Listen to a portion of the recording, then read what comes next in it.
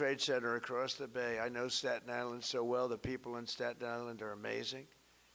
After 9/11, Hello, Michael folks. enlisted in the Army, and by 24 years old, he was in. He was locked in. He All loved right, it. guys. He wanted it so badly.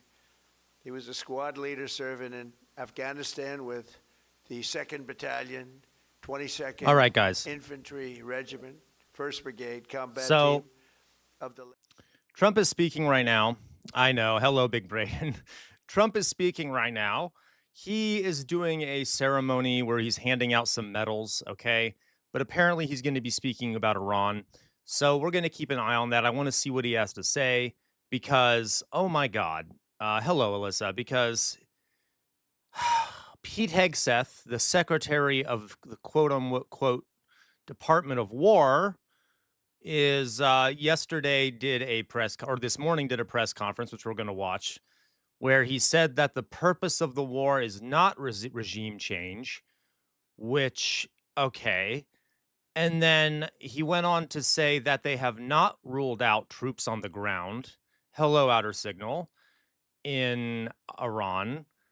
And now the United States is sending, I know, Sir Bartholomew, right? They need to stick to a script. And now the United States is sending more military assets to the Middle East. Okay. Okay. So are you good? Low energy? Yeah, Outer Signal. I don't know what's up with me. I am very low energy. I'm very tired. I don't know. I think maybe I just need spring to get here. I think I have clinical depression runs in my family, and I'm medicated for it because I'm an American, so we're all medicated. But I think it's just with everything going on, I've just been kind of feeling blah. Let's put it that way. Okay. And I got good sleep. I got good sleep, Metzig. I don't know. I've been feeling blah. Regardless, so Trump is speaking right now. We will see what he has to say. He's just handing out some medals. I want to thank you, Outer Signal. I want to talk about what Pete Hegseth also said. So we'll watch Trump a little bit. I started a bit early so we can listen to Trump. I know. Forgive me for the pain I'm going to put you all through. I don't really care about the medal thing. Like, I don't really care. I don't care. Yeah, right, Sir Bartholomew.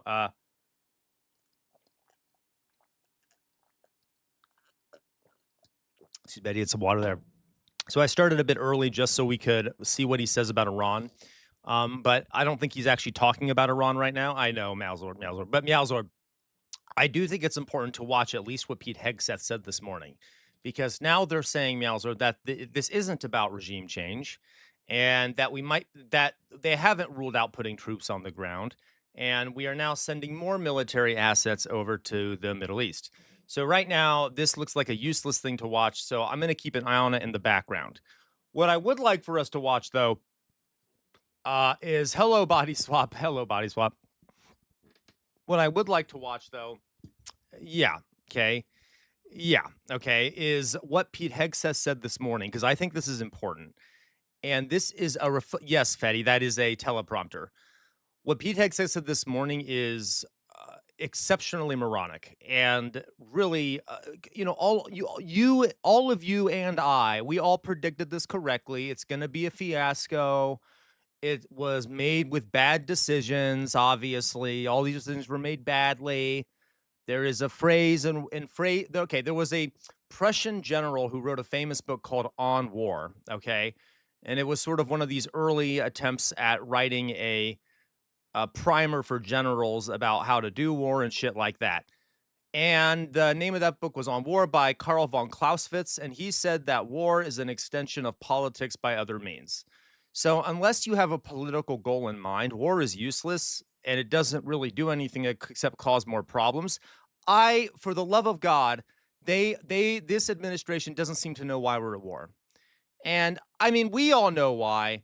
We all know why they're at war because of Benjamin Netanyahu and shit like that. Okay? But there doesn't seem to actually be any sort of goal in mind. It's just let's bomb the hell out of Iran and then maybe something good will happen magically. Anyway, so let's watch. I do want us to listen to what Pete Hegseth said this morning. All right? Because I think it's important. Okay? Let's watch. 2 days ago, under the direction and direct orders of President Donald J. Trump, the Department of War launched Operation Epic Fury. The most He's not, Doug. That he's not, Doug. Netanyahu is not deceased. He's not. lethal, most complex, and most precise aerial operation in history. Oh, really? Was it precise? Was it precise? For 47 long years. Hello, the welcome, Empress. I'm sorry. Let me say hi to everyone. I know I didn't say hi to everyone. Hello, Mithril. Hello, Outer Signal. Body Swap, Fetty, Doug. We got Empress. I already said hello to you, Empress. Forgive me. Okay, Meowzord. Alyssa's here. Fantastic. Cody's here. Hello, hello, hello. Okay, says Epic Fury with no drip in his voice. Yeah, absolutely. All right. And Islamist regime in Tehran has waged a savage, one-sided war against America. They didn't...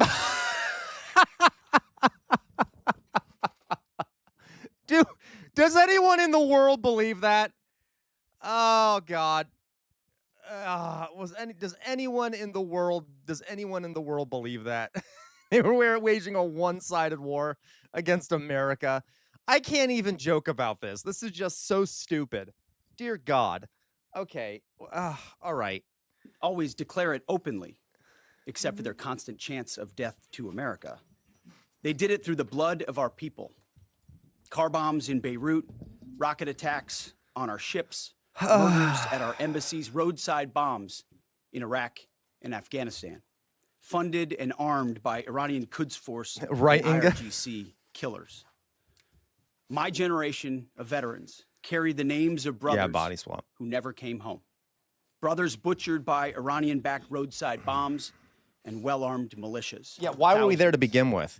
You know, opponents. if you send your military into a foreign country aggressively and with conquest in mind, it is perfectly legal for the people there to resist your occupation. However, it is not legal for your troops to be there. So that was legal resistance by a people who were occupied, whether it came from Iran or not. I don't care. I'm sorry. I mean, I don't like death. I'm just saying, wham, wham, wham is what I'd like to say about that. Oh no, so, you know, the Rebel Alliance shot at some of the stormtroopers. Oh gosh. We didn't start this war, but under President Trump, we are finishing it. Their war on Americans has become our retribution against their Ayatollah and his death cult. His death cult? It took the 47th president, a fighter who always puts America first, to finally draw the line after 47 years of Iranian belligerence. He reminded the world, as he has time and time again, being an American means something unbreakable. If you kill Americans, if you threaten Americans anywhere on earth, we will hunt you down without apology and without hesitation, and we will kill you. Wow, that's not barbaric President Trump at all. has also been very consistent. Don't we love the country we live in? How we don't sound like the evil empire at all. Hello is the game on welcome. Yeah, doesn't sound like, okay, isn't that great? Yeah, his rewriting history as we speak, 100%. Isn't this great? Guys, he doesn't sound evil at all. He doesn't sound like an evil villain, Disney villain at all. Not even a Disney villain. They're nicer than this, really. Yeah, Gwen, welcome, Crazy Gwen. Welcome regimes back, Gwen. like Iran, hell-bent on prophetic Islamist delusions, You're right, Lois. cannot You're right. have nuclear weapons. It's common sense. Many have said it, There he goes. but it takes guts to actually enforce it, and our president has guts. But what are we doing? What's the Iran's goal? stubborn and self-evident nuclear pursuits, their targeting of global shipping lanes, and their swelling arsenal of ballistic missiles and killer drones are no longer tolerable risks. Guys, can I just explain? Let me explain, guys. Can you tell me what's funny about saying Iran has too many missiles and too many drones because they're a threat? What is funny about that? Please do the gesturing for me. What is funny about that? Claiming Iran has too many missiles and is a threat to the world, and too many drones isn't a threat to the world. I'll wait for someone to tell me why that's funny. Iran was building powerful missiles and drones to create a conventional relative to shield what, for their Meowzord? nuclear blackmail. Yeah, because we have exactly, Meowzord. Our military has probably a lot more missiles and drones and has killed far many more people all over the place in acts of aggression. So I just don't, I mean, there's multiple things funny about that. But the biggest threat would be the United States with our massive massive nuclear or massive arsenal, right? Okay. Yeah. I don't. Okay. I'm sorry. I can't. Yeah, Macon. Hello, Macon. Hello, Weirdomorphous Blob. Don't you love war, Weirdomorphous Blob? It's so great. Ambitions. Let me say Yeah, that again. Mithril.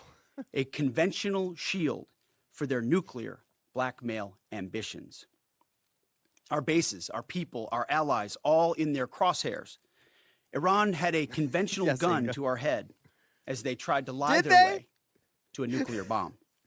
It almost worked under Obama and his terrible deal, but not under this president. I'm not even going to address that. We know Turns that's out the bullshit. regime who chanted death to America and death to Israel was gifted death from America Yeah, Weirdomorphous Blob. and death from Israel. This Ew, is not God. a so-called regime change war, but the regime sure did change. And the world, See, okay, this is what I'm saying, guys. They're suddenly saying it's not about regime change. Okay, what is the war about? And obviously, maybe they want the regime to change, but this is why, Karl von Clausewitz, war is the extension of politics by other means. What the hell is, what is the political goal here? I don't know. I don't know what it is. And I know it's probably because Israel wants us to do it, but I don't know what that means. Okay. Me too, Alyssa. Me too. Meowzord, it's not about regime change. It's about changing a regime. Yeah. Like what? Huh? Excuse me? Huh? By the way, you're not going to do that with just a bombardment campaign. You would have to put troops on the ground to ensure a regime change. And that won't guarantee anything.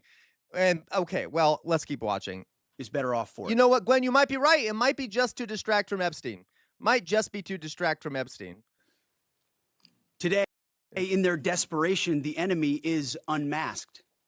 As Iranian Yeah, missiles and Mithril, me drones too. rain down indiscriminately on the hotels, airports, apartments, and other civilian targets of their neighbors. Cowardly terrorist tactics from a regime that for decades has trafficked in cowardly terrorist tactics, lies, death, and destruction to this day.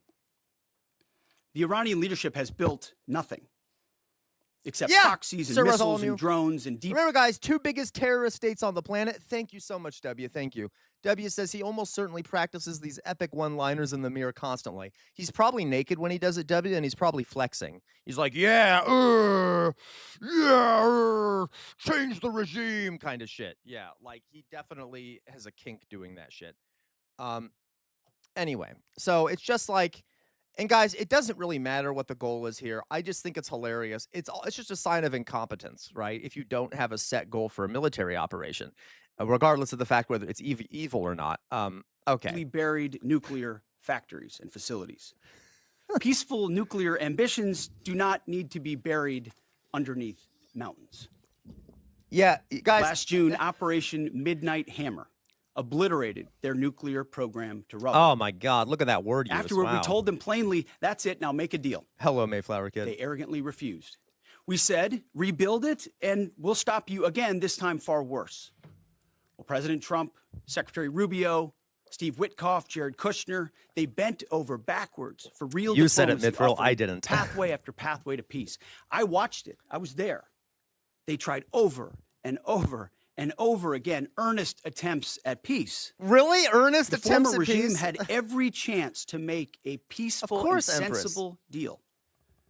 But Tehran was not negotiating. Outer signal. You're naughty. Don't mention Andrew Tate.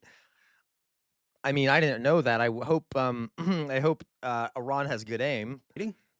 They were stalling, buying time to reload their missile stockpiles and restart their nuclear ambitions. Their goal, hold us hostage, threatening to strike our forces.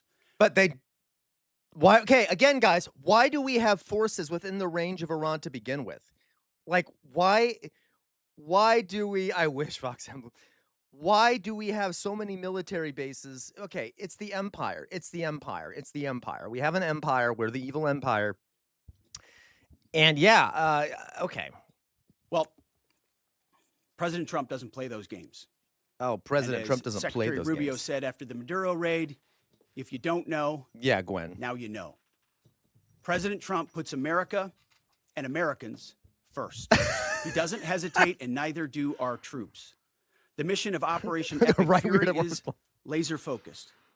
Destroy Iranian offensive missiles, destroy Iranian missile production. Not yet, destroy their Meowsword. It'll probably Navy begin and other soon. security infrastructure, and they will never have nuclear weapons.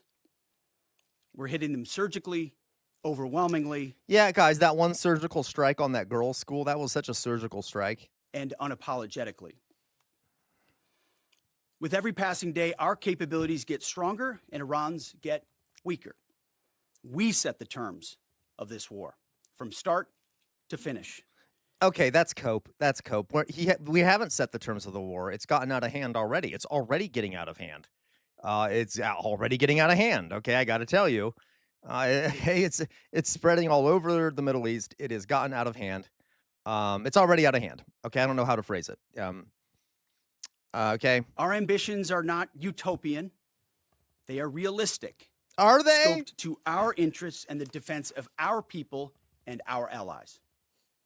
Hello, Speaking of ball squall. people, we hope the Iranian people take advantage of this incredible opportunity. President Trump has been clear, now is your time. Yeah, Promethean rebellion. To Iranian security forces, choose wisely. President them. Trump has also been clear about your fate in either direction. To the media outlets and political left Right, screaming Dex. endless wars, stop. I love that. To the media outlets screaming endless wars, I'm telling you, stop. Stop. Bad. Bad. Like, what a child. Yes, stop. Oh my God. All right. That's just okay. This is not Iraq. This is not endless. I was there for both. Our generation knows better, and so does this president. He called the last 20 years of nation-building wars dumb, and he's right. There you go, This Marzipan. is the opposite. This operation is a clear, Paul Squall, that's devastating, hilarious. decisive mission. Destroy the missile threat, Voice. destroy the Navy, no nukes. Israel has clear missions as well, for which we are grateful. Capable partners, as we've said since the beginning, capable partners are good partners. Unlike so many of our Mr. One Boston traditional Smug allies says, you're who right. wring their hands and clutch their pearls, hemming and hawing about the use of force. America, regardless of what so-called international institutions say, is unleashing the most lethal and precise air power campaign. Why is in he history. he is obsessed with the word lethal? If you've seen his other talks before, he's always screaming about we are the most lethal force. We kill so many people. Guys, we've gotten to the point where they're just openly bragging about how murderous our regime is, right? Like openly bragging about how murderous the regime is now. We're like, we are so lethal. We're like guy. What's the name of the Corn from Warhammer? Corn. We more skulls for the skull throne. We need more a bigger pile of skulls. Look how lethal we are. Like, okay, I just don't understand. All right. Yeah, thank you. More blood for the blood god, more skulls for the skull throne. Like, that's kind of what he sounds like. Yeah, you're right, Arbeiterklasse. Yep. The hubris of these people thinking they can win wars with carpet bombing. Yep, you'd think, Arbeiterklasse. Yeah. B-2s, fighters, drones, missiles, and of course, classified effects. All on our terms, with maximum authorities. No stupid rules of engagement, no nation-building quagmire, no democracy-building exercise, no politically correct wars. We fight to win, and we don't waste time or lives. As the president warned, an effort of this scope will include casualties. War is hell, and always will be. A grateful nation honors the 4 Americans we have lost thus far and those injured. The Jesus. absolute best of America. May we prosecute You're the right, remainder Mayflower of this Kid. operation in a manner that honors I them. honestly don't think Iran has many of those, but yes, we don't have hypersonic missiles. Yeah. I don't think we do. Maybe we do by now. I'm not sure. I just haven't heard that we've developed them. I know Russia and I think China has too. No apologies, Maybe no Iran has some hesitation, too. epic fury. Yeah, plant sunshine. For Yeah. them and the thousands of Americans before them, taken too soon by Iranian radicals.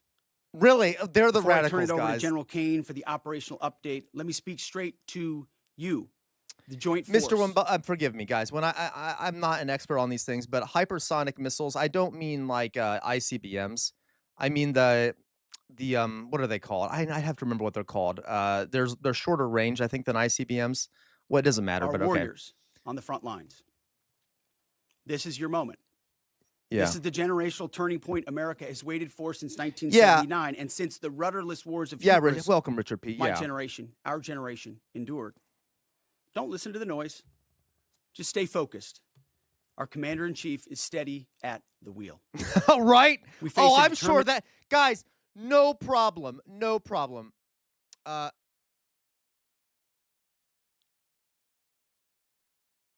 Okay. Oh, Loiso, you know more about this than I do. I was actually literally about to ask you. By definition, U.S. has them, and a lot more. Gotcha, Loiso. I haven't read much about this, so I guess we do all have hypersonics, don't we? But isn't there like a particular? I could be wrong, Loiso. Isn't there a particular kind of hypersonic that we don't have, or because I know Russia has used a few. I'm not an expert on this. They've used a few against Ukraine. But they're not ICBMs? I could be wrong, Loy, so maybe you can enlighten me. enemy, but you are better. But we must prove it every single day. History doesn't care if we're tired, if we're scared, or if the fight feels big. It demands warriors who rise anyway.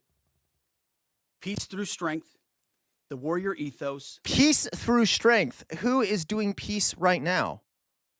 Who is doing peace right now? Is this peace through strength? Because this is just war through war. I don't know what. Lethality, unity of purpose, those are not slogans.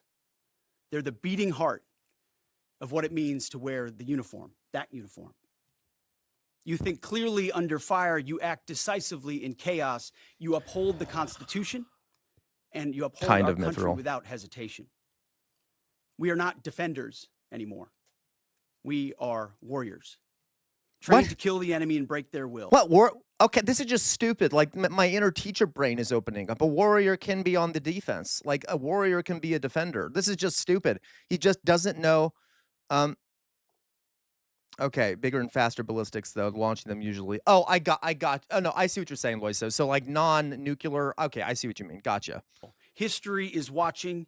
Be the force you swore an oath to be: focused, disciplined, lethal, and totally. Arbiter Klasa. Arbiter Klasa has a really good point here. Welcome, Arbiter Klasa. Says all they did was entrench the regime. Complete fools. Yeah, guys, shocking. Who would have thought that bombing a foreign country like this makes a lot of people in that country like you even less, right? And by the way, the death of one person doesn't mean the end of the regime at all. We're going to talk here in a moment about some of the reports coming out that they've now diffused the leadership around the country, which will make it almost impossible to remove the regime by airstrike. We'll talk about it here in a second. Not that it would have worked like that anyway. Breakable. We will finish this on America First conditions of President Trump's choosing. Meowsword, oh Nobody my God, you're else. so right. You're so right, Meowsword. Pete Hegseth is the gay erotica novel version of a Secretary of Defense. Oh, you're totally right. Like stereotype. He's a caricature. He is a caricature of a Secretary of Defense, like a sexualized caricature of what they like some hyper masculine dom Secretary of Defense would want to be. Yes, as it should be. And know this above all: President Trump and I have your back always. Foreteller. Through fire, welcome back, Foreteller. Through criticism, through fake news, through everything. We unleash you because you are the best, most powerful, most lethal fighting force the world has ever seen. May Almighty God watch over you. Yes. And his providential arms of protection extend over you. Godspeed, warriors, and keep going. There you go, Meowsword. Oh my God, you're Thank going to you, Mr. unleash my Secretary, lethality, and, babe. Good morning, everyone. The purpose of my portion of the briefing today is to update you and the American people on the actions taken thus far. The briefing will discuss the preparation, the planning, setting the force, the early operations, and how we're assessing the progress thus far. So let's get started. By the way, On Saturday, so a little political note here. This is Tim Kaine, not Tim Kaine. I don't know, General Kaine. I don't know what the hell his first name is. I don't care. I'm too distracted by all the medals on his chest. Anyway, so this is the guy who leaked before the war. There was a leak that said that he was concerned that any attack on Iran would be unsuccessful in achieving goals unless there were boots on the ground, and so he was recommending against doing it. And now that they're doing it, he is now being forced to stand up here with Pete Hegseth. And I think this is sort of an attempt to bend a knee. This is sort of a public display of obedience by having him up here, because he was the one that was reported to be not liking what was happening. So this is an attempt to show unity, an attempt to bend the knee to the administration. He's probably kind of forced to be up there regardless. Let's hear what he has to say. And then I think Pete Hegseth is going to take questions. 28 February at 01:15 Eastern Standard Time, 9:45 a.m. local Tehran time, on the orders of the President of the United States, U.S. Central Command, under the command of United States Navy Admiral Brad Cooper, commenced Operation Epic Fury. As I said, I'm going to walk you through the initial phases of the operation, but first I want to express my deep condolences and the condolences of the Joint Force to the Department of War personnel killed and wounded in actions thus far. As the Secretary said, they're heroes and represent the best of our nation has to offer. Okay, yeah. Blah, blah. Let's wrap it up. Means our deepest and heartfelt condolences right, are with their Loiso? families, I agree. their friends, and their units. We grieve with you, and we will never forget. Yeah, Forteller Doolittle. Operation Super Epic Fury. See, I think I'm really buying Malzord's argument here. This is like hyped up gay erotica terminology here, right? Additionally, I stand here before you today grateful for each service member, planner, logistician, operator across our joint force, for our Department of War civilians, our intelligence community teammates, our interagency teammates who continue to stand in harm's way. Guys, if you've ever seen like a gay erotica novel, they always have like titles that allude to something else, but then have a sexual undertone to them. Like instead of saying the hardest game, they'll be like, I don't know. They okay, whatever. But like you can imagine like some gay erotica novel about this, basically calling it like Operation Epic Climax or something. Like it's like, yeah, there you go, Sir Bartholomew. Heated rivalry has a very gay undertone to it. Like, I'm just saying, this is like hilarious. I can't unsee it now. By the way, for those that are watching, I am gay. This is why I'm not being homophobic here. I just think it's funny because it does sound like a gay erotic novel. There you go. Daddy's home, like ultimate lethality or some shit like that. Like, dear God. Okay. Alongside us. I am proud of all of you as you take the fight to the enemy, and we are the best in the world at integrating, period. I want to extend my personal gratitude to the dedicated commanders and senior enlisted leaders and the enlisted members of the Joint Force. And several people just left the stream. Hilarious. This fight across the CENTCOM AOR. In addition to Admiral Cooper and Fleet Master Chief Compton, I want to highlight a few today. U.S. Army Central Command Commander Lieutenant General Pat Frank, who, along with his team, are fighting the counter-missile and counter-drone fight. United States Navy. Okay, I'm sorry, I Command can't help it. Commander This is boring. Vice Can Admiral we? Kurt Renshaw. I'm gonna move ahead a bit here. Came together in a unified purpose against a capable and determined adversary. Oh, the Infinius. You're not wrong. You're not wrong, the Infinius, Marine right? Corps, Air Force. Infinius, I don't know, have you been in here before? The Infinius says, I've been entirely convinced for several years that Trump is just a drama gay that's doing all this because he's pent up. Oh, the Infinius. I would not be surprised at all. He has a lot of like drama gay vibes. Like he has a weird sort of fruity side to him. Anyway, it's possible, right? It's possible. He's totally a drama queen, though. Space Force, Coast Guard, and our reserve components integrated across our combatant commands and began coordinated operations with the Israeli armed forces of an unprecedented scale. As the Secretary laid out, our Operation Throbbing Fury. military objectives are clear. Our mission is to protect and defend ourselves, and together with our regional partners, prevent Iran from the ability to project power outside of its borders and be ready for How's that follow-on working out? actions How's as that working out? They really can't project power outside their borders, I guess. They're just striking everywhere all over the Middle East, right? Like even Cyprus, they hit Cyprus. That's okay. This is going great for them. I mean, great for the United States, isn't it? There, there you go, Fetty Spaghetti. I don't know if I want to say that out loud, but that's hilarious. People should read what Fetty Spaghetti. Okay. Okay. Mayflower Kid, stop acting like children. This is serious. Mayflower Kid, I'm a goddamn jester. We can't get through this. We're trying to humiliate these morons, okay? I need to be able to get through this. We need to laugh at the lunacy of this fascist government, okay? They don't deserve our respect. They don't deserve our respect. This guy does not deserve our respect. None of them deserve our respect. They're murderous monsters. appropriate. Across every domain, land, air, sea, cyber, the U.S. Joint Force delivered synchronized and layered effects designed to disrupt, degrade, deny, and destroy Iran's ability to conduct and sustain combat operations. On the U.S. side, this marked the culmination of months and in some cases years of deliberate planning and refinement against this particular target set. Really? From precision strikes against key military infrastructure to persistent intelligence and targeting integration to the close coordination of the components across vast Meowsword says land, air, sea, cyber, transgender, wind. Yes. distances. This operation, again, demonstrated America's reach, readiness, and professionalism, and that of our joint united force. It was historic not only in the operational scope, but in the level of joint integration displayed across Okay, blah, blah, blah. This is just military jargon.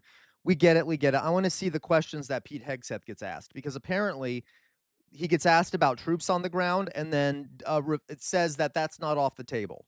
So, guys, yeah, we may very well see an Iraq 2.0. Continue our mission with focus, unity, and strength. There you go, sir, Bartholomew. Questions. Thank you, Mr. Chairman. They are our Bitra You're so right. They are higher on the real What card. percentage of Why can't we We're see making it? sure the theater commander has absolutely everything he needs. Anything that moves that would attempt to shoot us. Think of it as Okay, here we go. understanding that, Bonus Sorry, points exit for anyone who strategy comes here up with and when will sexual it be innuendos from what Pete Hegseth is saying. well, they have long-range strike capabilities. Necessary to determine. for Okay, the here we men go, and guys. women Doesn't wind who power give wear our birds cancer? nation's Oh my God! uniform. Don't even start with me, We Gwen. You mourn our know, fallen. hilarious. We No, honor no, Gwen. According to Trump, the sound of wind turbines give people cancer. Okay, I think you're mixing up. A few things Trump said there. Okay. their families, and we continue our mission with Yeah, focus, Lacroix. unity, and strength. And now I'm happy to take any questions. Thank you, Mr. Chairman. Right here. Go ahead. Thank you for your time. What percentage of Iranian long straight capabilities are still in the fight, and what is our exit strategy here? It and is when will Malzorb. it be deployed? Well, they have long-range strike capabilities. Close enough, which Gwen. we're hyper-focused on. The brief we got just this morning, Admiral Cooper knows exactly and precisely what kind of threat matrix he's looking at, the way they might change their techniques, and how we adapt to that. So we're making sure the theater commander has absolutely everything he needs. I mean, one of the things So I can answer that actually, Outer Signal. Iran has already been escalating. They have probably 2,000 plus missiles. We've not seen them use many of those yet. They have a lot more stored up.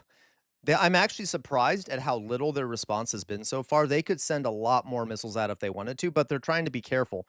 They don't want to use up all their missiles in the first few days. And since Trump has already said that this operation might last multiple days, they probably are going to have to wait to. They're going to wait to use all of them at once, or wait to use them over time.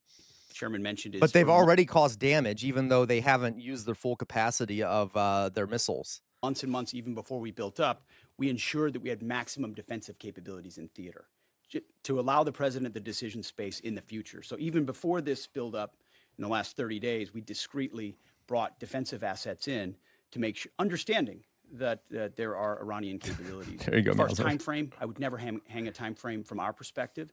The commander-in-chief sets the op tempo in terms of this fight. As I said, it's on his terms. And we'll make Okay, sure so there that we go. Admiral They don't Cooper and have a his time team frame. They don't have know how everything long they it's going to need, not last. just to defend. I mean, the best defense is good offense. Yeah, and so Mayflower. we're aggressively pushing into that airspace over that southern flank to ensure that we control it and we destroy anything that moves that would attempt to shoot us. Think of it as shooting the archer instead of the arrows. That's where we Yeah. want to be. Agreed, And we have outer the kind signal. of exquisite Agreed. intelligence to get over the top, find that and destroy it. It won't happen overnight. This is a big battle space with a lot of capabilities. That's part of the reason why it's such a threat to us. That's why I talk about conventional umbrella to blackmail nuclear ambitions. the They Infinius. were building up this conventional. Guys, you know something else I thought of recently? We all know that part of this is because Israel wants us to do this, but think about it. At least in theory, now not in practice, the war in Gaza was dying down. Now, obviously, Israel was still murdering people, okay? Murdering people in Gaza all the time. Remember, one of the reasons that Netanyahu started that war to begin with,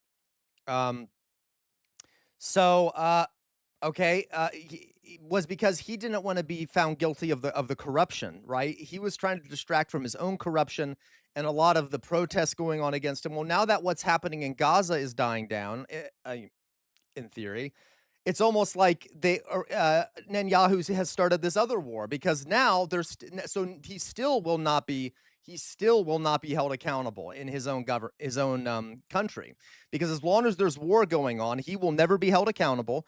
Plus, Israel has wanted this for a long time anyway. Okay, and so that is another thing. Not only is it a distraction from the Epstein files, it's also a distraction from Netanyahu. I mean, from Netanyahu's corruption and things like that.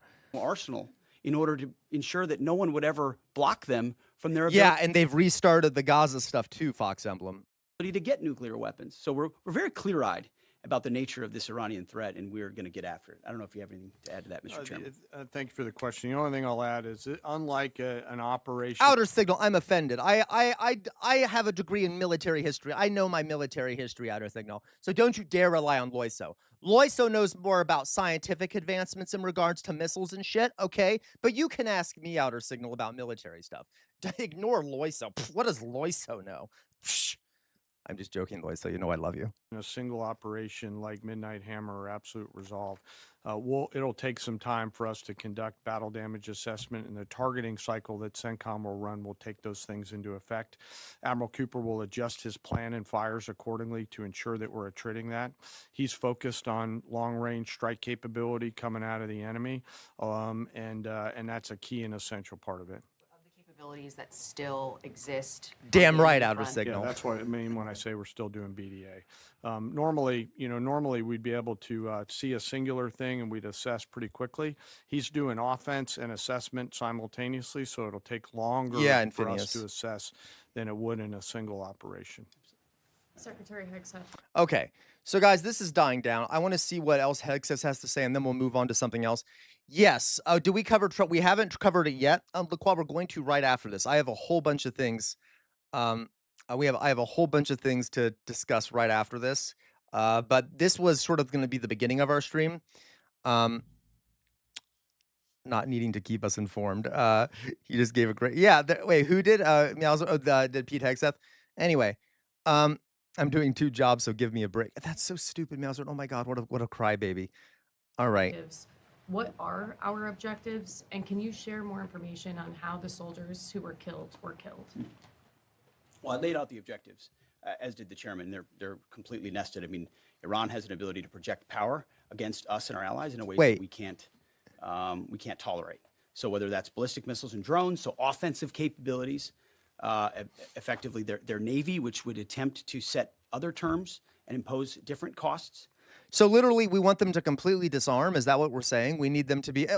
What does everyone do? Everyone's licking. Who is licking who? Is everyone licking me? This is disgusting. You all disgust me anyway. Drone capabilities, which we laid out there, and ultimately, though, this tying it back to Midnight Hammer, the president has been willing to make a deal. You can't have a nuclear bomb radical Islamists can't have a nuclear bomb that they wield against the world. He gave them every single opportunity. Then we precisely took it away.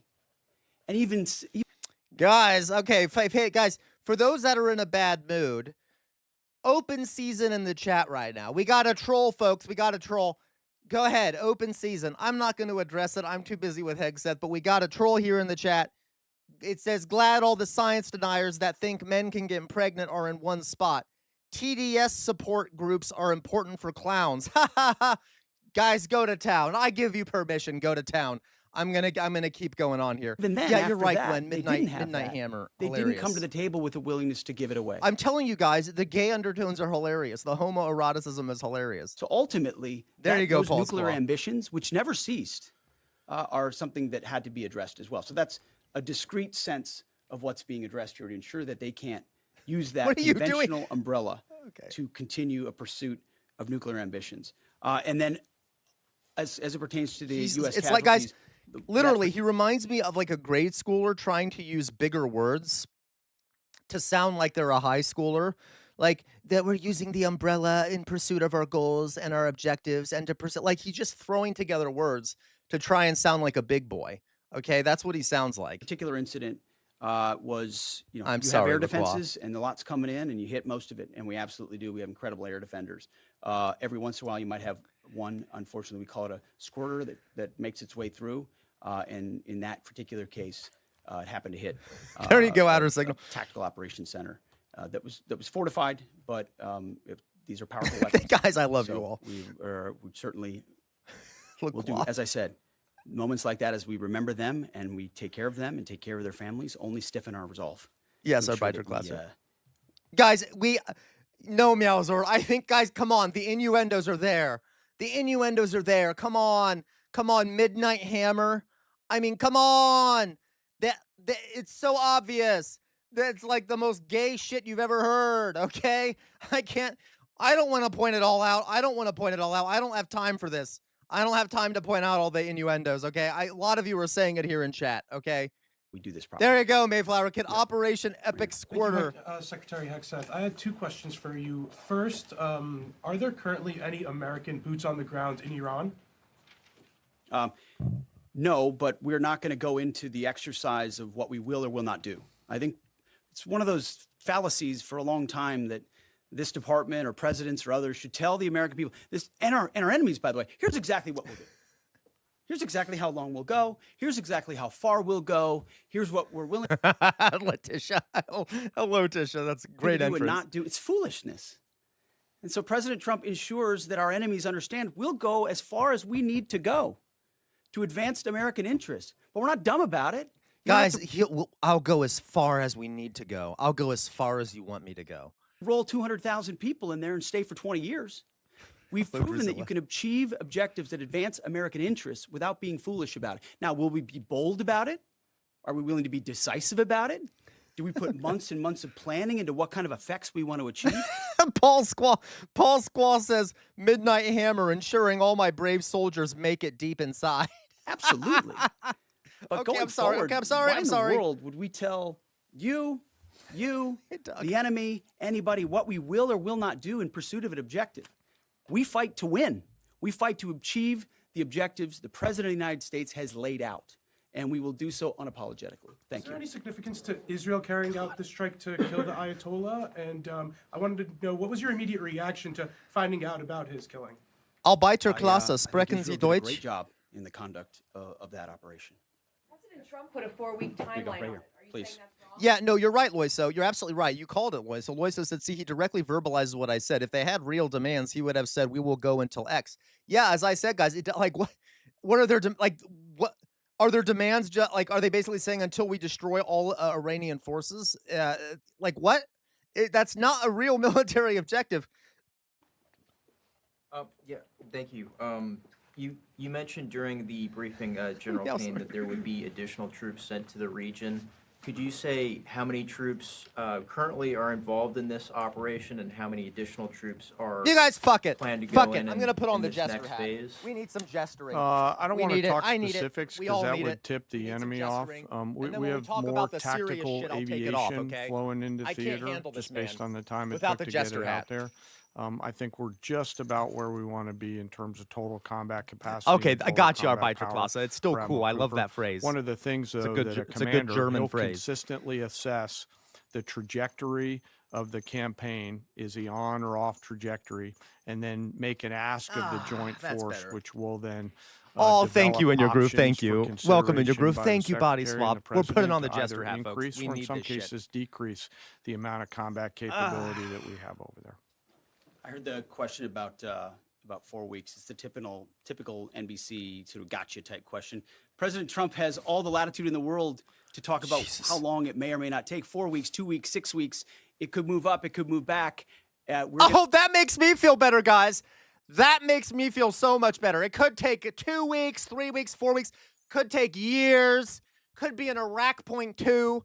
Could be I last a long time, guys. Don't worry. We last a long time. That's what he's saying. Okay. Yeah, some of you may die, but his command, the objectives we've set out to achieve. Yeah, it could be and what 1 he has billion, could be shown 10 trillion. ability to who do that other cares? presidents can't quite seem to have the aperture to do. Well, I mean, Joe Biden didn't even There know you what go, he was Mayflower doing, Kid. is to look for opportunities and off-ramps and escalations for the United States that creates new opportunities to execute what we need on our own timeline. So you can play There you go, games about Tish. 4 weeks, 5 weeks. He has all the latitude, and I'm glad he does, because there's no better communicator than our president expressing those things. I've been in meetings with the president for the last 2.5 days. We know exactly where his headspace is, and he will communicate as he should exactly what he would like, and we will follow those orders. And I think everything he said on that is He's right the down the best middle. communicator. Yes, right there. Yes, sir. Thank you very much, Secretary. I left Thank you. I am not my real. Thank you. hometown I'll of hydrate. Sakis in Iranian Kurdistan in 1996. Can you promise that I will be able to return home safely this year? And I have a following question too, please. I appreciate the question. I'm not here to place guarantees on that, but I think the message the president has given has been clear to the people of Iran. This is your moment. The world was seized by these crowds, and then seized by the reality of the regime killing tens of thousands of innocent protesters. So we saw the nature of the regime yet again exposed. We saw many of the Iranian people seek a change there. This is their moment to take advantage of it. Yeah, come on, do something. You Rise said up. in Yeah, Iraq, yeah, Zord. And know that no American soldiers were killed in Kurdistan. The Kurdish people are very pro-American. Will you continue to Okay. We get it. Peshmerga as loyal ally? We get it. We get it. Blah, blah, blah, blah. In full coordination, of course, we're paying attention to any potential. Trump already screwed over this is the former Kurds. regime, a regime that seeks to export that ideology and try to sow terror. All right. We're ready for that. We've seen these types of folks before, and the American people can rest assured that we're vigilant on that. Secretary, thank you. Kind of a follow-up on that last question. There was just this, what appears to be a terrorist attack in Austin yesterday. Yeah. How does that change the operation at all? We don't know yet, guys, if it's a we don't know if it's a terrorist attack. It does look like it may have been. But there's still details of that coming out. Of course, Fox News and stuff was already screaming it was a terrorist attack. It might have been. There are some indications, but we haven't heard enough about it, at least not since I started streaming. Someone went into a bar or something and killed a bunch of folks. It killed some folks with a gun, and they had a shirt on that said, like, property of Allah or something, and they had an Iranian flag. That's that's being reported by law enforcement. Obviously, I'm not sure fully if that's the truth. We'll need to see what it is. I wouldn't be surprised if someone did do that. I mean, we're launching a war of aggression against a foreign country. They may have intelligence operatives here. They probably have people who are sympathetic here. That's what happens if you go to war. And by the way, guys, do you think Americans would be so willing to let all this happen if we were experiencing more of the fallout at home? That's one of the unfortunate side effects of having such an isolated geography here in the United States, that, like, we can launch wars overseas without having to worry much about it affecting us here at home. Makes it a lot easier to close our eyes to the amount of death and destruction our government is doing overseas. You know, like, I woke up this morning, I don't hear bombs going off in the distance. I don't see explosions. I don't have to worry about my oil getting cut off, my food getting cut off. I don't have to worry about my children dying when they go to school. Well, in America, you do have to worry about your kids dying when they go to school, but a bomb hitting their school. I don't have kids, by the way, but anyway, Like, you know, I don't look outside and see armed soldiers on the street occupying. So like it makes it a lot. It's good in that we don't have to experience the violence, but it's also bad, and it makes it a lot easier for us to just cheer on the violence elsewhere without having it affect us. Okay. Um. All right. So yeah. Which I unfortunately I think it would be almost thank you, Lacroix, thank you. It'd be almost a civilizing event if Americans finally understood what it was like. And I'm not saying that I want Americans to die, people in the United States to die. I don't want anyone anywhere to die. But you know, hey, this is why I think we should stop censoring the news. We need to see what our bombs do to people. We need to see what our bombs do to people. We need to see on the TVs every day what our bombs do to people. I don't want it to be censored. I know that's disturbing, but it's that, you know, there's a difference between saying we dropped these many bombs, we've hit 1,000 locations in Iran. There's a difference between saying that and then seeing pictures of what those bombs did to people's bodies, to their children, to their mothers, to their fathers. All right. Okay. Does that have? It doesn't change the operation at all, and I know the authorities are executing exactly the way they should. Secretary Hegseth, and one for Chairman Kane as Absolutely, well. I understand the to your evil point resident here that you don't want to broadcast everything for our adversaries to hear, but the American people also want to know what they're sending their men and women to war for. Is there a concern of this spiraling into a longer war? And then one for the chairman. Yep, Gwen. Did you not hear my remarks? I mean, we're ensuring the mission gets accomplished. Correct the evidence. Guys, and historically what I said here is true. Like with Iran, I mean with the Vietnam War, those pictures really changed a lot of people. Seeing the burning children, seeing the children with the skin falling off their bodies after being burned from napalm attacks, seeing the images of dead American troops. Like we need to be exposed to what our bombs are doing. I know that sounds harsh, but guys, I mean, I don't know. We need to see the reality. Okay. I think that would inspire at least some people. Some people are sociopaths and they don't care, but to see the kind of suffering it's causing. Okay. I beg you, try to not be affected by watching a mother cry over her child's corpse. Good luck not being affected by that and not shedding. I'm getting teary-eyed even thinking about it. Seeing a mother crying over her child's charred corpse, like probably happened in tons of families yesterday in Iran. All right. So, okay. Clear-eyed, as the president has been, unlike other presidents, about the foolish policies of the past that recklessly pulled us in. Yeah, Azor, that's that's what we say, right? That's what they say. Clear objectives. Yep. So we know. We have plans, we have generals, we have chairmen, we have commanders, CENTCOM commanders, Admiral Agreed, Cooper, Lacroix. who's executing very deliberately to ensure outcomes that I laid out are accomplished. But we would never, in front of a press pool, lay out how long that may take. The mission for our warfighters, which is what matters to us, is very, very clear. And they're executing it right now violently. And just for the chairman quickly, I have one for the chairman. You said this is not a one-night operation. It will take time to achieve the goals. What would be the goal line here for you? The Secretary laid out the military objectives, and that's what we execute against is the military objectives. Last one right here. Thank you, sir. As you've said, there are a large Good, Paul amount Squaw. of US Yeah, because servicemen- you're human, Paul Squaw, right?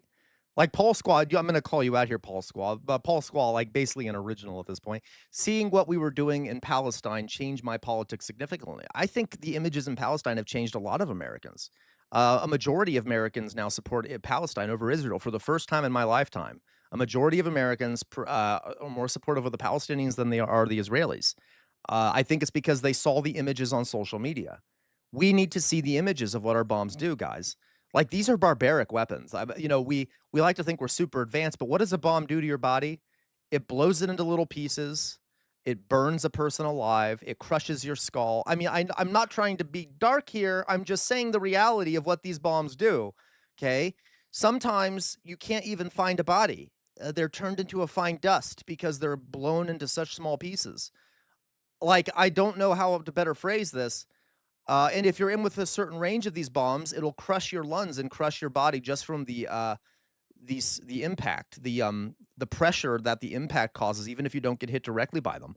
They're disgusting weapons. All right. members that are in harm's way right now. What is your prayer for them? Yeah, Gwen. First of all, my prayer for them is that I do pray for them. My wife prays for them. Our family prays for them. Our cabinet Oh, guys, prays they're for so them. Christian. Look at this. They're so Christian. None of this is done. He's praying, guys. He's praying. Another example of how religion is useless in a lot of ways. Prayer ain't gonna help anything, buddy. Okay.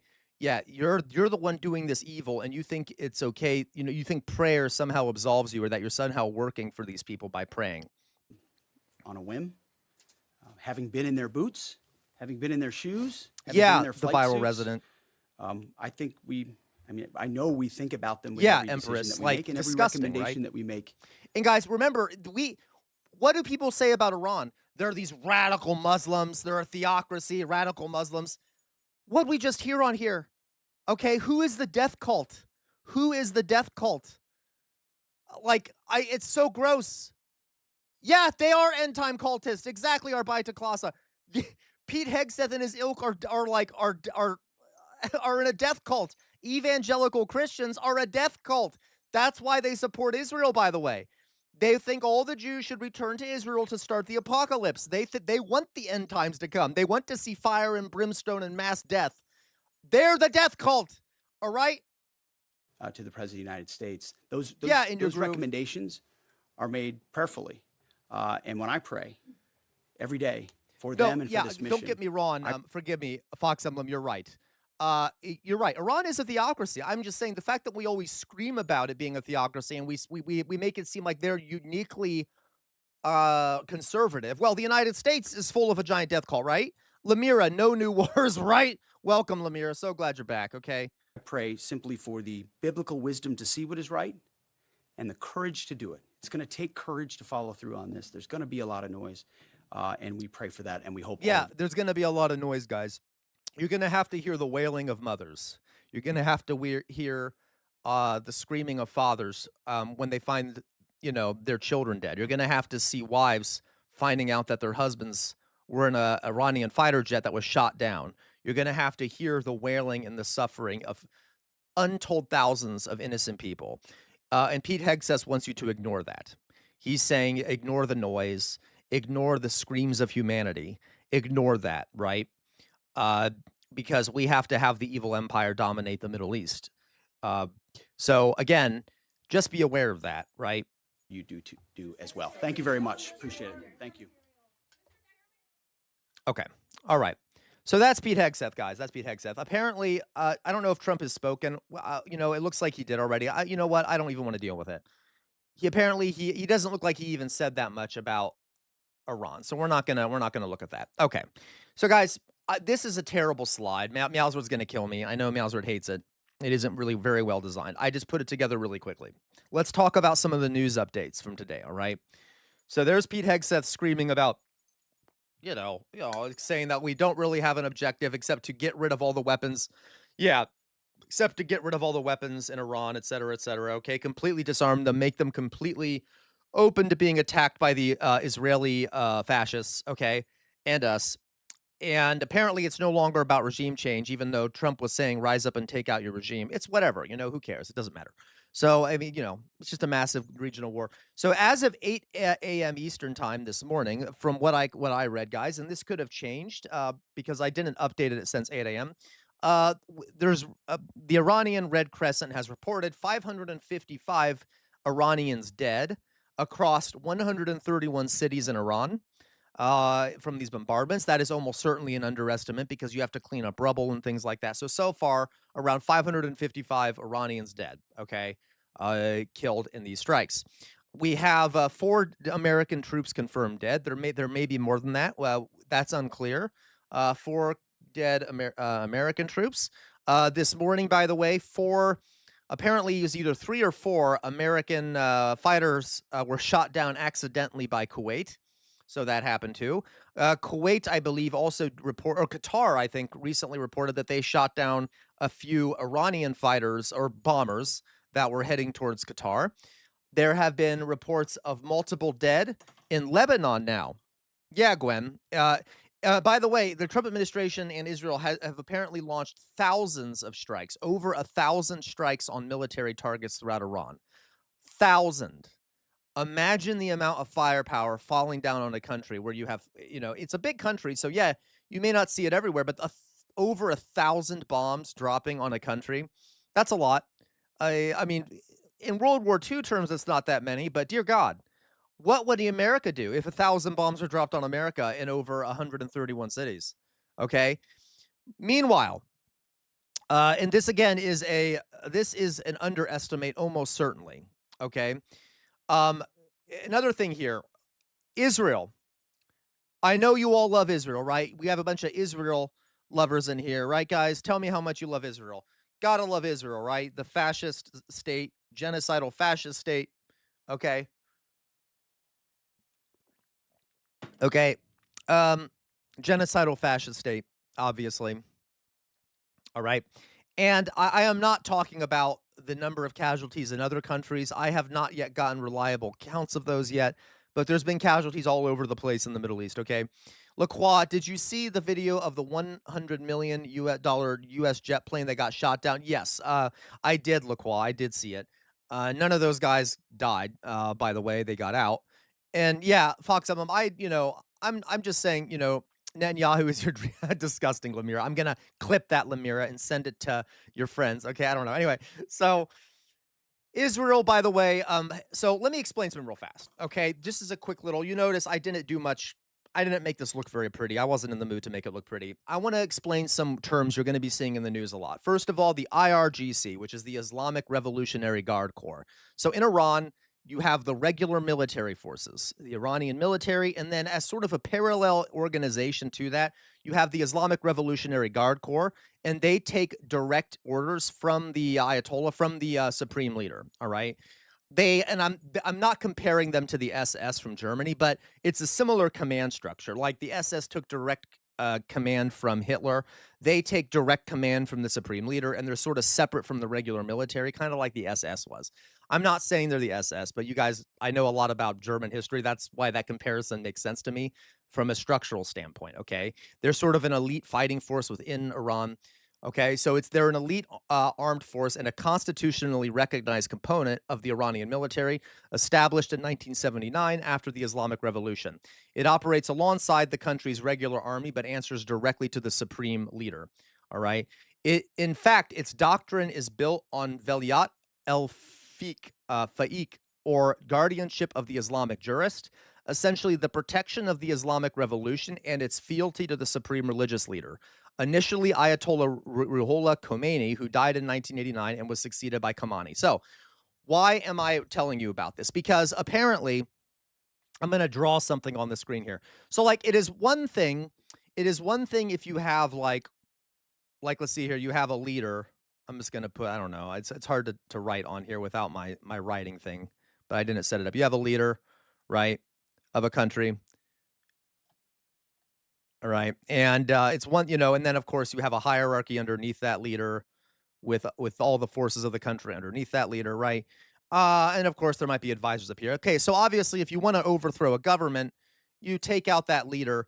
And if there isn't a structure in place after that leader is gone, you're going to have all these groups down here fighting each other for control, right? Because if there's no one leading them, there's going to be fighting going on. Now that sounds pretty simplistic, right? Like, well, yeah, but this is assuming a lot of shit. So we've killed the leader at the top, but this is assuming a lot of shit. One, they don't have a succession plan in place to elect a new leader, which they do. And second of all, this is assuming that they don't have plans in place in case this happens. So it turns out, guys, that the IRGC, which is the Islamic Revolutionary Guard Corps, which is very powerful, is adopting what's called a mosaic strategy. Mosaic strategy. So now, because of all these airstrikes and the fact that American and Israeli airstrikes killed a lot of the top leadership, they've adopted a secondary leadership strategy where they have diffused the leadership vertically. So instead of having one leader, right, and then a bunch of people underneath it, you now have multiple independent acting cells of people. Okay, I know I didn't draw this very well, but these little circles are cells, I guess. Okay, all across the country, a mosaic of IRGC cells who have command structures and who can independently take action.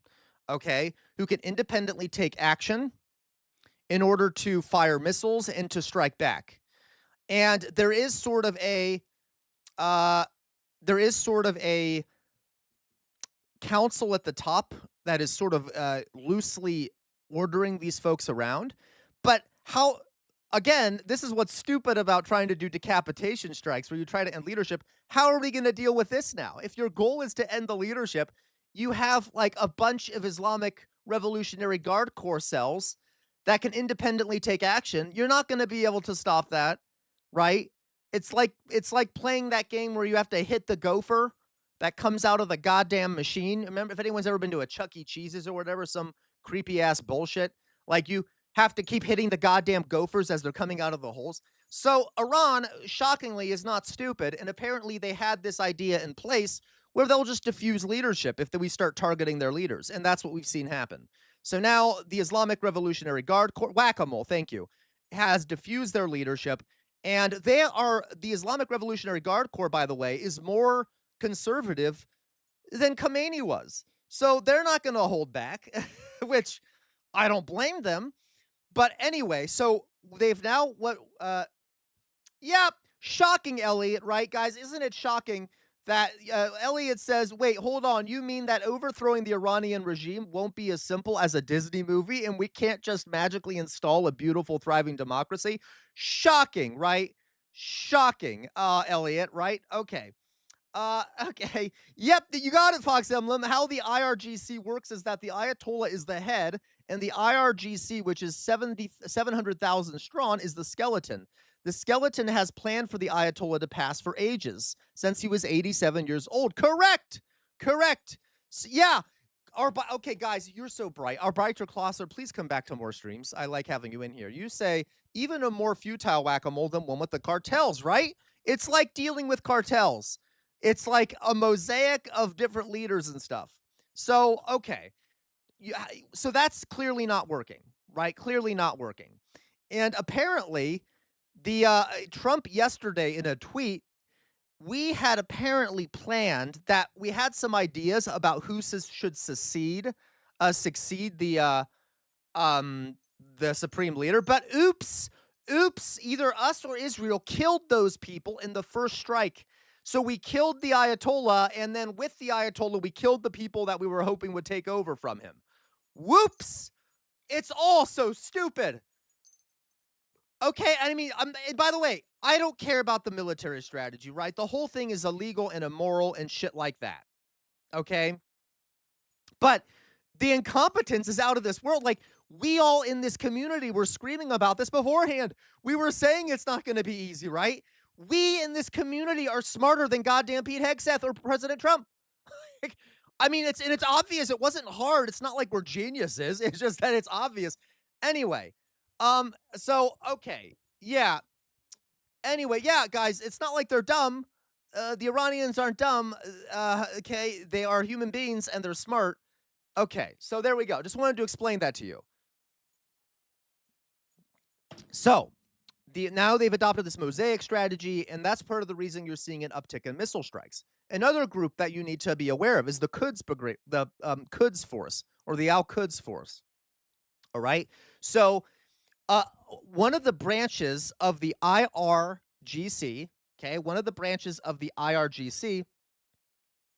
okay, the evil resident, well, it's not just that. The head of the snake strategy is all well and good unless you create a religious martyr of the force's most, you know what, the evil resident, you're 100% right.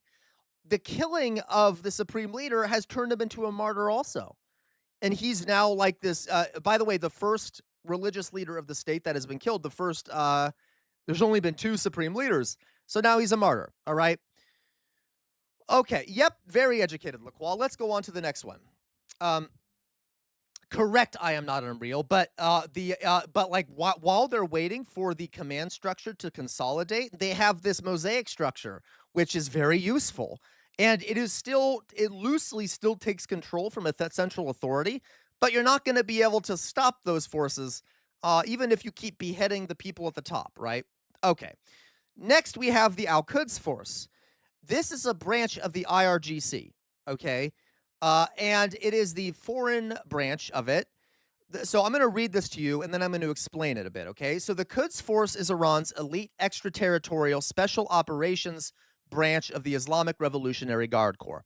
You could kind of say it's like the CIA, but not necessarily. The CIA is separate from the military in some ways. This is part of that of the IRCGC military. Regardless, okay.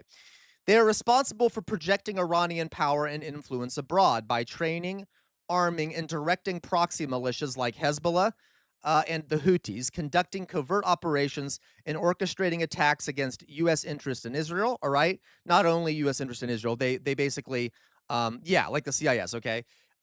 Israel, it functions as the regime's primary tool for unconventional warfare and intelligence, okay?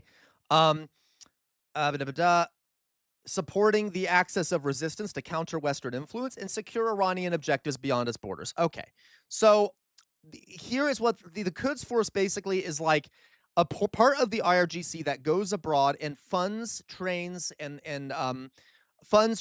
supplies forces that operate that Iran wants to support against Israel, the United States, and other interests in the region, okay, other things in the region. So some examples of groups that are funded and supported by the Al-Quds Force would be Hezbollah in Lebanon, okay? So worth remembering that people have heard rumors of leftist secular rampage being targeted. Absolutely, Jonas, because the IRGC is more conservative than the who came before. Okay, exactly, Jonas, exactly, okay? And also America, we've been killing them too, Jonas, correct, okay? So this Hezbollah is a party and militant political organization in Lebanon that has long been a thorn in Israel's side, inshallah, in my opinion. Please be a thorn in Israel's side. And today we have now learned that, Hezbollah has started launching missiles into Israel, and Israel may be launching a ground invasion of Lebanon because Hezbollah is starting to fight partially because of this attack on Iran. They've been trained by the Al-Quds Force. They're very loyal to the Iranian regime, not perfectly so, but they are sort of an arm. They're heavily influenced by Iran and stuff, okay? So Hezbollah is now attacking into Iran. And I'm concerned that Israel's going to use this as an excuse to basically annex some of Lebanon, because Israel is now bombing Beirut, which is the capital of Lebanon.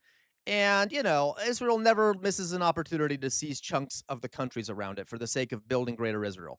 So Hezbollah has now been activated and is attacking Israel. More power to them. The Houthis, another group here, okay? Here, the Houthis. You know what? Let me show you a map so you guys know what I'm talking about. The Houthis are heavily supported by the Al-Quds Force. And you guys, I want to talk about the reason I'm talking about these things is, first of all, you have to understand this is not a dumb strategy. Iran is pretty brilliant in terms of its oh gosh, Fetty Spaghetti, you say your friend in Kuwait told me the U.S. embassy was hit. Jeez, yeah. This is a pretty brilliant strategy from Iran. It's almost like an octopus. They have their tentacles all over the Middle East so that they do have the ability to strike if they need to against a force that is superior in terms of military equipment and wealth and things like that. So here on this map, guys, of the Middle East, just to show you what I'm talking about. All right. So, oh God, what am I doing here? You know what? I'm just going to open up a map like this. Okay, here, let's use it instead. So here we have a map of the Middle East. All right. Okay. So I don't know if you can see my cursor here. Hopefully you can. Maybe you can't. But right north of Israel, can you guys see my cursor? Yes, you can. Right here, north of Israel, right here is Lebanon. So that is where Hezbollah is located, this little country right here. And they're launching missiles into northern Lebanon. Down here in Yemen, everyone see my cursor down here, is where the Houthis are. And the Houthis are also supported by the IRGC, by the Al-Quds Force. They have begun are going to act in support of Iran. And they have a lot of control over this small passageway right here where a lot of the world shipping goes through, and they can do a lot of damage if they were to launch drones and missiles at shipping right here. So this group has been activated now. The Houthis are now activated and are firing. And then here in Iraq, which is right next to Iran, there are tons of Al-Quds supported Shia militias, which are also being activated. And yesterday, one of these Shia militias fired, actually, I think sent a drone against an American, was it consulate? I can't quite remember where it was. So the beast has been awoken, right? Awoken. And if I don't understand why America or Israel, like America and Israel should have expected this would happen, and I suspect they did. I think Israel wanted this to happen because they give them an excuse to attack these places and seize more territory if they want to. Anyway, so, okay. So that's why you're now seeing all this fighting breaking out all over the Middle East, okay? You're seeing missiles going back between Lebanon and Israel. You're seeing the Houthis get activated as part of Iran's sort of sphere of influence. You're seeing fights breaking out in Iraq. And then right along the coast here, guys, is there are several countries right here. So Saudi Arabia, Kuwait, Qatar, United Arab Emirates, Bahrain. These countries are all sort of aligned in a lot of ways, and they have not really gotten along with Iran for a number of reasons. They compete when it comes to oil sales. These countries here are more aligned with American interests in a lot of ways compared to Iran. There's also, secondarily, there's an ideological difference here that has a long historical trend here, where Iran is one particular sect of Islam called Shia, and those countries there are more or less Sunni. I'm oversimplifying here, and there's been conflict historically. That's a small thing, though, guys. Admittedly, that's a small thing. But there is some historical complaints that can be drawn upon for both sides to sort of exacerbate the tension there. And Iran has started attacking those countries as well because those countries host American military bases. They have been really rough on they've been rough on Iran in the past. They've tended to side with the United States. Yes, okay. So, but again, I don't want to say that this conflict is about religious differences. That is sort of a secondary ideological thing that has been exploited for power and things like that. Regardless, so now those countries are getting involved.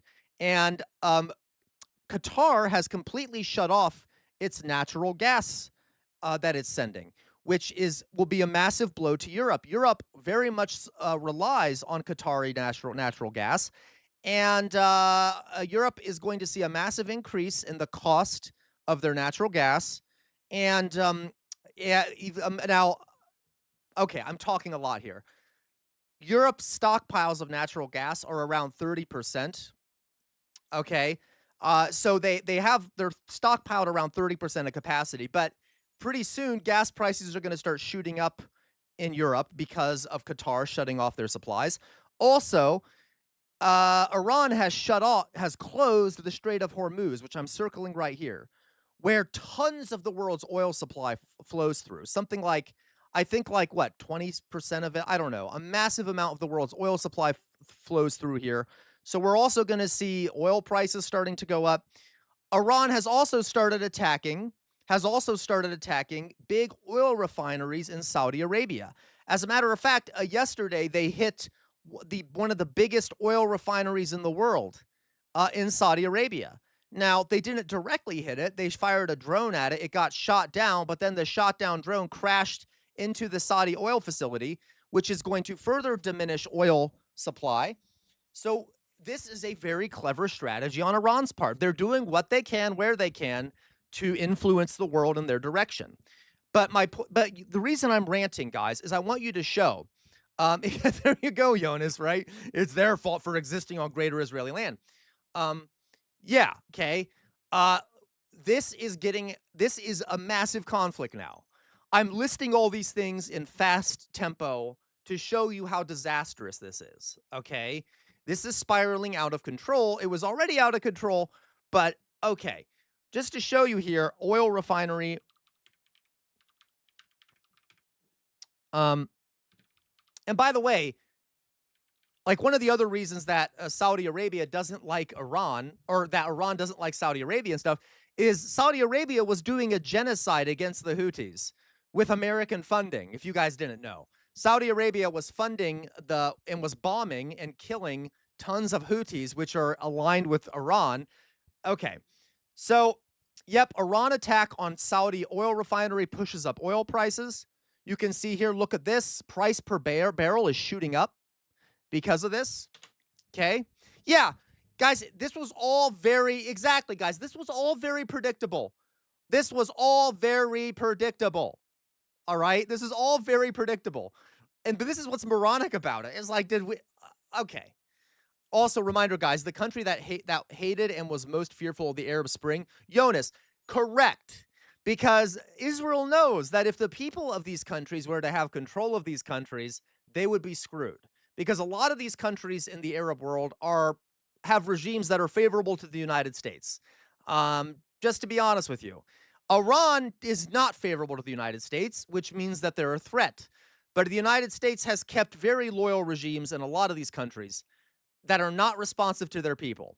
And then what's funny about this, it's not funny, it's dark, is that Americans and Europeans will be like, look how barbaric these Muslim regimes are. They treat their people terribly. They all have dictatorships. Well, guess who supports that? Europe and the United States. They like that shit. They don't want popular democracy in the Middle East. All right. So, again, we are seeing the effects really ripple all over the place, okay? Okay, and if we don't think that there are Iranian intelligence cells all over the world who might start doing crap too, we would be mistaken. All right? So just to clarify here, All right. So just something to think about. This is getting out of hand. It was already out of hand, but it's really getting out of hand now. And I wanted to quickly talk about what's happening in Lebanon. All right.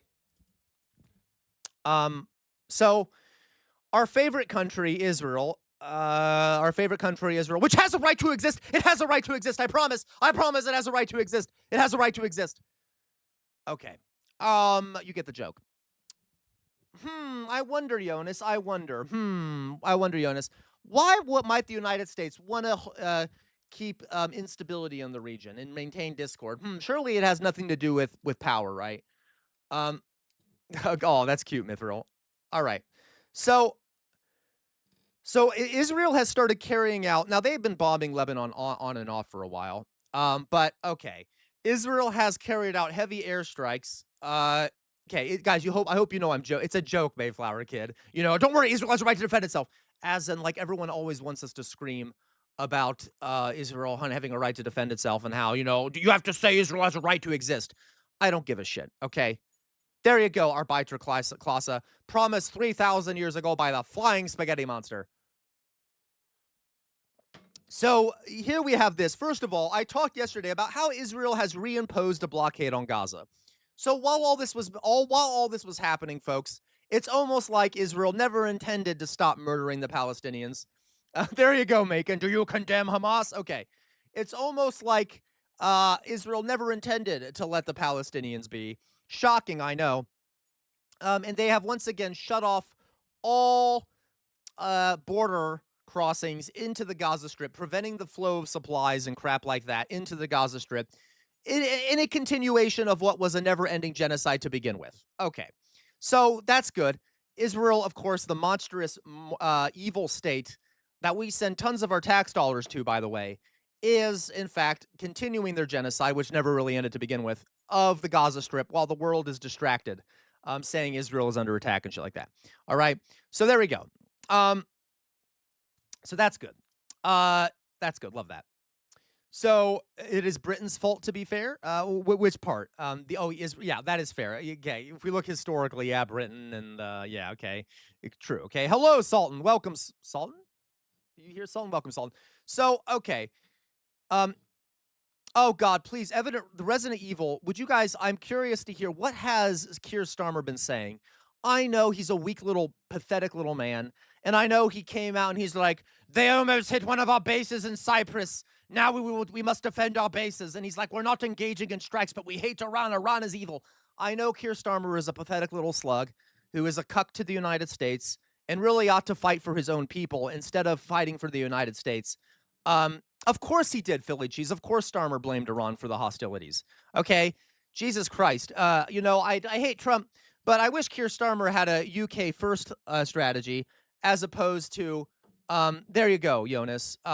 Like instead of bowing to the empire like a pathetic slug, that'd be really nice if he didn't bow to the empire. Alas, I know I'm hoping for too much. All right. Also, von der Leyen also bowing to the orange Mussolini, the mango Mussolini. All these, you know, okay, whatever. Can I just point out, guys, now is the time for the world to push back against the United States. The empire needs to fall, okay? Partly selfishly, I want it to fall. I don't want to be in an empire anymore. It's not helping me any. If anything, it's bad for Americans. Can we have the empire fall? It'd be better for the world. All right, anyway. Or at the very least, weaken it a bit so that we're not constantly attacking people all over the place. Anyway, okay, I'm getting off track here. Screw Keir Starmer. Maybe we'll watch what he said earlier. Okay? Yeah, please, Sir Bartholomew, please come liberate me down here in Ohio. I need some Canadian liberation. All right? Bring maple syrup. All right.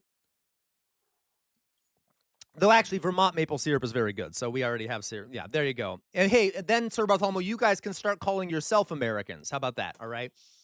Okay. All right. So, Israel is carrying out heavy airstrikes on the Hezbollah-dominated southern suburbs of Beirut. Okay? After Iran-backed Lebanese groups launched missiles and drones toward Israel in retaliation for the killing of Iran's supreme leader. Okay. Associate Lacroix, do you think these extreme military actions show the lashing out of empire that's aware? Yes, Lacroix.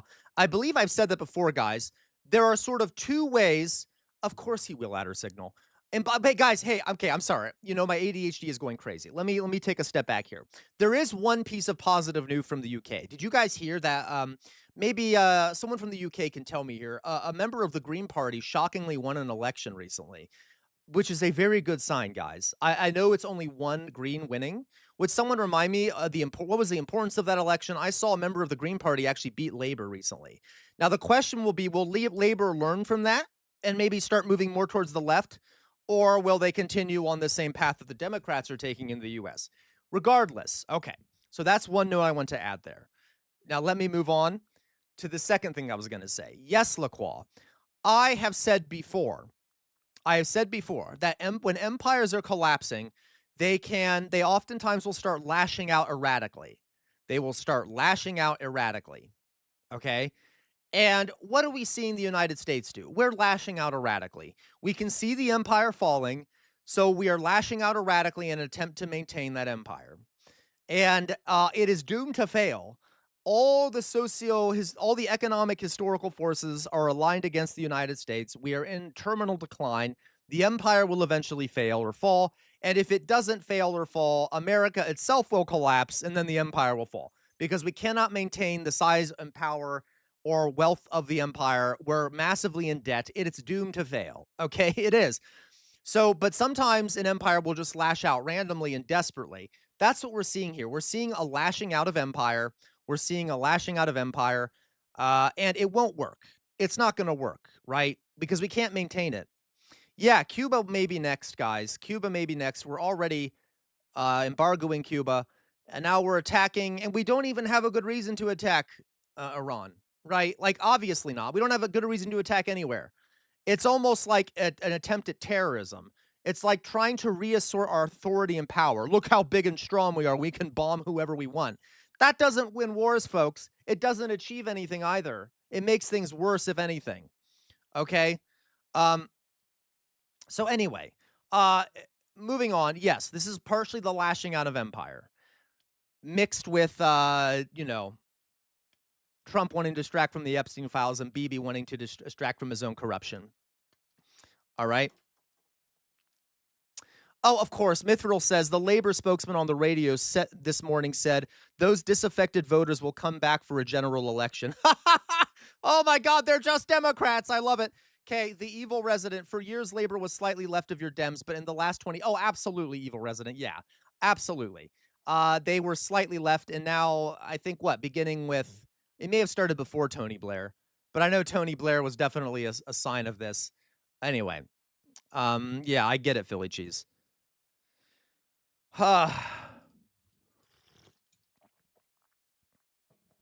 Yeah, no, you're right, Lacroix. And tell you, Lacroix, you're on fire today. Lacroix says, I know we've always been bad, but it's usually much more tactical. Yeah, it is. Okay, this is just random lashing out. And it's hard to tell, guys, if the American empire's lashing out is more about Trump's incompetence or more about some greater strategic plan. It's probably both. Okay, it's probably both. Yeah, it's probably both. All right. There's another way you can decline. You can decline peacefully and gracefully, right? You can kind of start withdrawing your forces, start trying to form better diplomatic relationships. This is very rare historically, but that's another way to decline. You can decline peacefully. Alas, we're not doing that. We're not doing that at all. So, all right. Okay. Going back to this now. So Israel is carrying out heavy airstrikes, heavy airstrikes in the southern suburbs of Beirut after the Iran-backed Lebanese group launched missiles and drones towards Israel in retaliation for the killing of Iran's supreme leader. Okay. No, not particularly, Dolly Boy, not particularly. I will say this, though, Dolly Boy. Within the decline of empires, there are moments of peaceful decline. To give you an example, and guys, you're going to nitpick me. I'm not going into details here. To give you an example, the Philippines. America, after World War II, granted the Philippines its independence and peacefully left the country. Now, it wasn't complete leaving. We still controlled a lot of their natural resources, but over time, those parts of the Constitution were removed. So that would be like peacefully leaving. We peacefully left the Philippines. That's one example. You could say that, for example, again, there are other examples of this, where an empire sort of starts kind of leaving just peacefully, right? Canada left the British Empire somewhat peacefully. Okay, somewhat peacefully left the British Empire. And the British Empire sort of let them go. Yeah, there you go, Meows. Or the Athens invasion of Sicily would be one. There are ways to do this. Now, the British Empire was not peaceful overall, but there are incidents of peaceful leaving. For example, the Soviet Union, when it sort of peacefully allowed a bunch of countries to leave in Eastern Europe. Now, obviously, don't nitpick me again. So you can do things like this, but all right. Of course, according to Putin, that was the worst geopolitical disaster of human history. Anyway, moving on. So, okay. All right. The residents of Beirut were woken by... Israel has carried out heavy airstrikes, blah, blah, blah. Residents of Beirut were woken by sounds of about a dozen blasts at 3 a.m. As Israel struck 3 different locations in the south of Lebanon's capital. Bombings continued into the late hours of the morning. With the area almost entirely deserted by the time of a strike around noon. The explosions rocked windows around the city and were heard from miles away. People heard warplanes and bombs being dropped as airstrikes were carried out over wide swaths of the south of the country, collapsing buildings and villages near the Tyre. Okay, at least 31 people were killed and 149 injured in the strikes, in what Lebanon's health ministry said was a preliminary toll. So we have people being killed, of course, now by Israel and Lebanon, as if Israel, I mean, that's like Israel's hobby, though. It loves killing innocent people. They're not Israeli, so who cares, according to them, right? They just like murdering people left and right. They're not human, according to the Israelis, so really, they don't care. All right.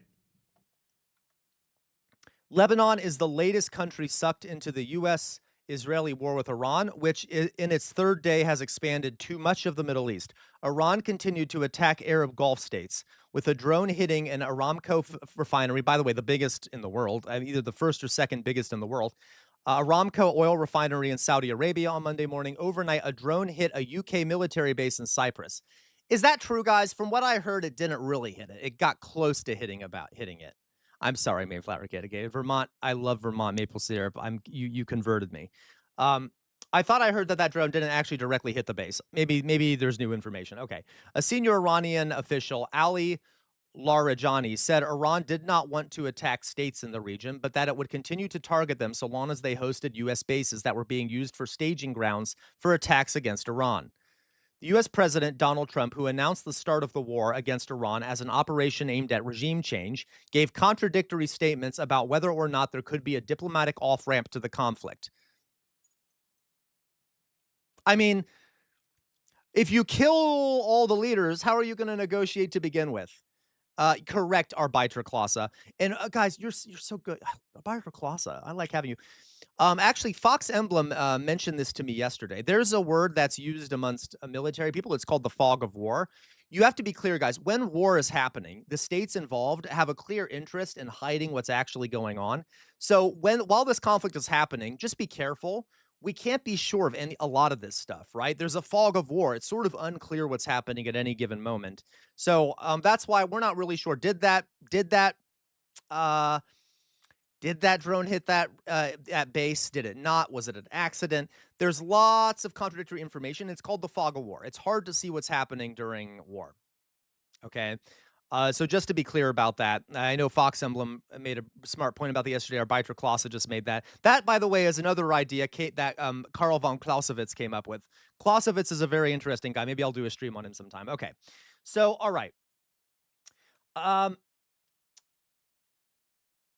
U.S. President Donald Trump, who announced the start of the war, we talked about this, initially telling The Atlantic on Sunday that he was ready to talk, he seemed to later harden his position in a video released to his Truth Social platform. He said the fighting would continue until all objectives were achieved, vowing to avenge U.S. troops killed so far. Larijani, in a brief post on X, said, "We will not negotiate with the United States." Well, I don't blame them. What reason do they have to negotiate with the United States? Okay, we just killed their leader. It's and there probably is no one left in power that can do that negotiation at the moment until they elect a new one. Anyway, moronic. Okay. So Hezbollah, it's unclear how deep the involvement of Hezbollah will be in the Iran war, and as the Lebanese state seeks to restrain it. So guys, in Lebanon, Hezbollah has a lot of power, but it is not the government, okay? It is separate from the government. It has people in government, but the Lebanese government is sort of isn't that functional of a government. It's not the most functional state in the world.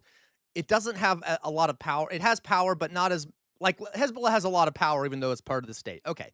The Lebanese government came out and said that they are officially making it illegal for Hezbollah to act on its own.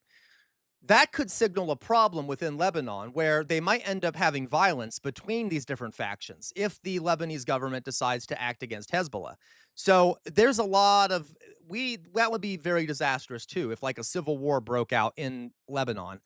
Okay, so there's a lot of issues going on here. So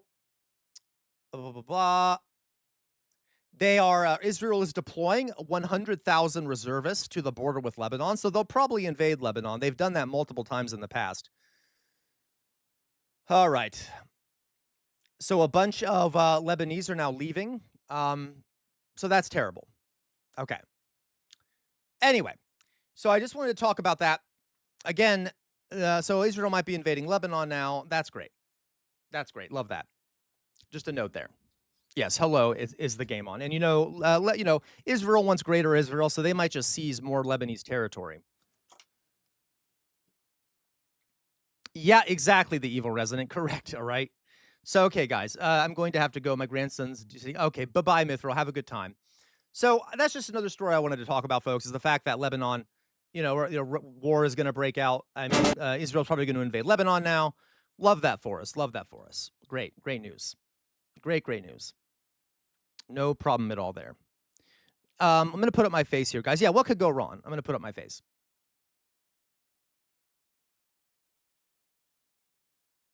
Let me quickly, guys, do my... we have lots of other stuff to talk about. You can imagine there's a lot going on right at the moment if you guys didn't notice. If you guys didn't notice at all. Let me just do a little self-promotion here, folks, and then we will continue. First of all, if you like my content, you become a member for as little as 99 cents a month or about $1 a month if you're over on YouTube. If you do that, you get a cute little jester hat next to your name and access to members-only emojis.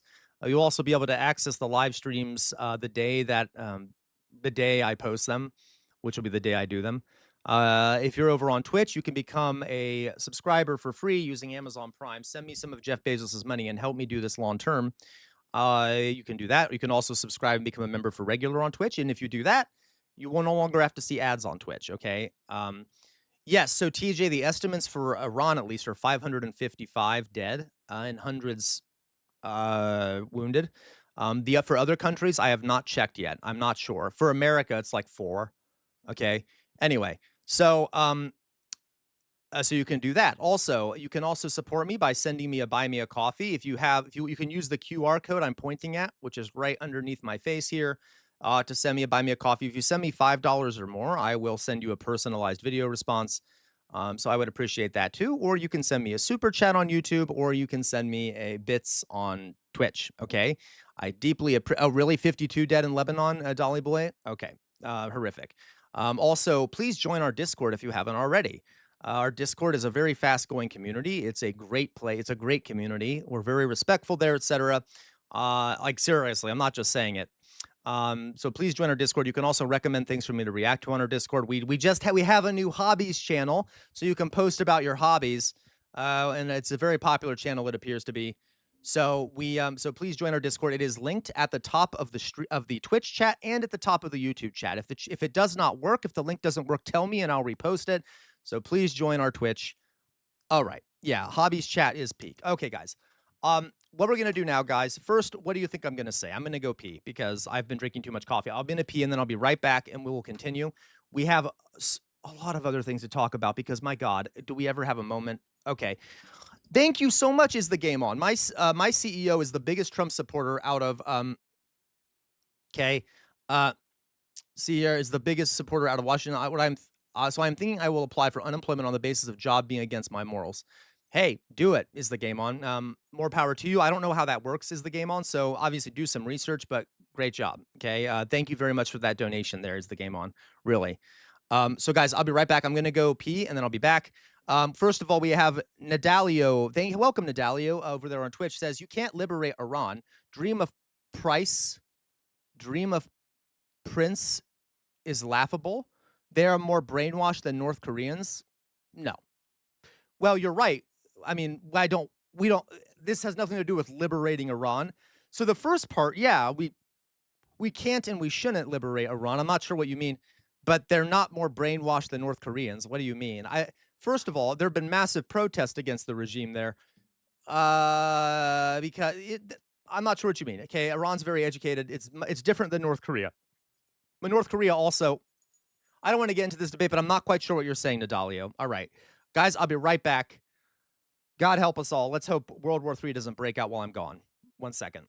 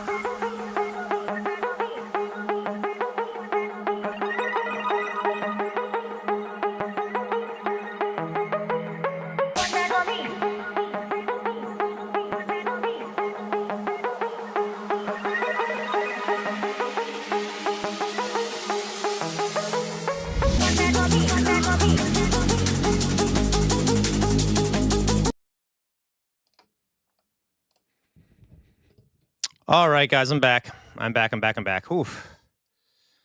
Well, all right. So how's everyone doing out there?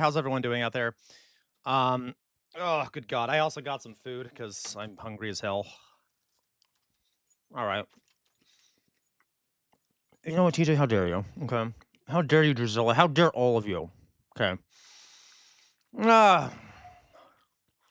Nadello says, I feel bad that Israel has to live between Middle Eastern wackos. They lived north. There wouldn't be operations. You're a lunatic, Nadello. If you want to hear about a quote-unquote Middle East wacko, that would be Israel. The biggest terrorist state in the world. Genocidal, supremacist regime. Absolutely insane regime.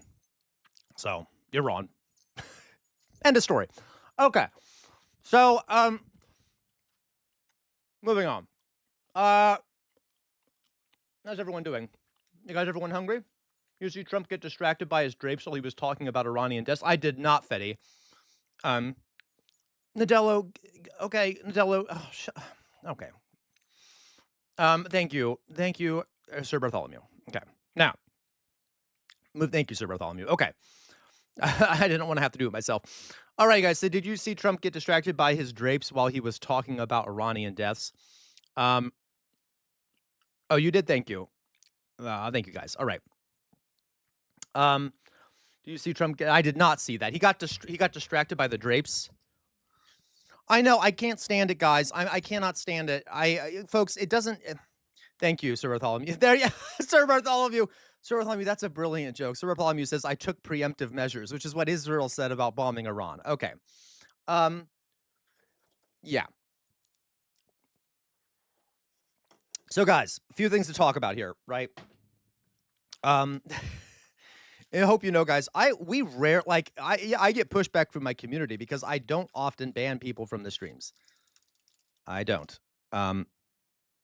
So if you're going to be denying the genocidal actions of Israel, though, I lost my job for saying that they were doing a genocide. So if you think I'm going to keep people in here who are denying a genocide, I'm not going to do that.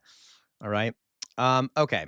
So can the people over on can you still see me over on YouTube? Something just popped up that said that I cannot, that the YouTube feed has stopped. Can you guys still see me? That's weird. Who knows? It looks like you can. It looks like you can see me. Whatever. Okay. So, moving on. We have some things to talk about. If you can find that, Fetty, I would love to see that. You guys can see me. Excellent. Okay. I don't know what that was. It popped up and it said, you don't have an actor stream on YouTube. I'm like, but people can still see me and I can still see myself. All right. So, guys, a few things to talk about here, right? I was going to show you some stuff. Okay.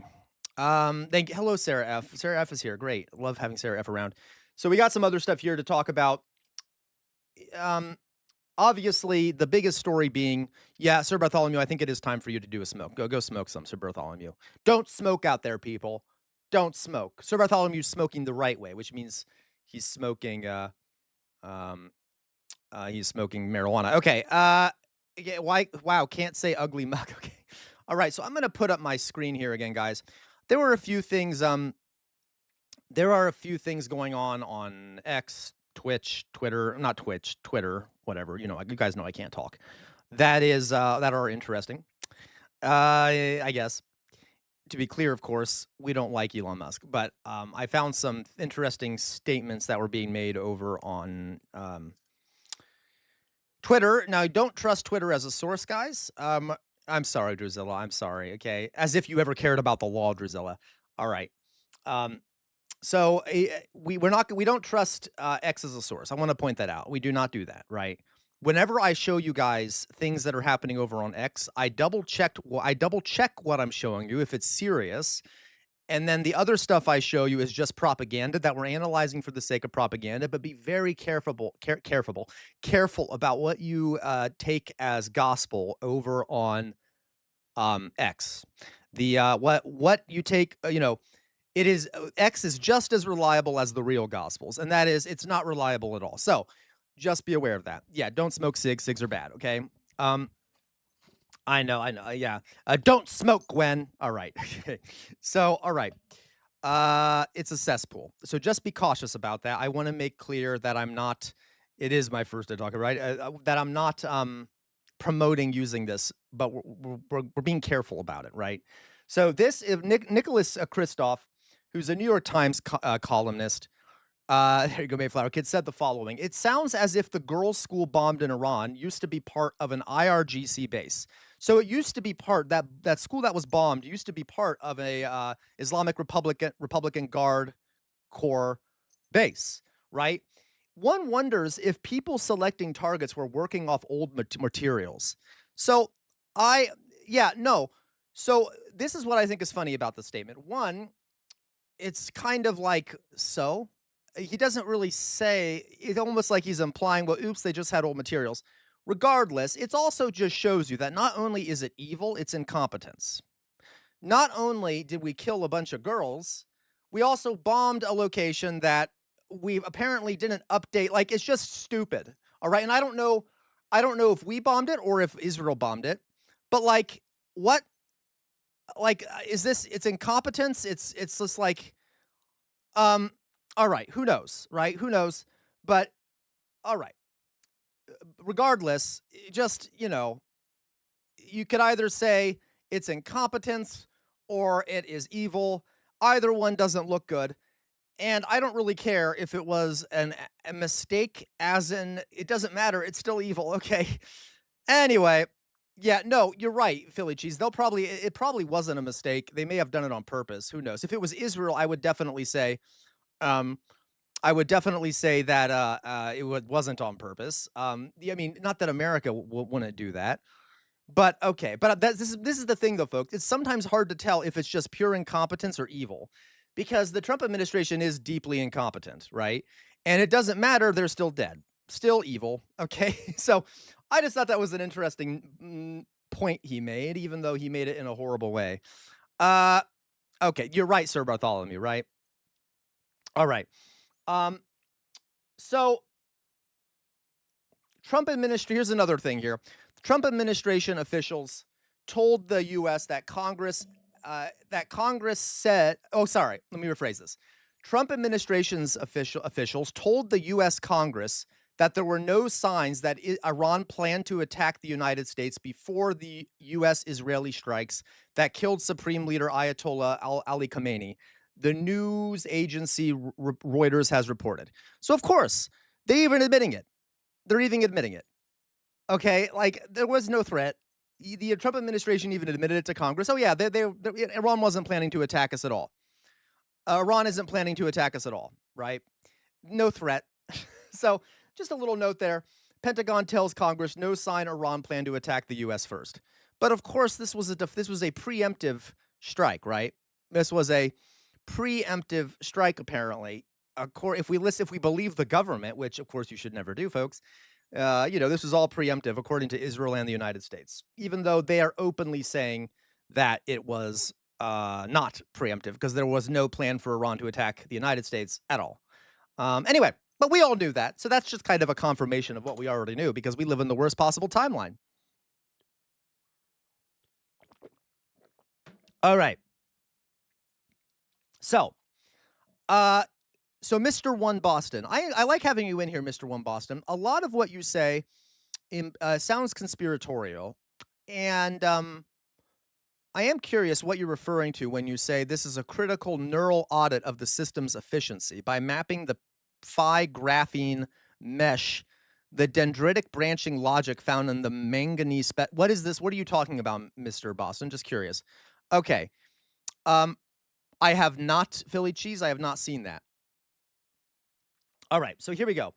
Next thing here. Now, this is a classic problem with the New York Times and American media in general.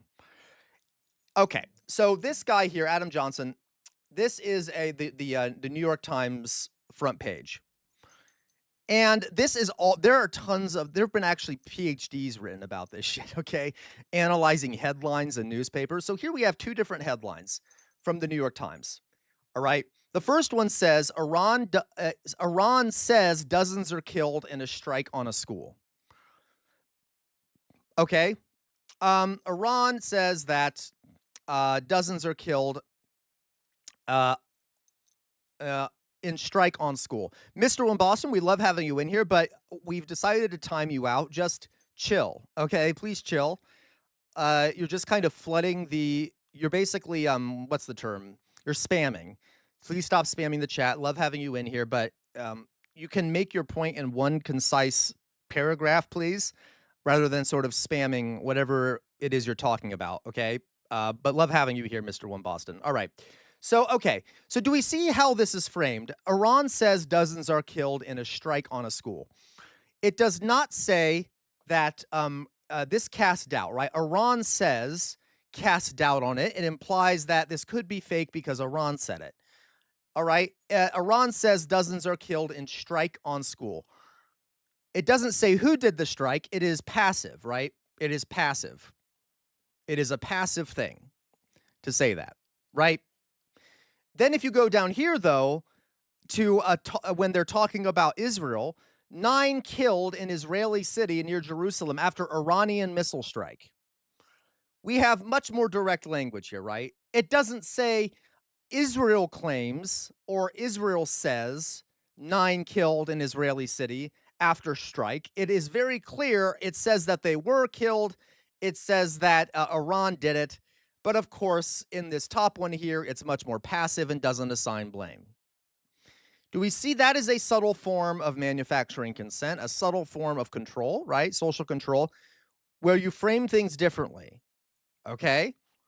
Now, so just something to think about, right? And do we think that, I could legitimately see the argument being that, well, we can't fully trust what a government says. Yeah, but then why are we trusting Israel? If you want to go by the argument that the Iranian government may have lied, that's possible. Governments lie. But then you also better not trust Israel. So please have a standard that you apply to everyone. You shouldn't trust Israel or Iran, or trust both of them. Don't say one is trustworthy and the other is not, okay? Anyway, so just a subtle thing there you got to be careful about. All right, when reading these news sources or when reading headlines. You can see just the bias in the headlines, all right? Got some tooth pain here. I got to take some pills because I'm addicted to drugs, apparently. Right? How can we trust anything that comes from a Likud-run health ministry? There you go, Matchlock guy, right? Okay. And that's what they said about Hamas's numbers. All right, here we got another thing. Oh, this is that article, guys, about one of those articles about how Iran is now adapting a mosaic strategy with their defense. Okay. All right, here we have another thing. The President Trump told me tonight that the U.S. has identified possible candidates to take over Iran, but they were killed in the initial attack. Oops! Oops! All right, the attack was so successful, it knocked out most of the candidates, Trump told me. It's not going to be anybody that we were thinking of because they are all dead. Second or third place is dead. Well, oops. Stupid, stupid, stupid. Evil to begin with. Stupid overall. Okay, just a note. Yep, mission successfully failed. Here we have Ryan Grimm, who is very trustworthy. Love Ryan Grimm. Dropsite is a great site. I highly recommend it as a source. Very, very good source for anyone who's interested. If you want a good media source, go to Dropsite. We have here is the world's central kitchen head, Jose Andres, confirms Israel has closed Gaza's borders indefinitely and warns the NGO will run out of food this week. The group is currently cooking about 1 million hot meals a day. So Israel has, of course, yeah, such a clown show, right? Has, of course, cut off food aid again to Gaza. And likely Gazans are going to start starving again in yet another in the ongoing attempt at ethnically cleansing the Gazan people, the murderous Israeli regime, their genocidal state. really ought to be taught a lesson. We need some perhaps liberatory violence there. Anyway, so again, the monstrous Israeli state, who are a bunch of Nazis. I don't care. I'll say it. Okay, they're Nazis. Israel is full of Nazis, and by Nazis I mean their regime and the 87% of Israelis who support ethnic cleansing. You can actually look up surveys. I'm not trying to demonize all of them, but guys, 87% of your population supports ethnic cleansing. You're a stake gone mad. Okay, you're definitely a stake gone mad. And okay, so anyway, so the Nazi heads of the Israeli government, once again, continuing their vile, murderous policy of colonial ethnic cleansing, so that they can, to fulfill the prophecies of their 3,000. Okay, you know what? I'm not going to go this route. It's just insane. It's insane, and they don't want to stop there. By the way, folks, they want Greater Israel. How do Jewish Nazis even exist? They just do. They exist, Sir Bartholomew. Okay, they're here. All right. Now, obviously, the Nazis were anti-Semitic. These guys are, I think, partially anti-Semitic, but not in the same way. But there's not much of a difference. Not much of a difference between Nazi ideology and Zionist ideology. Are you here, Doug? As Doug always says, Zionism is Nazism. I will say it. I don't give a shit. I don't give a shit. I don't care if I'm going to get emails from people watching in the background saying you're anti-Semitic. This has happened before. I don't give a shit. Zionists are Nazis. I don't care. I studied the Nazis. I've seen what the Nazis say. The similarities between them are absolutely undeniable. Okay? Absolutely undeniable, right? Okay? So, just to be clear, I can't, you know what? Maybe right after this, we'll play the game where we have to guess if the statement is a Nazi statement or a Zionist statement. Undeniably, not much of a difference at all. Okay. Also, it is thought that Gaza is the largest open-air prison in the world. That is how it is defined internationally. It is a giant concentration camp, larger than anything that the Nazis created. The only difference is that there aren't gas chambers. Of course, they're deciding to kill the people there. It's still a death camp, by the way. It's still a giant death camp where they drop bombs every so often, okay, or a lot of the time, and starve the people there to death. Okay. Anyway, yeah. Okay. Just to be clear, and if we think that all the blame is on Israel, folks, what do you think that makes the United States, who is constantly licking the boots of the Israeli government, funding them? And, also, the United States is always vetoing any resolutions in the UN that goes against Israel. So if you think that Israel's bad, the United States just as guilty in a lot of ways. Just as guilty in a lot of ways. All right. Sure, TJ. All right. So moving on. Let's go on here. I just can't stand it, folks. I can't stand it. I'm going to lose my mind. I don't know, something about Israel and Palestine. I mean, obviously it's understandable, but you guys know it's a pet peeve. It's more than a pet peeve. It is such a disgusting moral thing. It is something I obsess about. And it's just so unjust. I hate authority. Like, you guys know I have an issue with authority figures. The fact that there is so much ideological bias against the Palestinians, how you can't even talk about it without being called anti-Semitic. It's so disgusting. It enrages me. Okay. Moving on. This I thought was funny. This is someone posted here, trending in the United States, send Barron, as in send Barron to fight in the war, right? Because if we're going to be going to war, Donald Trump better be sending his own son to go fight and die. He'd be a big target too, by the way. He's very tall. Probably wouldn't be safe for him to go over there. But hey, a lot of other American children are tall and they might get shot. So, hey, if we're going to go to war, you better send your child first, Donnie. Okay. I know, right, Matt Saigai? If I continue it, I'm going to make the nomination for Anti-Semite of the Year. All right? Jesus Christ. Okay,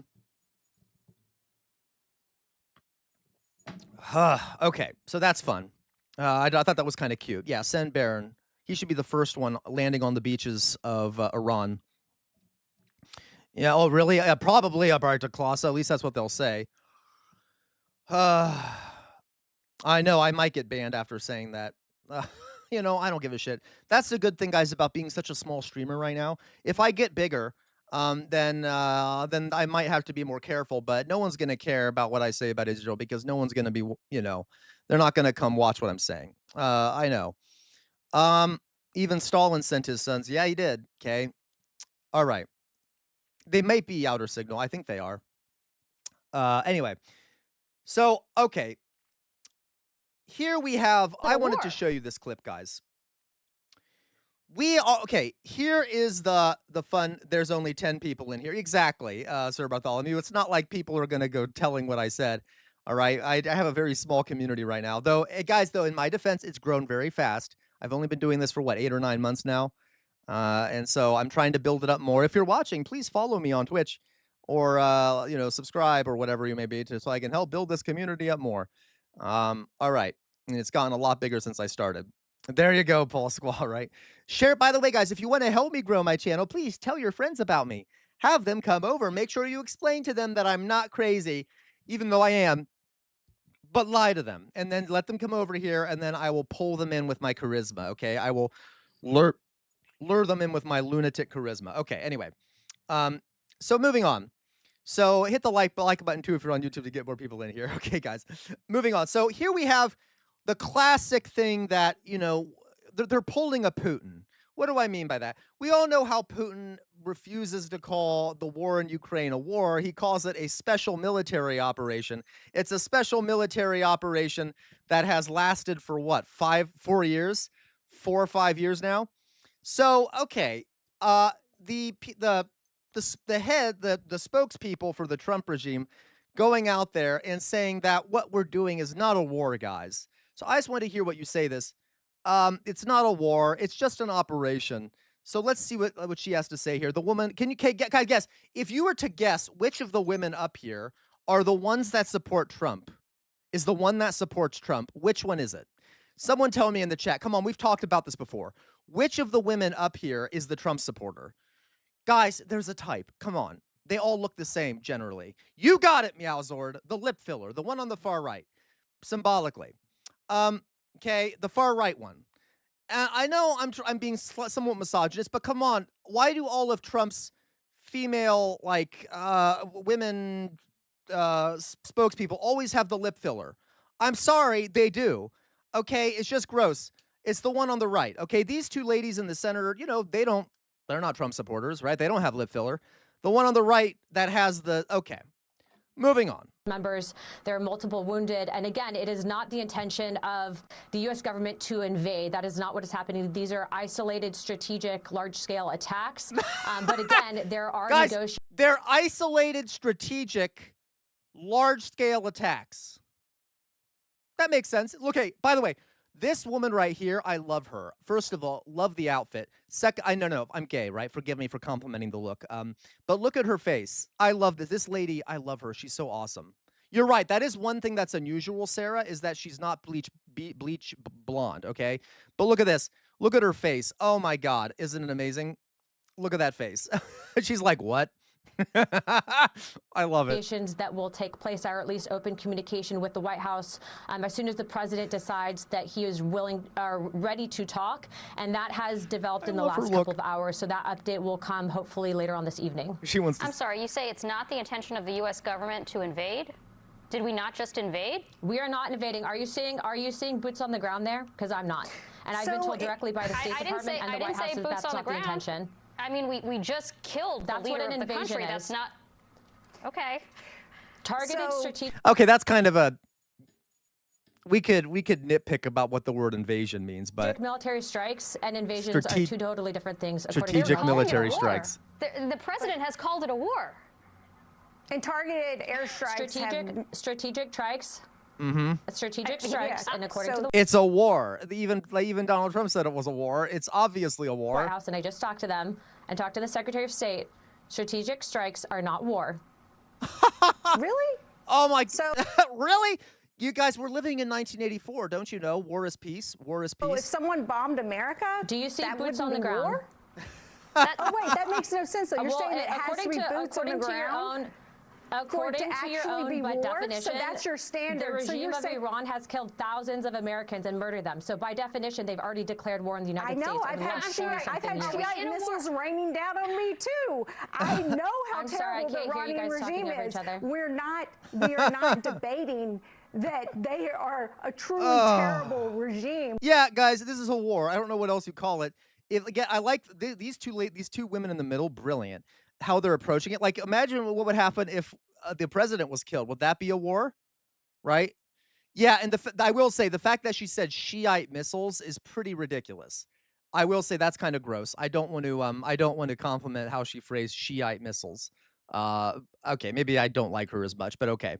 What we're talking about is the standard for the commander-in-chief to commit our sons and daughters in the military to war, and going to war when it is in the national interest, and making that case to America, and going to Congress and getting approval for war. Okay, I don't like her. Never mind. I didn't watch the whole thing about her. She's clearly pro the war. She just does it. She just wants it to be called a war. So you are saying this is a limited mission that is only bomb strikes, so there is no congressional authorization necessary. How is this different from when Joe Biden... Okay, so you guys get the idea here. We got lunatics all over the place. We got the right-wing lady who's saying it's not a war. It's limited, large-scale strikes. We got the, I guess, slightly less conservative lady saying, well, it is a war, but war is good as long as it's verified and it's correct. Okay, so anyway, good. That's great. I actually didn't know it would take that turn right there where that lady would say that. So we got two levels of crazy on that panel. This is the mainstream media, by the way. That was MSNBC. All right. Okay. Here, let's watch. Now, here we got Tim Pool. Tim Pool, who I know you all love very much. You're all big fans of Tim Pool. A lot of big Tim Pool fans out there. A lot of big beanie lovers out there, right?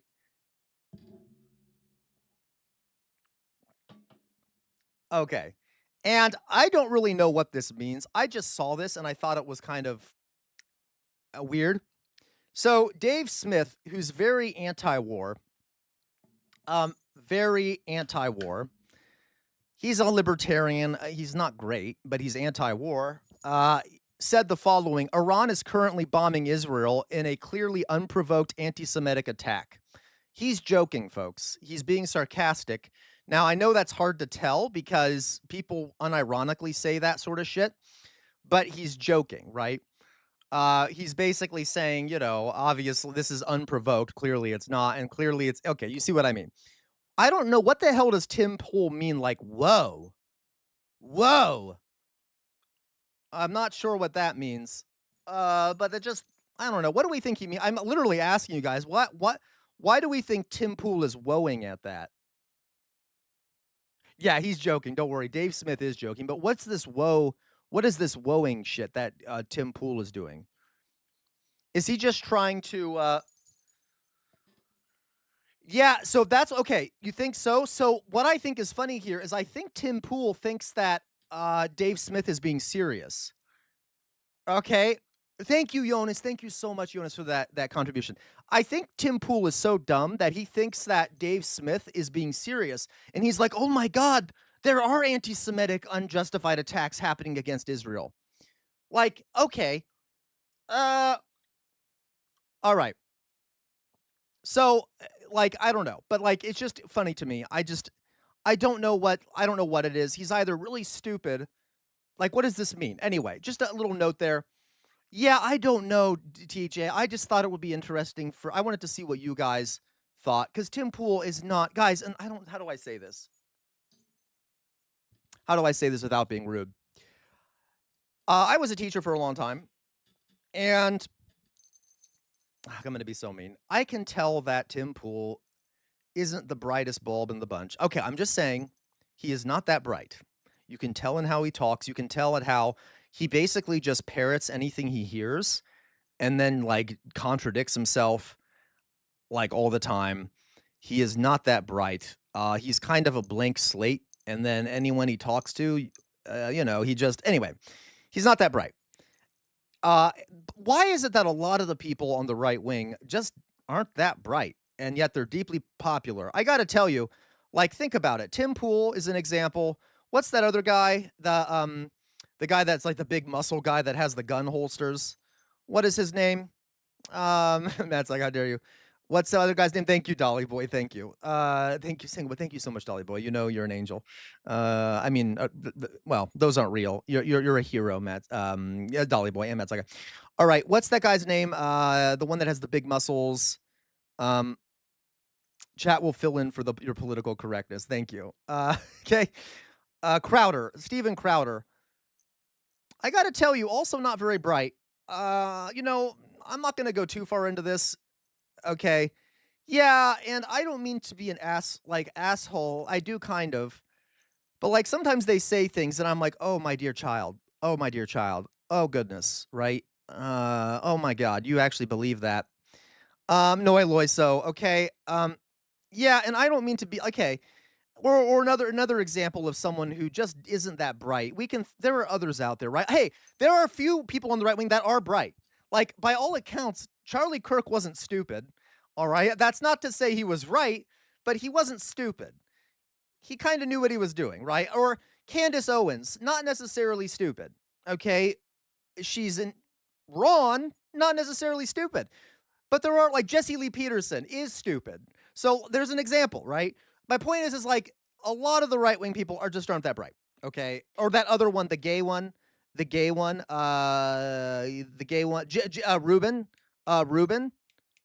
Dave Rubin, is that who it is? Who used to be on TYT? Not that bright. Very much not that bright. I think he's huffed one too many poppers in his life. I shouldn't say that on live stream. Oh my God, please don't get me banned. Okay, Dave Rubin, not too bright. Shapiro, pretty bright, but like still a lot of people over there that are not that bright who have massive audiences, and I don't get it. I don't get it. Andrew Tate, not that bright. Moving on. Meowzord sent this to me. What is this, Meowzord?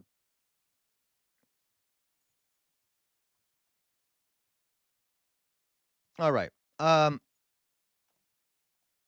Pronunciations. Let's not do anything weird. I have so many explosive revelations to share with you. Oh, wait. No, it's... Hey, okay, in Candace Owens' defense, it is hard to talk constantly at a camera. I'm constantly mispronouncing things too, you guys, if you didn't notice. Plus, I've smoked a lot of marijuana in my life, so that makes it, my brain is kind of toasted in a lot of ways. Regardless, okay, I get it though. Sometimes she makes mistakes. Okay. Revelations. You know what? We can move on. If you can't compartmentalize. No, sweetheart, it's compartmentalized. Just say that one more time. You have to be able to compartmentalize that. Compartmentalize. And we have to compartmentalize. Compartmentalize how you feel about somebody personally. Are you doing this on purpose? Is this a bit? Are you trying to get clicks or something? Can't compartmentalize. Okay, I know. I don't like her either. I am going to defend her a little bit. That's not necessarily reflective of intelligence, right? Because if that's the case, then I must be very stupid, right? Because exactly. Remember Mayflower Kid when I said what?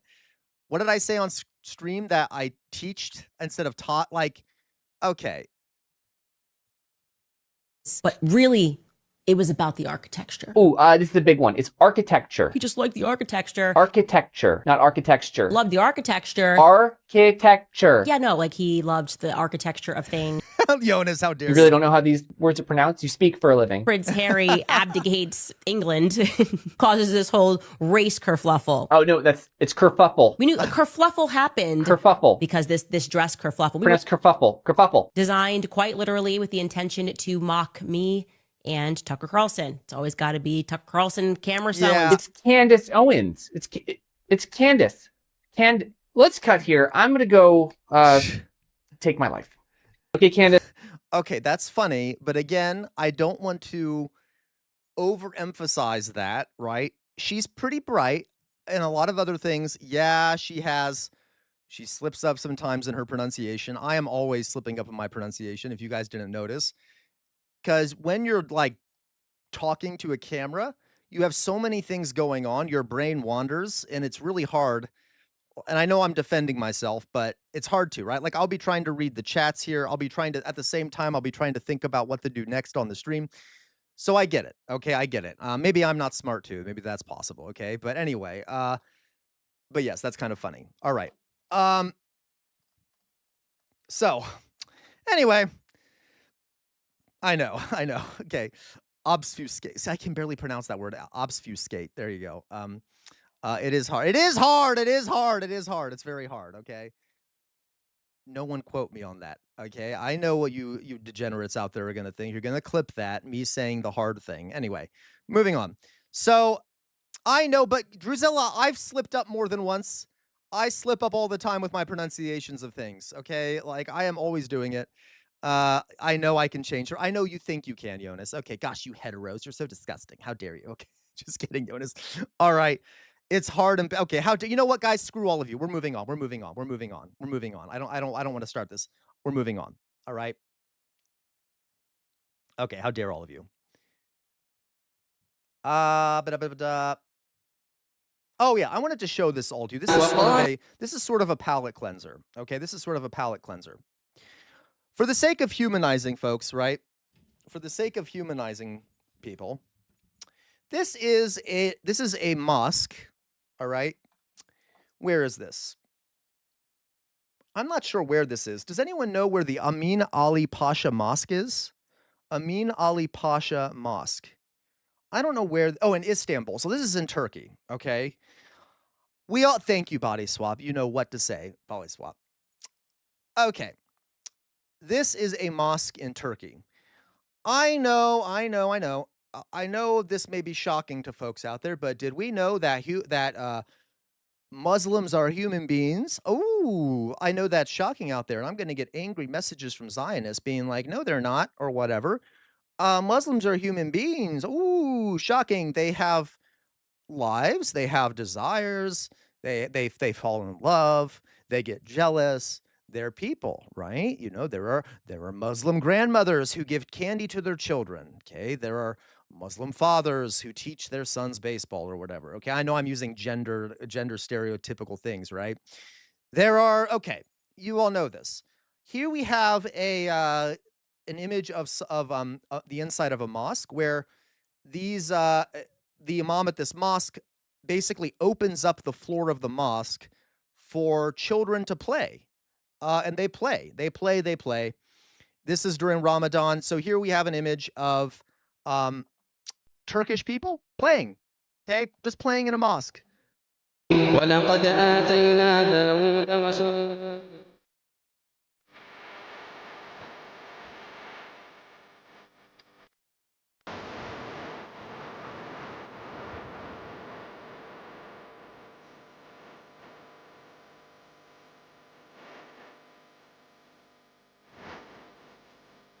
Look at that. By the way, guys, strategy, if you ever play the rope pulling game, the key to that game is everyone pulling at the same time. So go 1, 2, 3, pull, 1, 2, 3, pull. Do not randomly all pull at once. Coordinate pulling at the same time. You'll win every single time, unless the other side does the same thing. Okay, so just to be clear here, look at those monsters, okay? Meows are right. They're hoisting the uranium core. I just wanted to remind everyone, you all know it. They're human beings. They deserve to live. Okay, they're not monsters. I know you guys know that. Forgive me. I need to emphasize that. Fact. Okay. There you go. Loiso, stop it. That song scares me. What if they chant something about America there? I don't understand. Right? Okay. All right. So, Jonas, you sent something. Let me see what you sent me here, Jonas, if it goes along. All right. With reacts. Okay. Let's watch this. This is a good one, too. This is a teacher, I guess, talking about her Muslim students. Let's see what she has to say. Another humanizing video. Let's watch. I was in my virtual classroom with my virtual students, and they were logging off to go eat lunch. So I was just sitting here, and I heard some commotion in the hallway, and I went out to see some students out there. Sorry, real fast. Arbiter Klasa says, Hegseth sees a terrorist training camp right there. That's so dark, but it's true. God. Graders.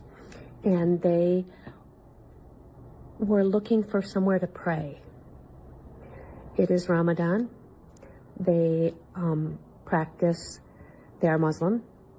They practice the Islam faith. And they needed a place to pray. And they asked if they could come and pray in my room.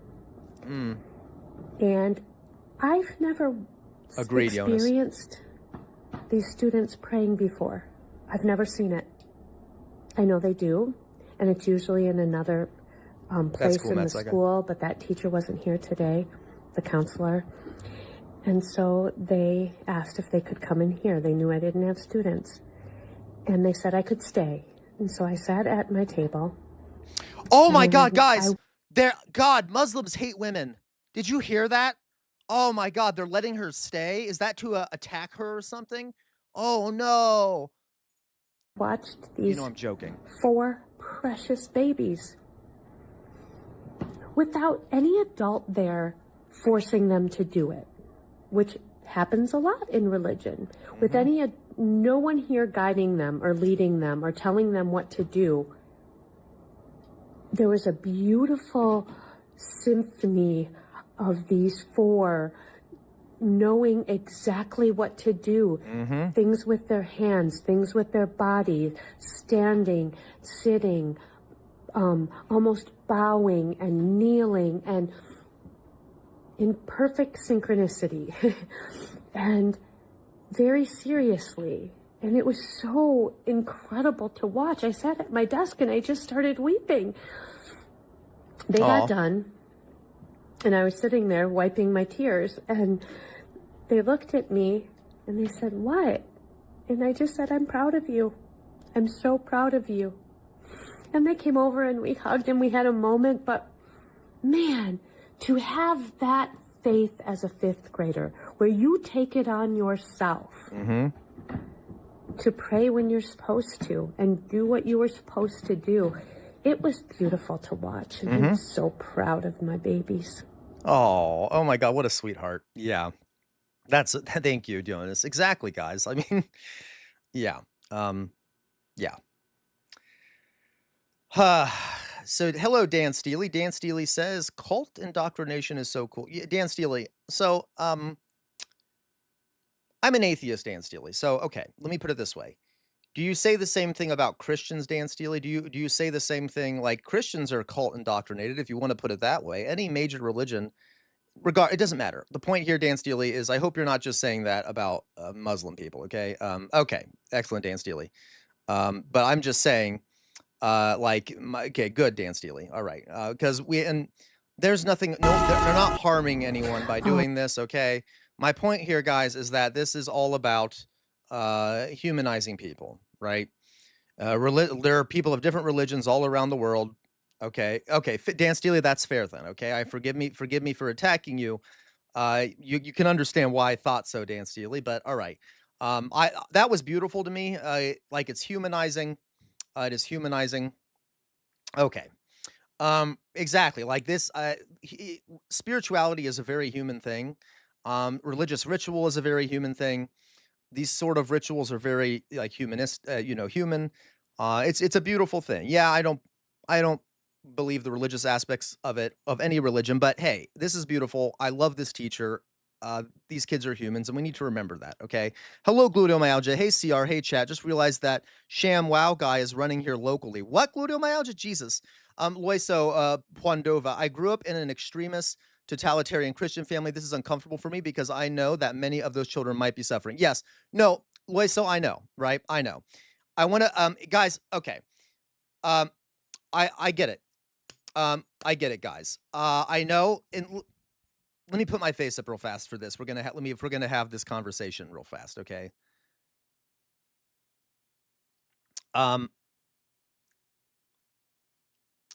think, guys, the point here I'm trying to make, right, is that obviously in the world right now, Muslim people specifically are massively dehumanized. They are. And I got to tell you, I get it. I get the atheist perspective out there. I think it is very harmful at this point to talk in a overall negative light about Islam. It just is, because I can promise you people are going to take the wrong thing from that. A lot of the new atheists were very Islamophobic. They would talk about how Christianity is bad, Judaism is bad, but Muslims are evil kind of stuff, all right? So I'm just asking you to please be careful. If you're an atheist out there, realize that you may not believe, but human beings are human beings, and Muslims are human beings.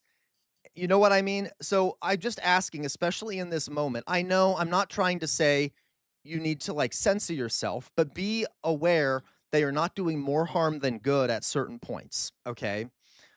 I know that's a hard pill to swallow. I'm just saying, okay. At sometimes it might not be it might be more dangerous to speak about a religion. Um, okay. In a way, right? When they're being targeted, okay? And no, Lois, I'm not going after anyone. You see what I mean? Just be careful, all right? Because I've had yeah, okay, and I know a lot of times that can seem like I'm being biased, and maybe I am being biased. I'm just very worried about our Muslim brothers and sisters and non-binary people all over the planet being murdered and dehumanized. So okay, all right. Arbeiterklasse, absolutely. Arbeiterklasse, brilliant. Says the Islamic struggle against imperialism intersects with the broad proletarian struggle. Yeah.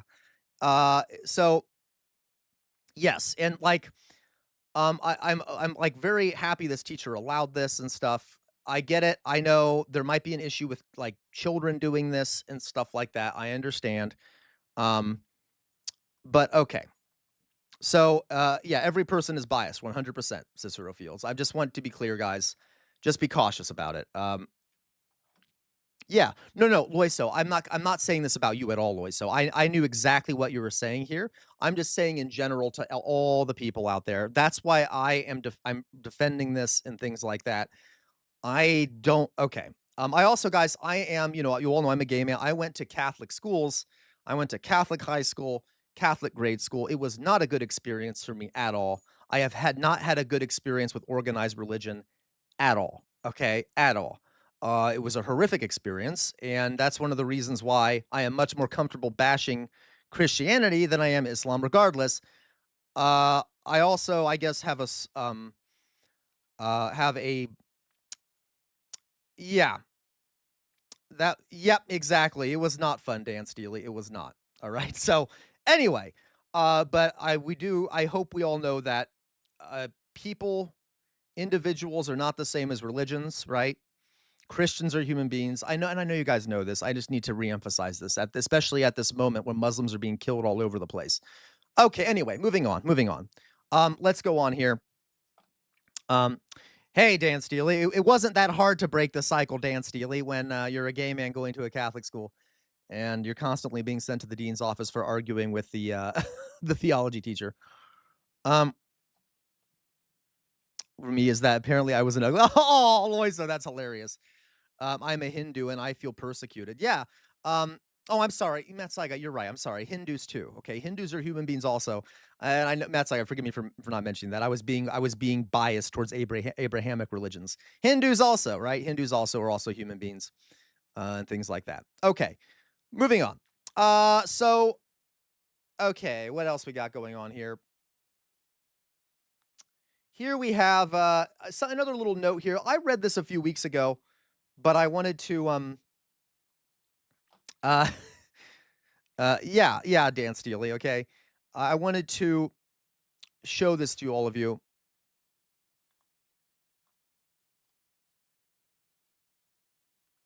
Yep, nope, Dolly Boy, bi people don't exist. They're a myth. I'm just joking. Everyone, please, I'm joking. Dolly Boy, go back to your doghouse. Excuse me. Oh, God, okay. Bi people do exist. I have a joke with Dolly Boy that bi people don't exist. All right. So, okay. So, on a side note, AI in war game simulations, AI has frequently used. There you go, Lacroix. See, Lacroix confirms it. Right, good boy, Dolly Boy. Go back to your doghouse. Lacroix confirms that bi people don't exist. Okay. AI apparently cannot stop recommending nuclear war in war game simulations. Okay. So according to Crystal Ball, who I trust with my life, I love Crystal Ball. Love Crystal Ball. Crystal Ball, by the way, I don't know how she I don't know how she got Kyle Kalinske. I mean, I don't know how let me rephrase that. I don't know how Kyle Kalinske bagged her. I mean, dear God. Okay. She can do better. Okay, I do like Kyle Kalinske too. But anyway, and I'm saying that as a gay man. Anyway, AI can't stop recommending nuclear war strikes. Apparently, in 95% of war game simulations, AI recommended going to nuclear war. Yay, Outer Signal, right? One step closer to Skynet. Yay, all these movies you've watched, Outer Signal, coming to fruition. Isn't it great? Okay, it's like I am a misogynist. No, I'm not a misogynist, okay? I know. I just love Crystal Ball here, okay? So also, great name, great name. So, okay, so just a note there. Isn't that fun? By the way, did you guys hear the news about the one AI company that the Pentagon what's the name of that AI company? Oh my God. That the Pentagon was working with? Why can't I remember the name of it? It wasn't, I mean, they're working with Peter Thiel, but the other one, Anthropic. Recently, the Trump administration was asking Anthropic was basically asking them to use AI for a lot more military tech. Thank you, Fetty Spaghetti. All right, and in a weird act, of, I guess, corporate restraint, if you want to call it that, Anthropic, the leader of Anthropic, said, no. We're not going to agree with that. That is too dangerous. We're not going to give you the AI because it's not safe enough to use for these applications. And in a very strange moment, okay, and the government is now going to is now canceling all of Anthropic's contracts in an effort to pressure them into utilizing their AI for more military applications. So even the AI company is like, probably shouldn't use these for some of the applications you're looking for, Pentagon. But the Trump administration, being an evil regime, is like, but no. We want to use this stuff for dangerous applications, so we're going to pressure your company to do it anyway. Okay. There you go. Yep, in your groove. Not just canceling them, their software can't even touch any government contracts because the Trump administration has now labeled them a security threat. So, I don't care about Anthropic losing business, but that shows you how ridiculous the Trump administration is, that they're so desperate to integrate AI in an unsafe way into our military programs that they're willing to use intimidation on a company that won't do it for them. That's a good sign, guys. Skynet is coming. Yay. Okay. Love that. And you'd have to think that Anthropic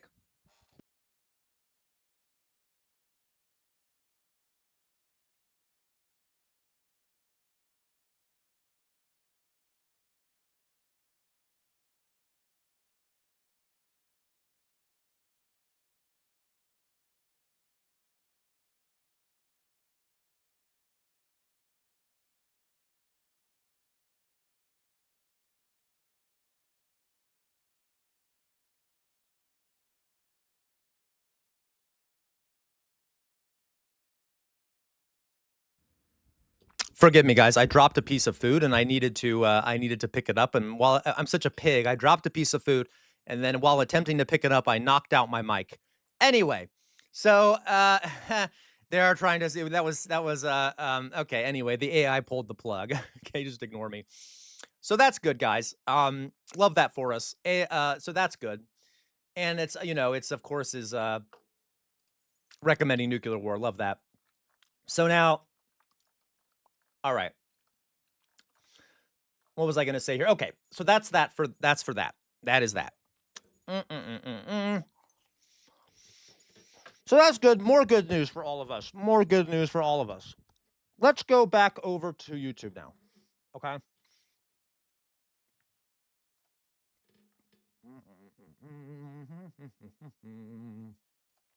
All right.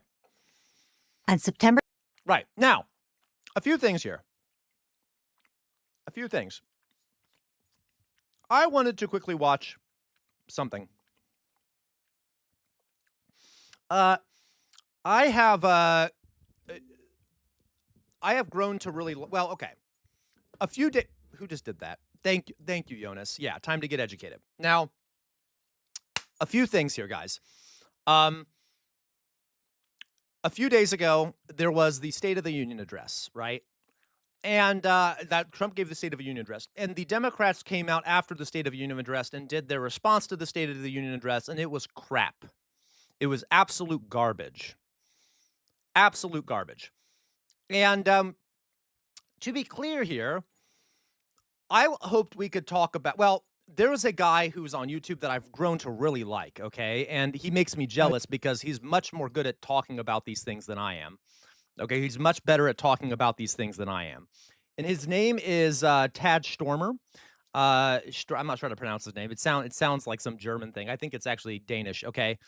And he is writing a book called A People's Resistance of the People's a history of people. I'm sorry, what is it called? A history of resistance in the United States. Okay, no, guys, we're not watching the PragerU thing. That's just what came up first. We're gonna be watching this thing. Okay, forgive me. Okay, if I tricked all of you. He is. This is a presentation he's doing. About Operation Epic Fury, and I want us to listen to him. He recently did a really good video about what the Democrats could have done after the State of the Union address. So the Democrats held their State of the Union address in what is it? That one Colonial Williamsburg, in an effort to connect their response back to the founding of the country, and they did a very milquetoast response. He came out with a video talking about alternatives of what they could have done. For example, wouldn't it have been nice if they had AOC out there, or they had, if they had Zoran Mamdani out there, and they had him imagine if they had given that talk from Minnesota. Imagine if the Democrats' response to the State of the Union had been Mamdani talking from Minnesota, or Mamdani talking from downtown New York outside of the Triangle waist shirt factory, or AOC, you know what I mean? But no, I mean, they chose to do crap, all right? Anyway, so you could watch that video of his too, or Ilhan Omar, okay? Wouldn't that have been much more powerful? Okay, so, but this is a different topic. This is him talking about what's going on with Iran, and I just thought we could listen to it together. He is very bright, guys. No, I know, Loiso, it was disgusting. Colonial Williamsburg isn't even a real site, and it's a myth. Our colonial ideas about the country are a myth. So the Democrats, of course, doing the same old nonsense when it comes to that shit. Okay, hello, Nathan Runyon. Hello, Aaron is here. Hello, Aaron. Glad to see you here, all right? Love having you here, Aaron, as I'm sure you know. Don't bully Aaron out there. Don't you dare bully Aaron out there, people. Okay, don't bully Aaron. Don't bully my boyfriend. Okay, so here we have, let's see what he has to say, okay? As you know, I'm sure, yesterday the United States and Israel bombed Iran, and the Pentagon named it Operation Epic Fury. So Trump went on Truth Social at 2 in the morning and told the Iranian people, take over your government. It will be yours to take. We'll come back to what that means. But to understand why it matters and why it's not just bad foreign policy, but something a bit more specific for us, I want to start with a problem I ran into. Also, he has some, his eyes are crazy blue. He's very, okay. His eyes are crazy blue. Anyway. Writing a resistance history of the United States. Hi, folks. I'm Tad Sturmer. I'm a public historian and a scholar of American history at the University of Southern Denmark. The problem I ran into wasn't a research problem. I can get around those. It's a structural one. It's one I really couldn't resolve, and it's worth being honest about. If you don't know who my boyfriend is, I'm not going to tell you, okay? Anyway. Because the resolution is a whole different project that I'm going to get to. But I could at least identify the problem, and what's happening right now makes the problem almost impossible to ignore.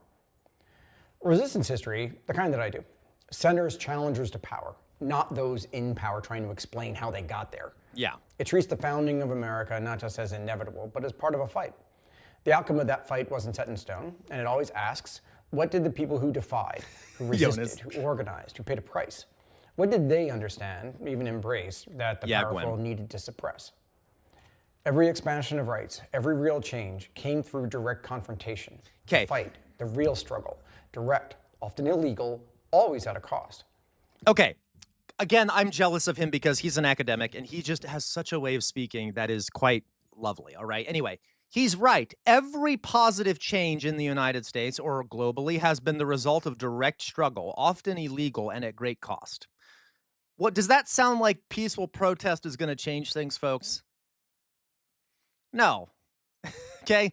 No, not unless the government does something that makes it not peaceful, like does a violent repression of those peaceful protests. So again, this is very true. Major change really only happens when there is more than just peaceful protest. Okay? Yeah, Gwen. So, all right. And it was always sanitized afterwards, absorbed into a nationalist narrative as decoration, or rejected as mob rule. John Brown becomes a terrorist, right? But There the you civil go. rights movement becomes this inevitable peaceful march towards. So we've talked about this before, folks. I know he's just so smart. He talks about things that I always forget to mention. So there's something in history called historiography. It's the study of history. It's the historical study of history, right? How people remember the past. And throughout American history, resistance against authority figures is often integrated into the larger American thing. So it's like, for example, the American Revolution is now used by conservatives, even though it was a massive left-wing revolution. Left-wing for the time, by the way. That doesn't mean it was actually left-wing. Or the civil rights movement is now presented as an inevitable and good struggle that has been sort of integrated into the mainstream and is no longer viewed as sort of this rebellious thing as much, okay? You see what I mean? So, okay. Often, this is called repressive desublimation, where things that are meant to be, to be about revolt and change get integrated into the system and then used to benefit it, okay? So anyway, just a note there. Okay, so he's right. He's right. John Brown, a lot of times people will be like, well, he was a bit of a radical, You see what I mean? It's a destination it was always going to reach. So the Constitution becomes the Meowsort. floor and the ceiling of permissible action. And it gets created that's the ceiling and the floor permissible. Okay. 1789 resistance is patriotic.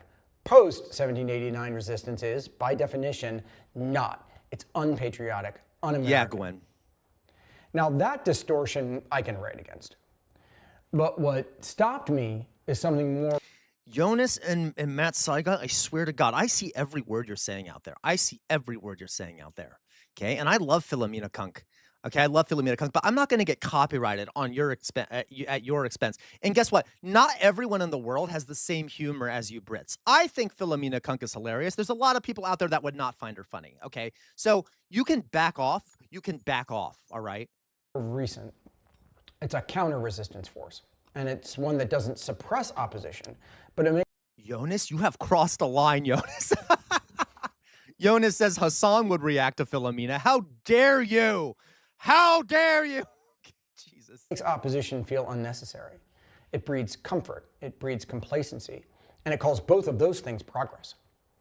Think about what Fukuyama was arguing after the Cold War, that liberal democracy had won, that the great ideological struggles were over, and that what remained was essentially administration, a post-history world. Matt Saiga, you got rid of my other posted message. God damn it. And what I'm seeing in American political culture is something a lot like it. A post-resistance world, where progress has declared all possible victories in advance, and real opposition isn't dangerous, it's just obsolete.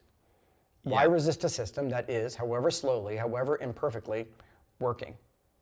Now, I couldn't fully resolve how you write a usable... Yeah, I deleted it because Matt Saigai posted it and deleted my message in the Twitch, which allows people to join the Discord and shit. Resistance history against that, not in time for this book at least. But I know what it looks like in practice. And it looks like what happened yesterday in Iran. Operation Epic Fury, the latest warrior cosplay from the Pentagon. Bombers against a country without much of an air force. The stated objective is regime change. And here's what Trump said to the Iranian people directly at 2 in the morning on Truth Social. All right. Take over your government. It will be yours to take. This will probably be your only chance for generations. Sit with that for a second. Not just because it's absurd, though it is that. Yeah. But because it tells us something. We bomb, you rise, you change the regime. Yeah. Now, the problem with that, which anyone who follows Abby Heffer would know, is that a regime is not just a few people at the top. It's not Yeah, just it's a whole structure. We talked about this today, didn't we? How they're using a mosaic form now because it's not just one person. Man theory everywhere. It's the entire connected network Yeah, of or people biter. and institutions that dominate a government and are served by it and want to keep it there. Generals, clerics, judges, intelligence officers, local enforcers, the people who manage the money, the people who manage the information.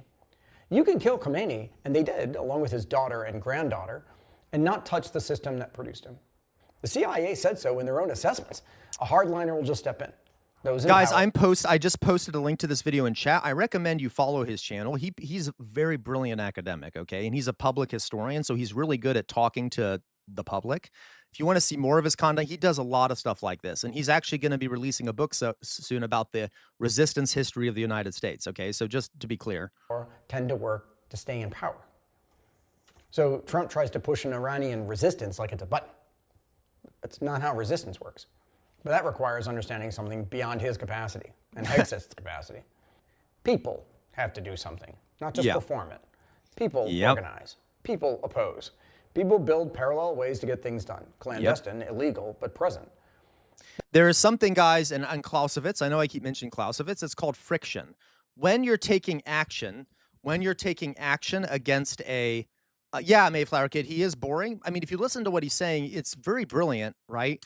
I mean, he may not have the most interesting way of saying it, but he's a very good talker.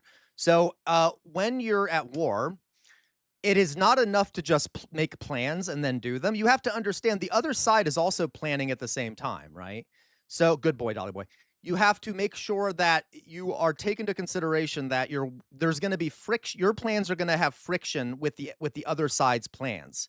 So the idea that you can just like bomb and kill a leader and then eventually a new government will take over completely ignores the fact that the people on the other side have other ways to deal with this, right? That they will innovate, that they will find ways around that, okay? You see what I mean? It's dumb to think that your plans are going to work just because you planned them. You have to consider that there's friction happening from the other side. And that's what he's talking about here. That can move then to assume authority when the moment comes. What a power vacuum produces without that isn't regime change, it's chaos. And chaos doesn't birth resistance, it kills it. Yep. So this morning, crowds are in the streets celebrating Khomeini's death, and crowds are in other streets chanting death to America. You know it, Both Doug. crowds are real, both are large, but that's not a revolution waiting for a signal. It's a country split with no organized way to channel either impulse, except what still exists from the top down. And waiting to turn it all into a farce is the guy in the wings, right? I find Meowsword, exactly. this to be hilarious. An exiled heir announcing himself, hoping to restore a monarchy in the name of freedom, because your grandfather in 1926 took advantage of a coup and put a crown on his head, called himself a Shah, and now you have a claim to lead the people. Isn't that funny? It's true.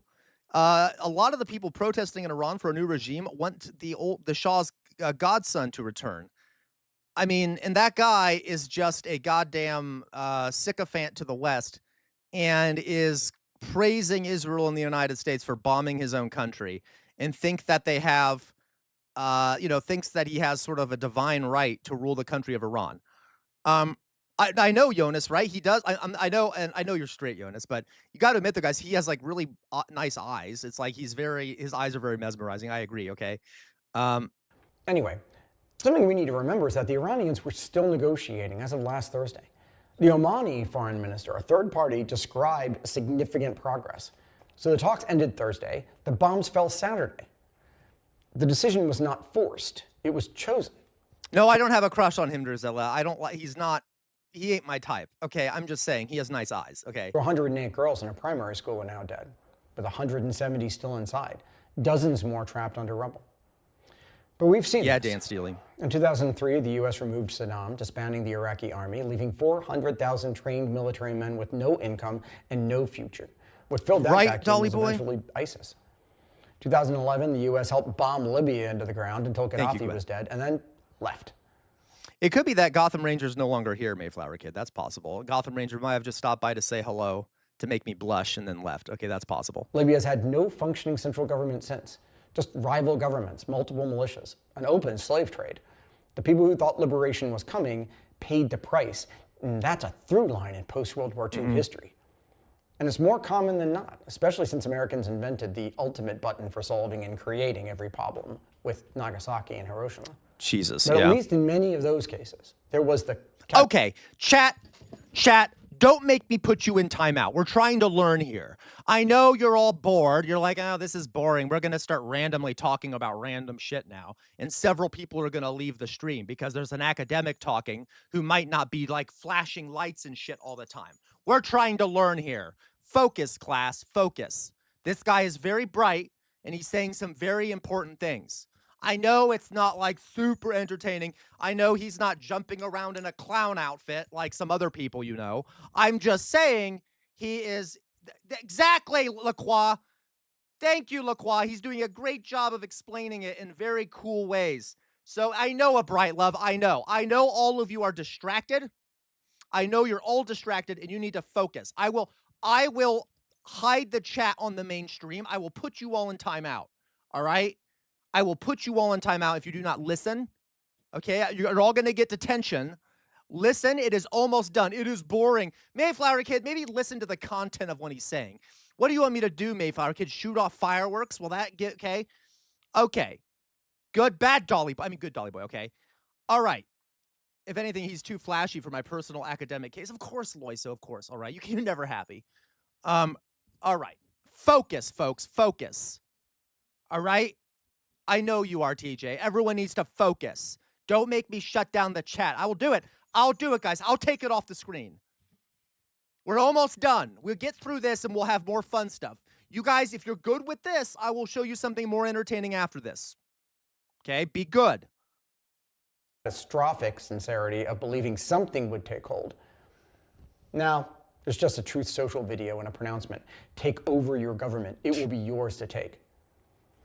Wanting change and having the capacity to seize and hold authority are not the same thing. You cannot create by bombing. The only things capable of filling a vacuum is something better rather than something worse. And here's what's harder to excuse, at least for me, because at least the military operation has a coherent, if catastrophically wrong, logic. What passes for opposition at home? If you're governor of California or Illinois, a U.S. senator or a member of Congress, and you don't like what the executive branch is doing, the playbook is to perform. Wake up, Drusilla! Call a lawyer, have them file a suit, but hoping a judge disagrees. And if that judge doesn't, find another way. It's part of the same pathology. Hand the action off. Direct others to do your work. Want to stop a war? Schedule a vote in a few days on a war powers resolution. Oh my God, glutamyalgia. You do know that would happen all the time, right? You do know that would happen all the time, right? Glutamyalgia. I'd have students throwing their pencils into the ceiling. Oh my God, you guys are so distracted right now. Okay, fine.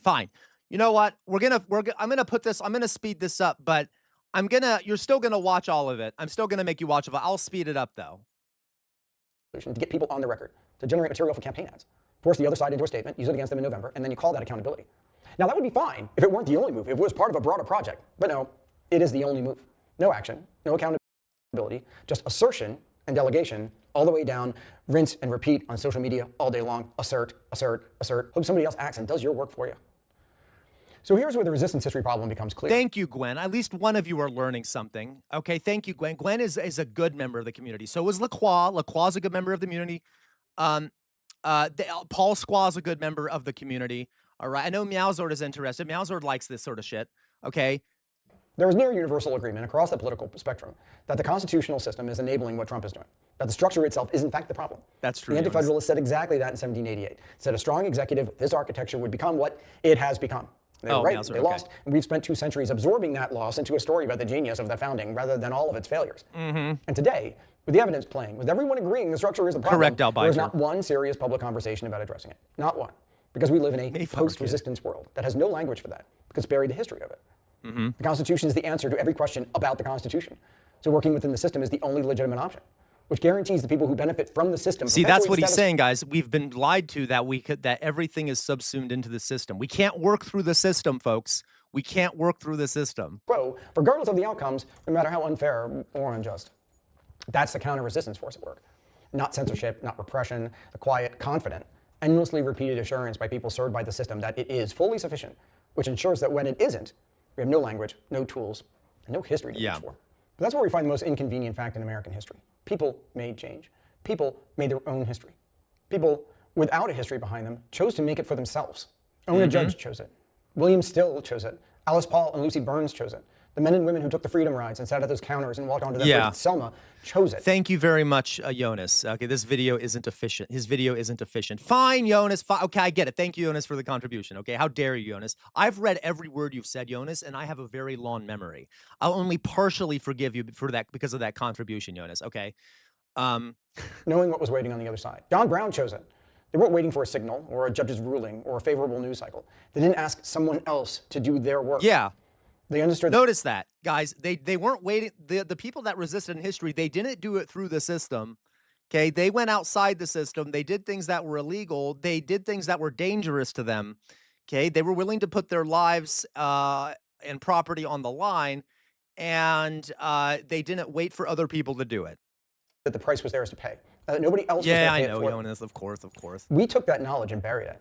We turned the choosers into saints. Yeah, or outer terrorists. signal. Either way, exceptional, Jonas, I swear to God. unrepeatable, not a model for anything. Made the change they forced look like it was always on its way, just maybe delayed a bit, like the resistors were maybe in a hurry, a little ahead of schedule. It stripped out the choice. It stripped out the cost. It left a story where things change, but nobody really changes them. So we replaced it with something that looks like opposition, but isn't. It's performance, delegation, the pointing finger.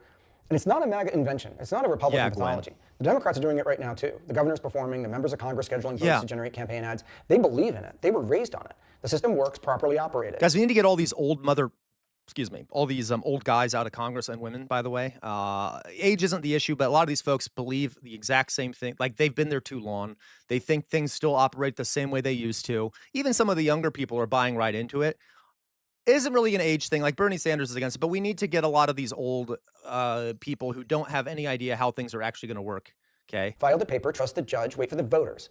It's not cynicism. It's just a culture that has successfully trained 2 generations of Americans to confuse gestures with acts. And that culture didn't emerge by accident. It was built carefully on top of the buried history, on the graves of the people who actually moved. 100%, Loiso, you're speaking my language. I've said this before. If you elect, so Loiso says, if you elect Newsom, the next Trump will be worse. Watch. Yes, that's why, guys, we cannot go back to the status quo. I've said this a million times. A lot of the liberals out there are like, seem to have this desire, this hankering to go back to like 1996. They're like, let's just go back to the way things were. All right. The big issue here is Trump. That's the problem. Once we get rid of Trump, everything will be goddamn, rainbows and unicorns and fairies dancing around. Okay. No. What happened when we went back to the status quo before?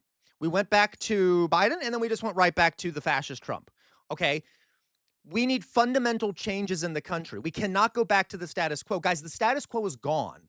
It is gone, and we cannot let the status quo come back. The status quo is what created Trump and allowed him to flourish. We understand that, right? And the next time we have a fascist, if we don't change the status quo, they might be worse than Trump. Okay? Nightfall. Nightfall says, but CR, how do we fix the government if we can never get into it? Don't work through it, Nightfall.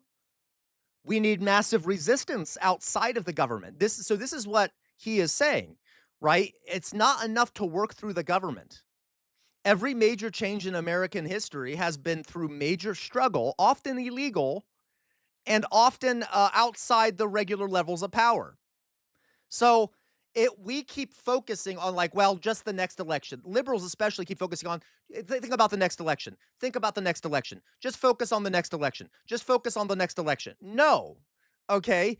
We've been saying, the Republicans have been saying, the Democrats and the Republicans have been saying that for years. Just work about the next election.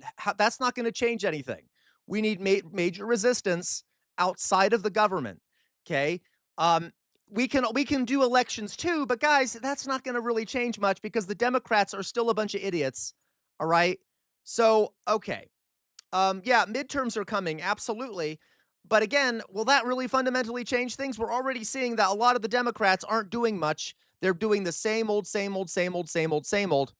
All right. Okay. All right. That's insane, Doug. CR wants us to break the law. I didn't say that, Mayflower Kid. I'm just saying that historically, breaking the law and doing a struggle that was a risk to people was, in fact, what changed things. Yeah, local politics, you're right. Arbeiterklasse is more important at this point, but we just can't focus on electoral politics.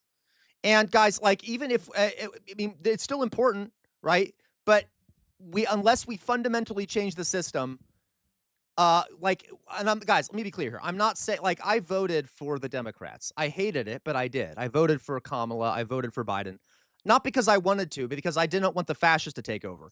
But we can't just rely on the electoral system. It's not enough to say the Democrats should be in power again because they're the reason we have Trump to begin with. They haven't done anything. They've made people lose faith in the democratic system. They are massively corrupt. Okay, we need major changes in the country.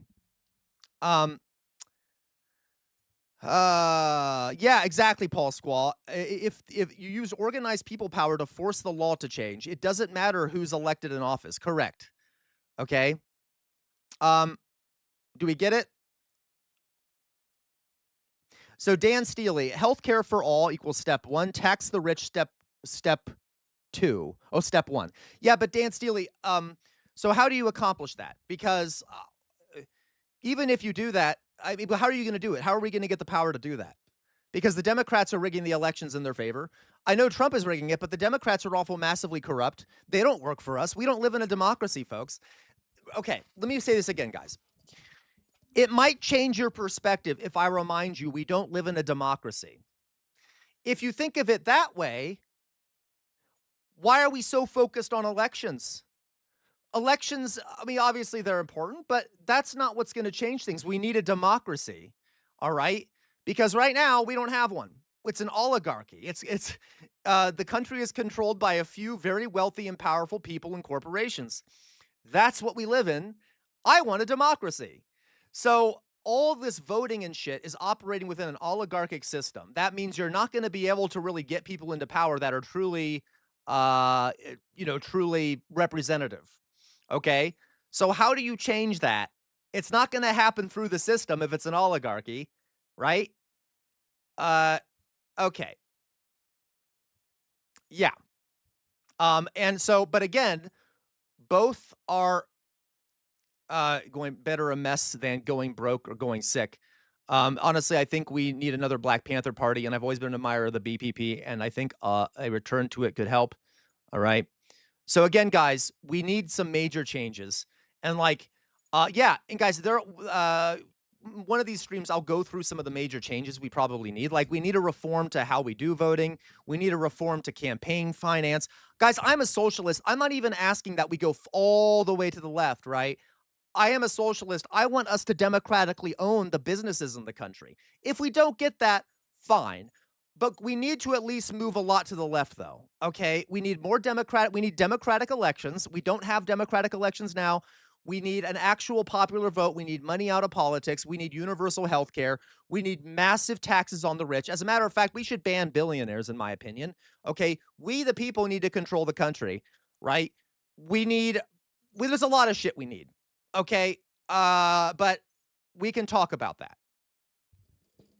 Moving on.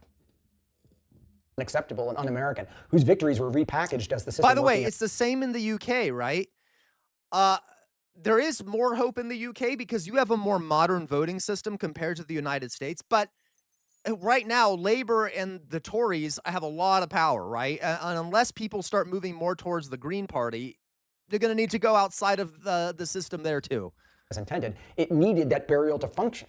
Because if people understood what it actually took, the finger pointing somewhere else would be a lot harder. Yes, Arbeiterklasse. So here we are. Bombs dropped by remote. Regime change delegated to a population. Free with college, yeah. Guys, and and we'll do a stream on this sometime, right? We need free college. We need free universal health care. I would like to nationalize our energy industry, our water and things like that. I don't think these corporate entities should control fundamental things in the United States. Okay, they shouldn't. We need we need to work less during the week. We need more paid time off. We need higher wages. We need universal paternal and maternal time off. Okay. We need a lot of things. Again, if I were to go the way I wanted to, I would say we need all of our businesses to become owned collectively, owned democratically by the workers. But I know that that's unlikely because we live in a massively capitalist state. We need caps on wealth, correct? Okay, we need to ensure everyone has a good, access to housing.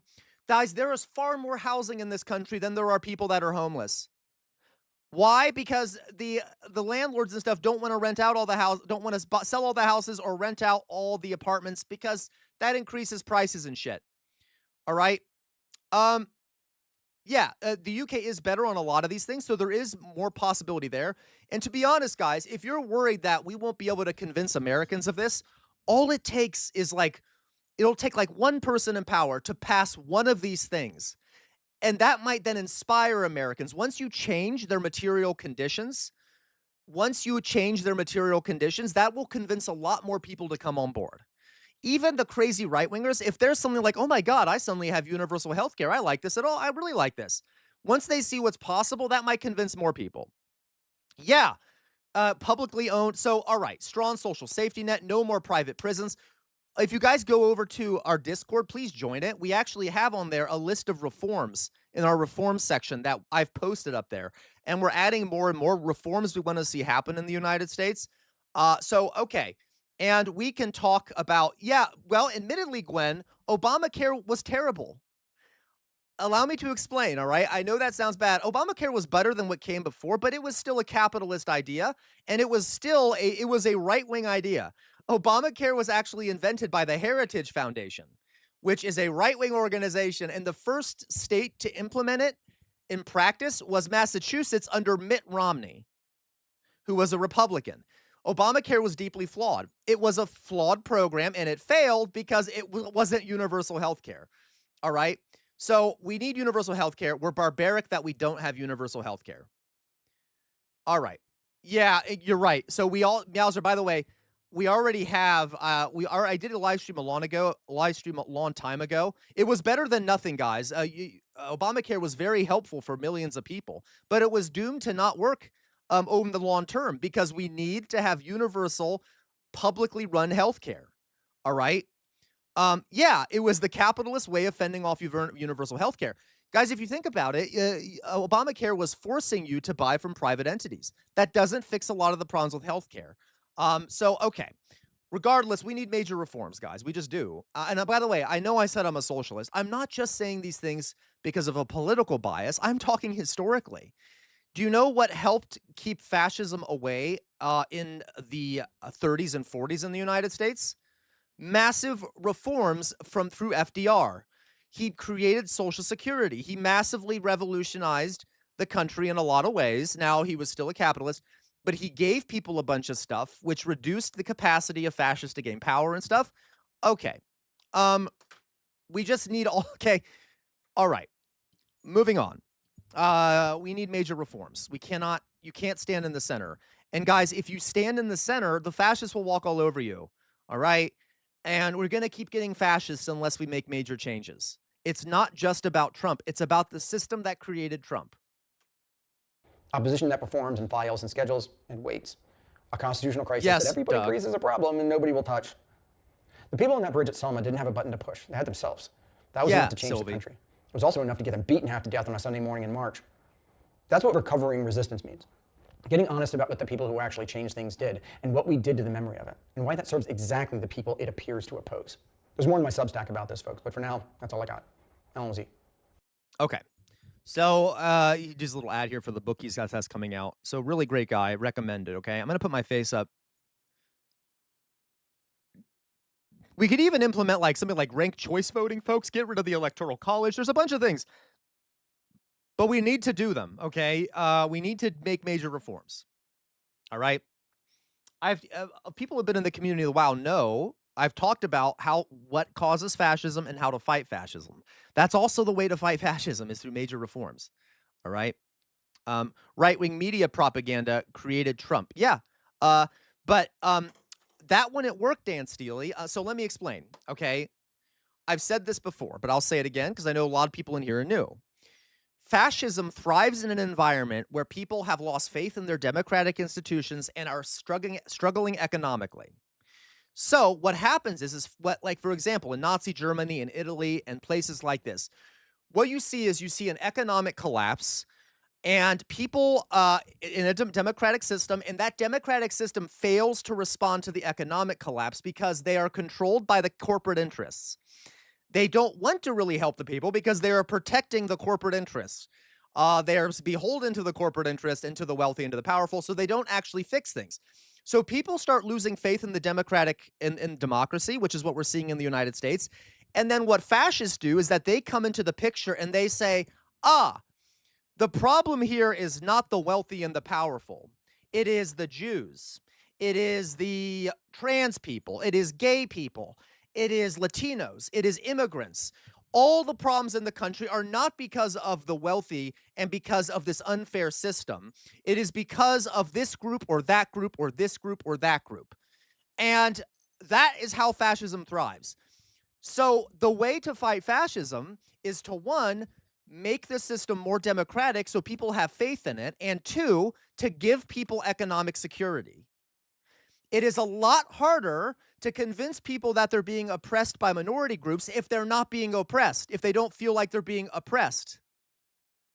All right? So, like, if you don't feel like you're struggling economically, it's going to be a lot harder to blame Jewish folks for you struggling economically, okay? Okay, fascists take advantage of failing democracies and economic struggles, and then they redirect that anger in the wrong direction. And you know what that does, folks? It protects the elites. It protects the people causing the problem. That is why in almost every incident where there's fascist regimes, you see big corporations and the elite siding with the fascists. What do we see happening? Because, okay, there's two options when the economy fails. One, you go further left, or two, you go further right, because people aren't going to be satisfied with the way things are. So when the elites start seeing more people go to the left, they become worried. And they start giving a lot of money to the opposition to that, especially the fascists especially. Right now, guys, there's a lot of money on the right and not that much money on the left because all the big fat companies and a lot of the big companies and a lot of the wealthy are massively funding the right as a way to stop people for seeking actual change. You see what I mean? So the real enemy here is the elites and the wealthy who control everything and keep exploiting us. It's not minority groups. It's not gay people. It's not trans people. It's a distraction. We need to fight against the wealthy and the powerful, okay? Yeah, because of Citizens United, Gwen. Like this, they control the government. They have bribed the government. They have bribed the government.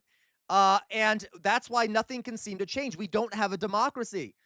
If you think I'm being crazy here, let me show you something.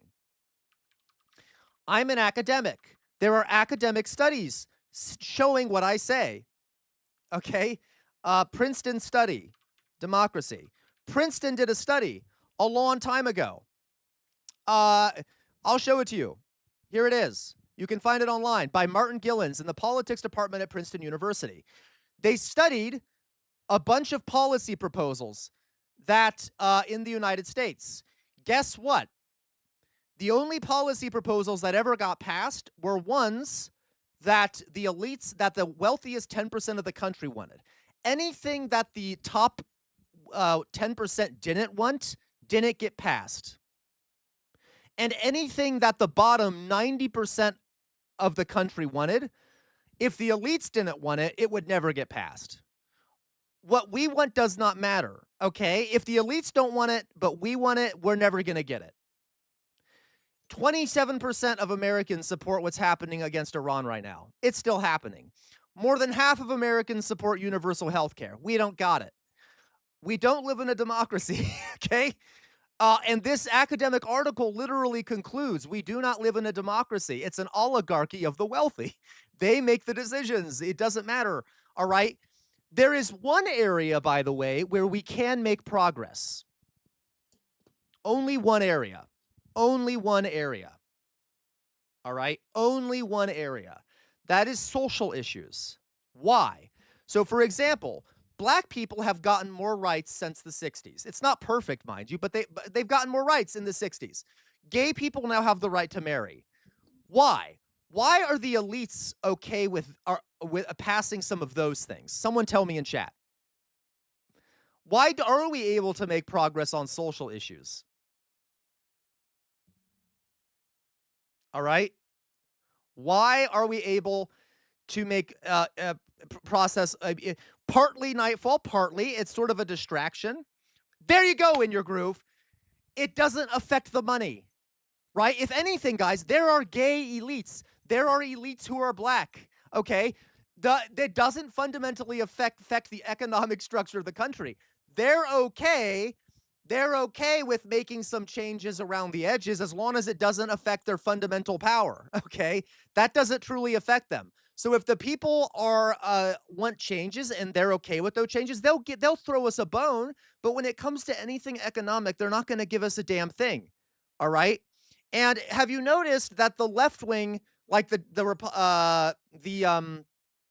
what's it called? The liberals and things are always focusing, and so are the Republicans, on social issues, on identity politics, because that's safe. That doesn't affect the bottom line of the elites, right? We constantly have to be talking about what bathrooms trans people are using. We constantly have to be talking about, you know, this or that or woke or blah, blah, blah. None of that fundamentally impacts the financial struggles of the society, okay? It's all just a distraction and it doesn't fundamentally change things. If you start going after the fundamentals, all right. Yeah, outer signal. Do you see what I mean? All right. Does that mean there aren't issues in regards to race and sexuality? No, there are major issues, and especially fascists will use those issues in the opposite direction like they are now. They've overturned Roe v. Wade because they use them as a distraction too. They target these groups as a distraction from the fundamental economic issues. And if you think, guys, we can't change things, why do you think so many people voted for Trump? Because Trump pretended to be anti-establishment. He claimed to want to change things. He claimed that he wanted to, that he was going to drain the swamp. People want the system to change. Now, he lied. It was an obvious lie, and he distracted by blaming migrants and stuff. But what did the Democrats do? They didn't do that.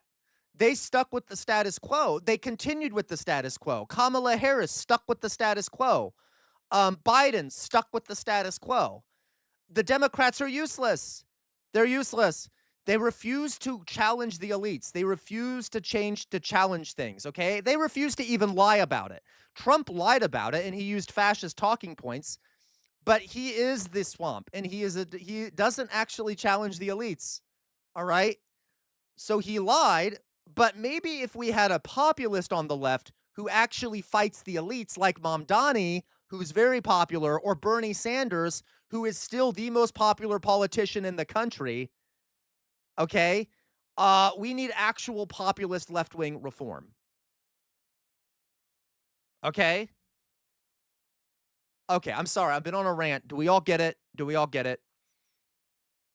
I could talk about this for hours. You guys know it. All right. Okay, you say Hormuz is closed. Iran said they will set on. Yeah, they already closed the Straits of Hormuz. Drusilla. Yeah, and guys, we cannot just, the system is corrupted. It's not a democracy. We need to change the system, and we can't do that through the system. I'm sorry to say. We have to put major pressure on the system to change things. All right. Okay. Hormuz is closed. Yeah, they've cut off the yeah, Bernie is too old. I agree. But we need some major, and again, though, we can't just rely on electoralism at this point. We need, like, I would say, like, do a national strike, do something, guys. We need major changes because right now it's not looking good, and the Democrats aren't offering change. They just aren't. They aren't. Look at what they're doing. They're pushing Gavin Newsom. They want Gavin goddamn Newsom to be the next candidate, and the mainstream media is pushing for it. He's an establishment Dem. He's not going to change a damn thing. He's not going to change a damn thing. Gavin Newsom is trash. He's corrupt. Okay, what's the definition of insanity? It's doing the same thing over and over again and expecting a different result. All right? Okay. Yeah, gas prices are going to rise. So apparently Iran has closed the Strait of Hormuz. I thought they had already. They're mining the Straits of Hormuz. Okay. I know liberals disagree, Mad Sci Guy. I know. All right. Yeah, they think so, arbiter class. But yeah, it doesn't matter if he wins, though. Even if he wins, it won't change anything. If another moderate Dem, I know it's shame. Yeah, well, first of all, Nightfall, Mamdani was born in Uganda, so he can't run for president legally, unfortunately. But the Dems, remember, they didn't support, the mainstream Dems didn't support him until he won because they're corporate, they're corrupt. If anything, they were fighting against him.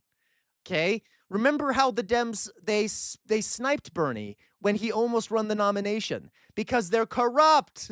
They've been bribed by the corporate interest. They don't want change. All right? So anyway.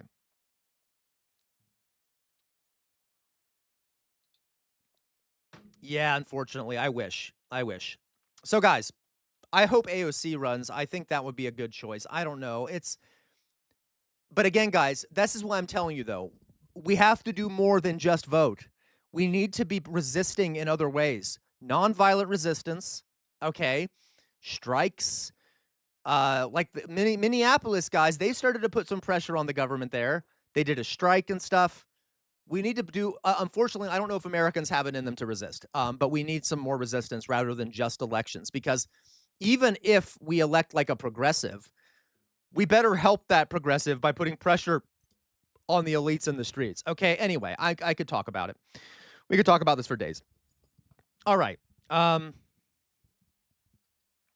calm now. I get all worked up when I talk about these things. So, there you go, Gwen. You know it. Okay, the Minnesotans were badass. All right, they were badass. Now there were I could recommend some improvements to how they resisted, but I'm not going to do that. Like that was some good resistance there. All right, okay, guys. So let's see what else is happening in Iran. I see a lot of people changing focus here, talking about it. What's going on in Iran, guys? It appears that there's some new stuff going on.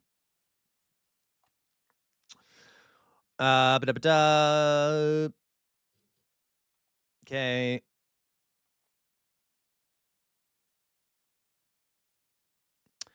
Okay, Israel saying Iran's ballistic missile capability is expected to take a big hit soon, whatever that means. Oil prices are skyrocketing. Well, that's not surprising at all. I know, Sylvie. It was. We need more than that, Sylvie. You know it. You know it. You're right, outer signal. Okay. And guys, just to let you know, if you want, we need some revolutionary optimism. We do. Imagine if we did live in that society. Oh my God, it makes me smile. Like, I would love to live in a society where kids didn't have to worry about being murdered in their schools and where you had free universal health care. We would live in a multicultural society where everyone is provided for, where we don't have to, we can have more days off. We can actually be human beings and not just be cogs in a corporate machine, where we're respected by other nations and not viewed as the biggest terrorist state on the planet with an empire. We can live in that world. We can make it happen. All right. And we're one of the wealthiest, the United States is one of the wealthiest countries in human history. We can definitely do it. All right. Okay. And you all deserve better. You all deserve better than what we're living through right now. Okay. Anyway. So we got all this crap here. So there's increased security at the U.S. Capitol by no immediate threat. All right. Yeah. Some Iranian vessels are burning. I know, Meow. Right. Okay.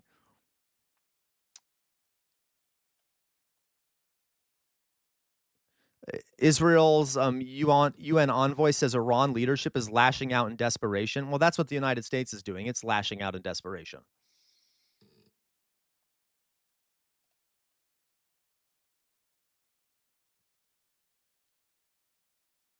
Okay.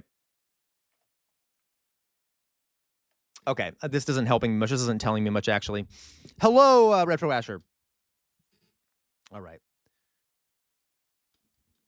No, Gwen, I am actually not that optimistic, but I should be though. We need to have revolutionary optimism. We won't be able to convince people to make change. Even if you're not optimistic, Gwen, you should try to appear optimistic to others. I know that that's kind of lying, but it is one thing to be upset. That won't promote change though. If you need people to be upset and have a positive vision of what they can accomplish through resistance. Okay? We have to be able to imagine a better future, something to aim for. Okay? But I see what you mean, Gwen, right? There you go, Doug. All right. So I don't see are there any other news here about what's happening with Iran? If not, I want to should I join the no, JMac, no. Though I know you'd probably get turned on by having a uniform, JMac. You can't do that, right? All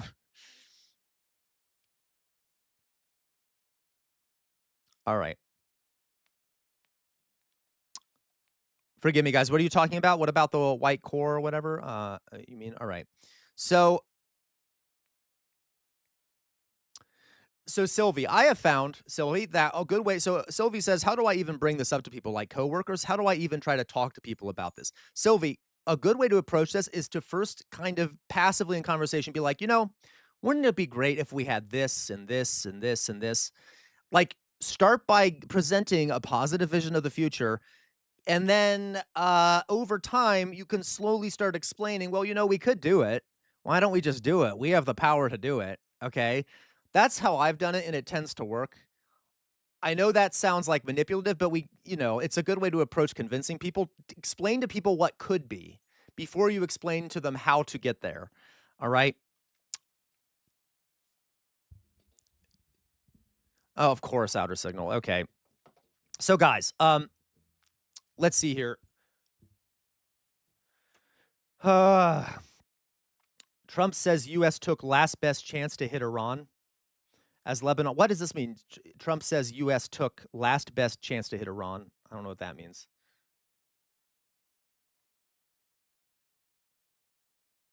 I'm trying to so anything new happening in the strikes here, guys?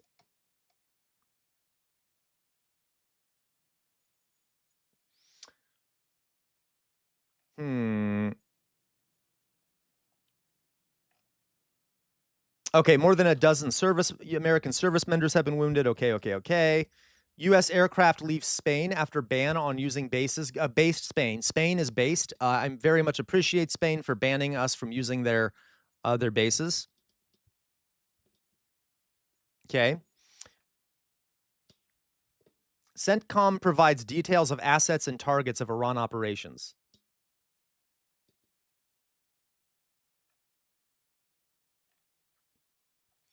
All right, guys, I'm not seeing much new news here. The U.S. has sunk 11 Iranian vessels. Okay. What is Al Jazeera saying, guys? Sir Bartholomew, please tell me you're joking. Sir Bartholomew, you cannot joke about that. How dare you, Sir Bartholomew? Are you being serious? Please tell me you're joking. Because Sir Bartholomew, Sir Bartholomew, I hope to God you're joking. You're not joking. You're not joking? What?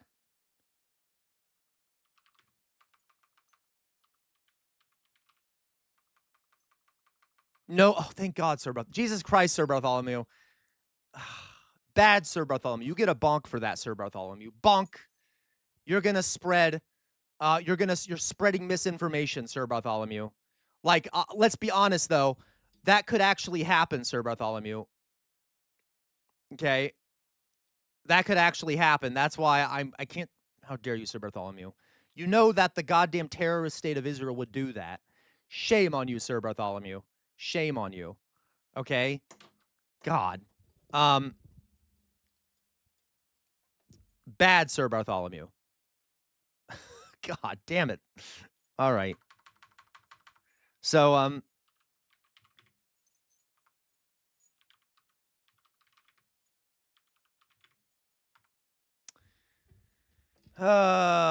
what did I just do? I accidentally just typed in Israel tactical nuke. Anyway, I don't even want to put that out there in the world. Sir Bartholomew. Okay. Anyway. All right. Everyone yell at Sir Bartholomew.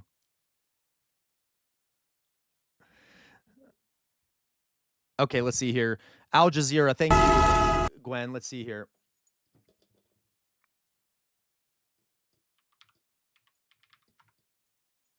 I'm sorry, what the hell am I just typed in your name, Gwen. God, I can't think right now. Al Jazeera. I just typed in Gwen's name here instead of putting in Al Jazeera. God. All right.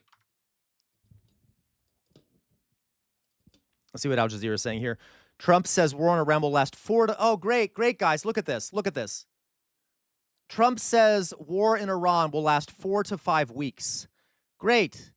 Love that. Love that for us. That was too, right, Sir Bartholomew? Okay, great. No, it's okay in your groove. We forgive Sir Bartholomew. Sir Bartholomew is a bit of a sadist and enjoys watching the suffering of others. So we forgive him for spreading misinfo and giving me a heart attack. So let's see here. What did Marco Rubio just say? If we're gonna, let's see. What they are trying to do and have been trying to point where they have so many conventional time capable build and do and have been trying to do about why we knew that, answering questions about why we knew that and didn't act. Going back to the purpose. The purpose of this is to destroy that missile capability. Yeah. Why does Iran want that ballistic missile capability?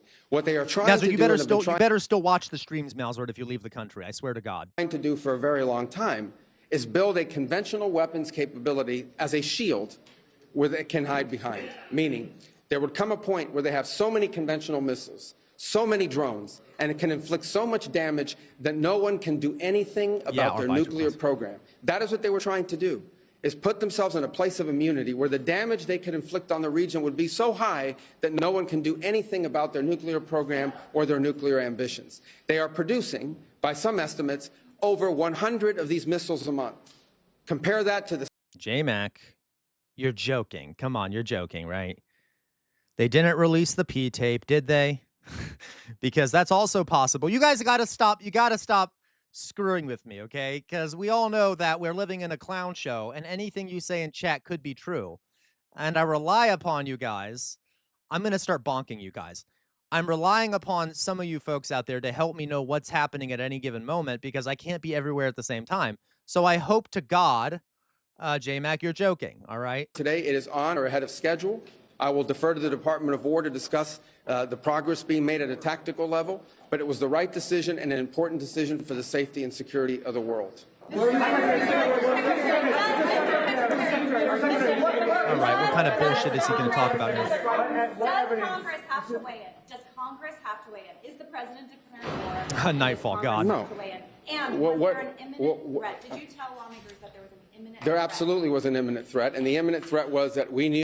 They literally told Congress that there wasn't an imminent threat. Knew that if Iran was attacked, and we believe they would be attacked, that they would immediately come after us. And we were not going to sit there and absorb a blow before we responded, because the Department of War assessed that if we did that, if we waited for them to hit us first after they were attacked, and by someone else, Israel attacked them, they hit us first, and we waited for them to hit us, we would suffer more casualties and more deaths. They're just incompetence, we went proactively in a defensive way to prevent them from inflicting higher damage. Had we not done so, there would have been hearings on Capitol Hill. Guys, I admit, I'm kind of happy. You know why?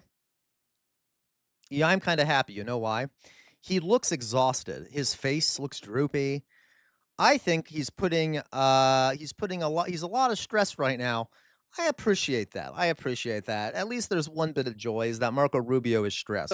About how we knew that this was going to happen and we didn't act preemptively to prevent more casualties. Oh my God, he sounds like George W. Bush.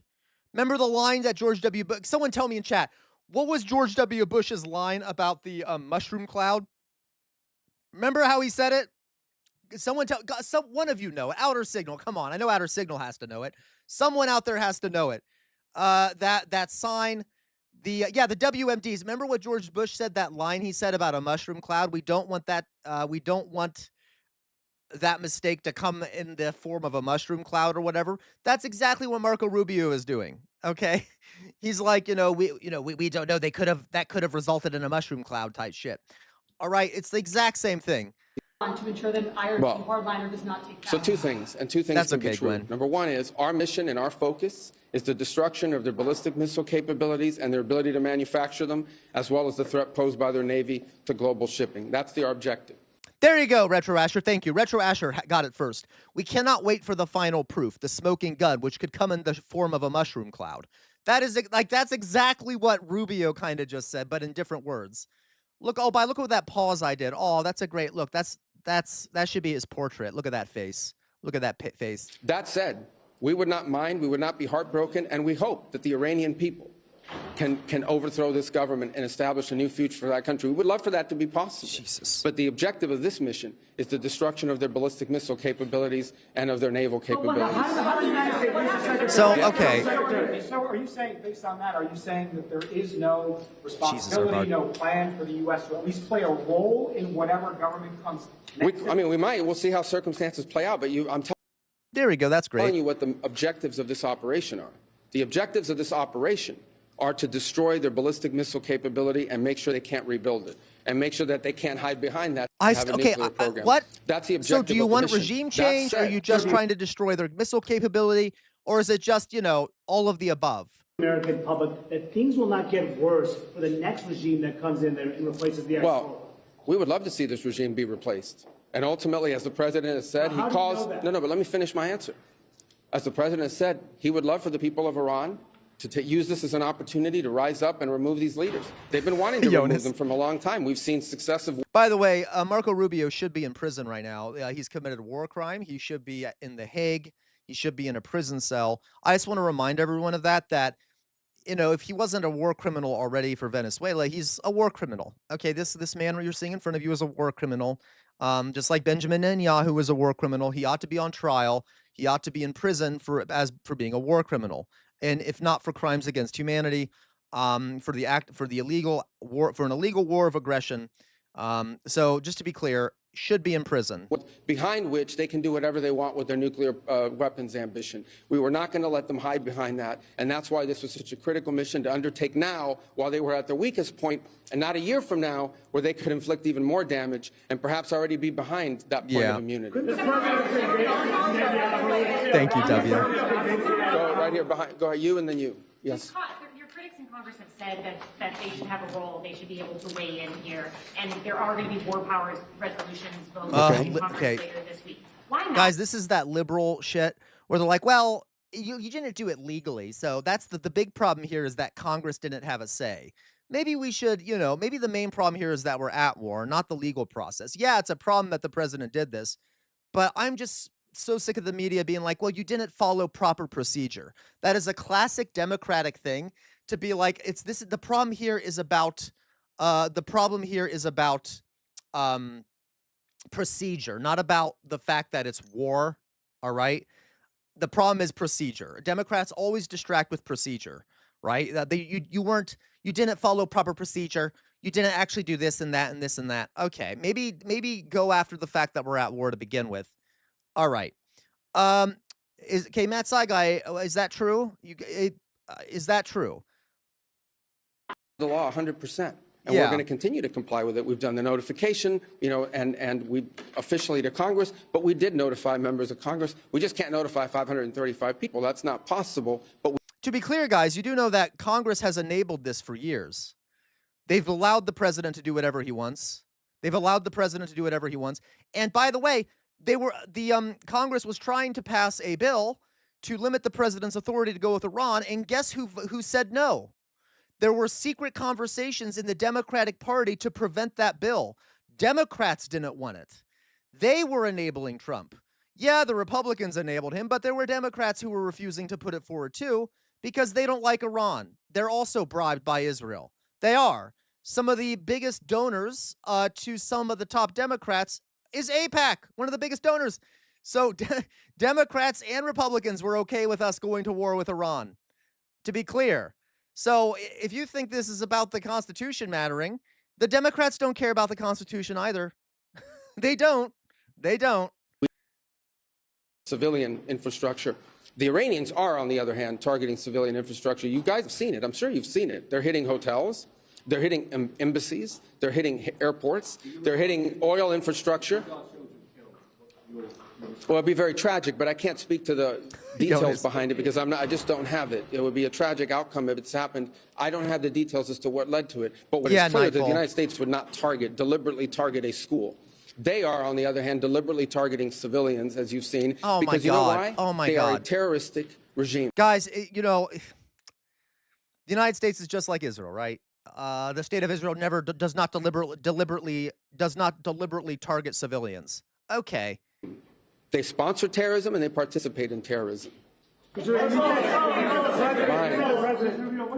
to Americans who are concerned about rising energy prices given the spiking of oil prices today? Yes, and we knew that going in would be a factor, and so we have a program in place that will begin to be implemented by Secretary Wright, Secretary Bessent. We talked about it last night, again, about this program. We talked this morning, and starting tomorrow, you will see us rolling out those phases to try to mitigate against that. Obviously, markets are going to be reacting to news. Okay, here we go, guys. Guys, don't worry. The Dow is above 50,000, right? Remember that line?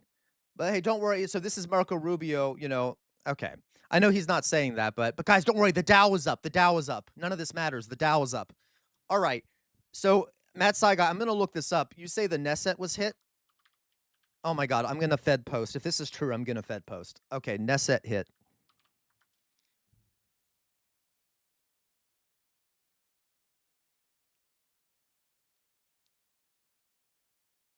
I don't, so it, I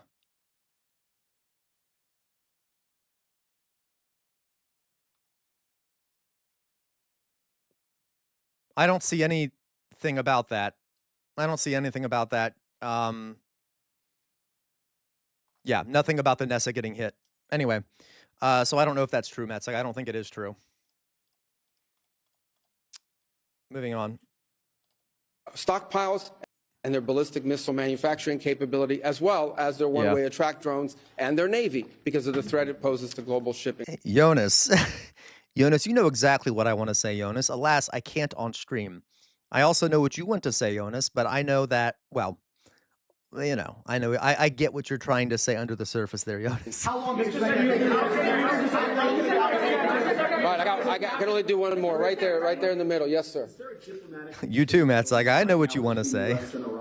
Any exchanges whatsoever outside of No, not at this time. I mean, look, we always have people that reach out from inside of governments. You don't know if they're authorized to reach out or not. They're suffering a tremendous amount of damage. Honestly, again, I'm not going to give away the details of our tactical efforts, but the hardest hits are yet to come from the U.S. military. Oh, great. The next phase will be even more punishing on Iran than it is right now. Someone was screaming, how long will it take? I don't know how long. We are the evil empire. It'll take. We have objectives. We will do this as long as it takes to achieve those objectives. Yeah, you're right, we will achieve those objectives. The world will be a safer place when we're done. Outward signal, dear God. This operation. All right. Thank you, guys. Thank you. Okay, so that was kind of an interesting thing to randomly run into. Marco trying to Retro Asher. I'd also like to bring something up. Notice how we launched our first attack around 2 in the morning. Something just happened. Thank you, In Your Groove. I do need to hydrate. Okay. Okay, let's see here. At 2 in the morning on the weekend at the explicit time and day when trading on the stock market. Yeah, Retro Asher. You know what's funny? Meowzord, if Meowzord is here, Meowzord predicted that almost exactly. Meowzord said that they would wait till the stock trading stopped and then they would start the attack, and Meowzord was right. So you're absolutely right, Retro Asher, and I suspect, and Meowzord guessed that correctly. So Meowzord, of course, you know, we should start our own betting app or something on some of these things. Okay. Yep, they did it for Venezuela, too. So Iranian health officials say, I'm trying to see here if there's any news. Let's see what else they're saying here. Would be able to intervene in Iran. So again, the intelligence on how close Iran was to having those sorts of missiles doesn't really seem to be matching with the rhetoric from the administration, but that now is a new reason they said that they had to act. The other, and this again is a new line, is that they were convinced that if Israel acted... Exactly. We're not actually going to do Kalshi, folks. Okay. Iranians would strike U.S. assets in the region. So he's saying if we did that, then there'd be hearings about why we didn't prepare for that. So shit, guys, I gotta pee again. Give me 1 second. I'll be right back. Okay. God, I've just been drinking so much liquid. I'll be right back, folks. We'll continue watching this. For the sake of not getting a copyright, though, I'm going to put on my break screen. Okay, I'll be back.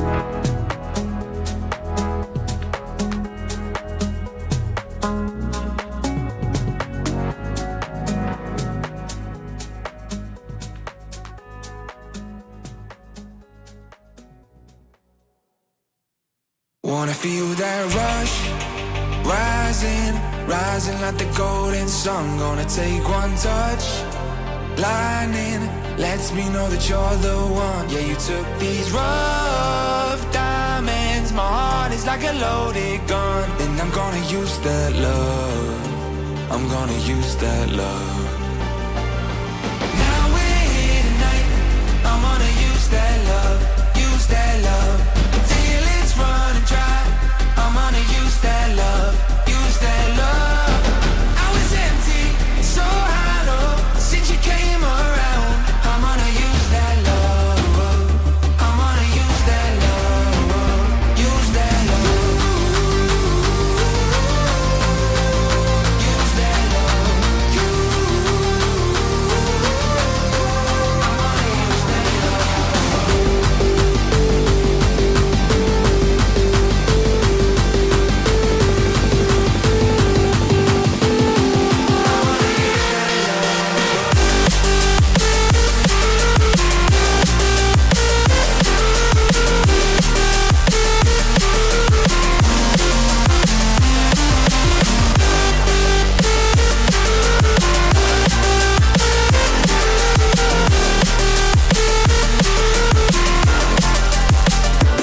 call your name, shout it from the highest star. Oh, you take my pain, drown it, till I end up where you are. Oh, they can't relate, 'cause they ain't never had no one like you.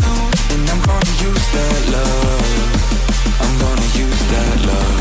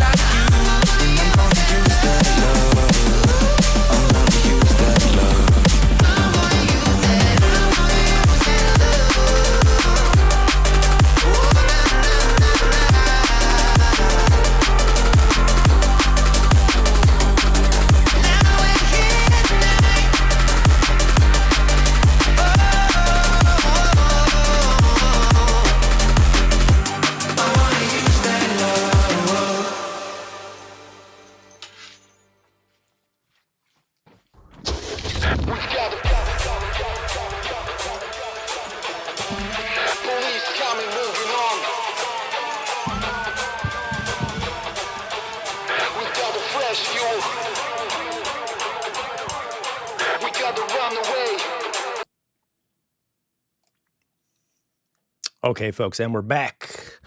We are back. What have I missed? Did I miss anything while I was gone here?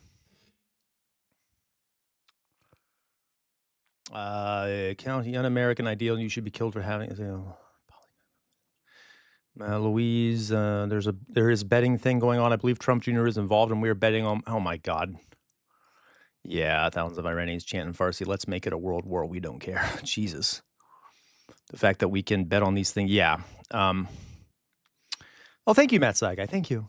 Weirdly nice of you, Matt Saigai. Okay. So, okay. What were we talking about? I don't know. War or some shit. I guess there's some things happening. I'm sorry making that today is boring. I'm sorry to hear that. All right. So what else we got? I love that Trump is making a betting plan. It's so stupid, Meowsor. Dear God. I mean, it is right up his alley. That's like, he's all about bets and shit and, cons, etc. And the whole betting industry is all a giant goddamn con. My hair. Oh my God, my hair. No. All right. So let's see here. I'm taking off the hat briefly, folks, because I'm kind of hot. Like I'm getting kind of hot. Ugh. So I'm going to briefly take off the hat, but I'm getting a haircut on Wednesday because I need a goddamn haircut. But all right. Let's see what else is happening here, folks. We could totally do that, Jonas. We could totally do that. So, well, what I wanted to, well, we could watch this. Maybe we could watch this. How about this? Let's do some Discord reactions here. I will keep. There's other information and there's stuff happening all over the place, of course. Oh, Matt Saiga, I do have enough hair for my haircut. It's coming up on the sides. I just need to make sure the sides are faded and stuff. Anyway, okay. So I just need to make it look a little better than it is now, but it's not that bad. But it's pretty soon it's going to get out of control if I'm not careful. Okay, so let's see what we have here at Discord to react to. Yes, I know there's a lot of stuff going on the news, but we'll keep an eye on that. I know a lot of you are watching the news and shit as well.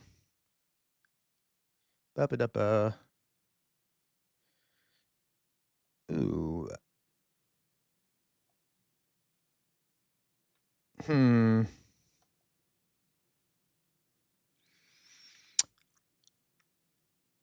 Jesus, Yuri. Or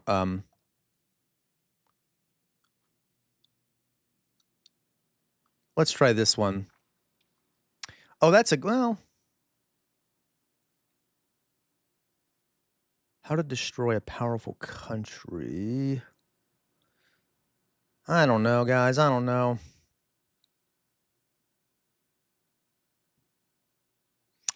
I don't know.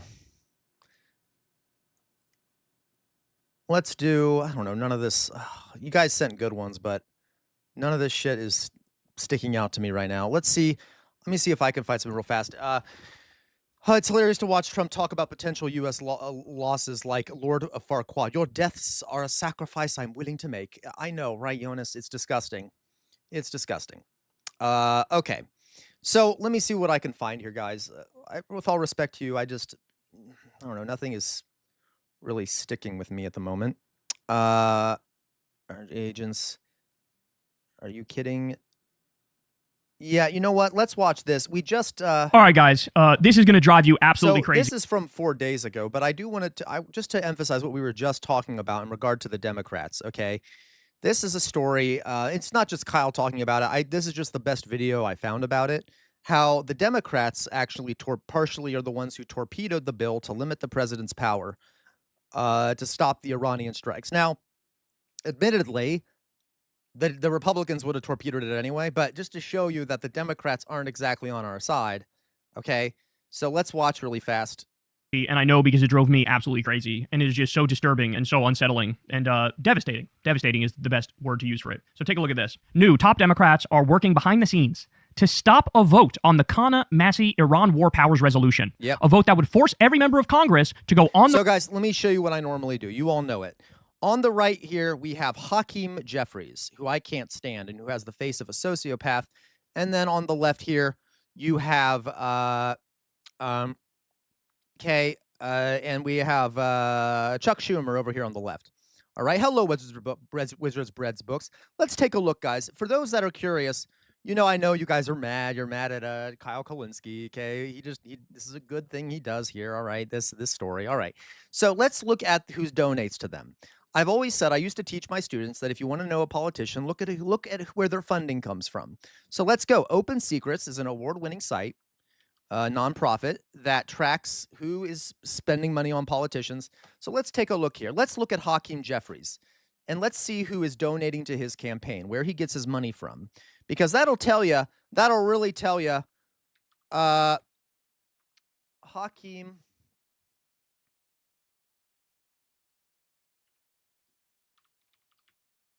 Hakeem Jeffries. Let's take a look at Hakeem Jeffries, shall we? Let's see how corrupt the Democrats are. Yay. So this is from 2024 when he last ran for office. Oh, would you look at that, guys? Automatically. Can we see who his top contributor was during that election cycle? Who is his top contributor? Can we read it? Do I need to zoom? That is his top contributor. Fascinating. Do we see it? Someone tell me in chat so I know at least someone saw it so I don't feel like I'm going crazy. Who is his top contributor? Hakeem Jeffries, the head of the Democratic Party right now, who is supposed to be fighting for us. Okay. Yeah, wow. $866,000 from AIPAC. Okay. No, that is a lot, Matt. It's like for a campaign, for a representative campaign. I know you guys don't know, but I need to show people. There you go.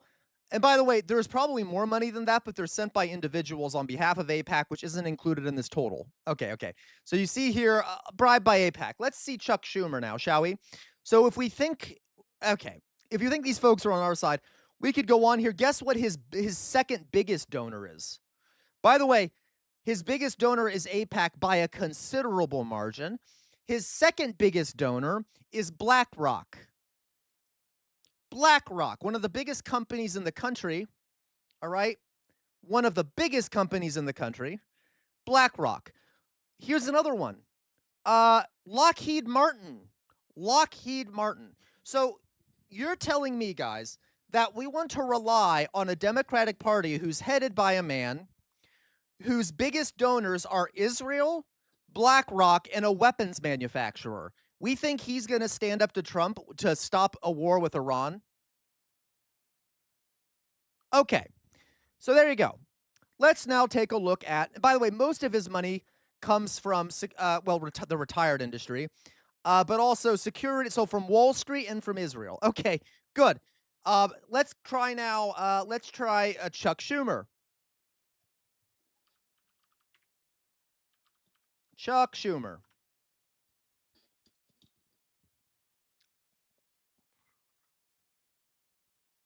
All right, dear God. Okay, so his biggest contributor is Blackstone. Okay, so Blackstone, wow, has seemed to bribe everyone. So his is not Israel, but it is Blackstone. Blackstone is his biggest contributor. All right. We also have some energy groups, et cetera.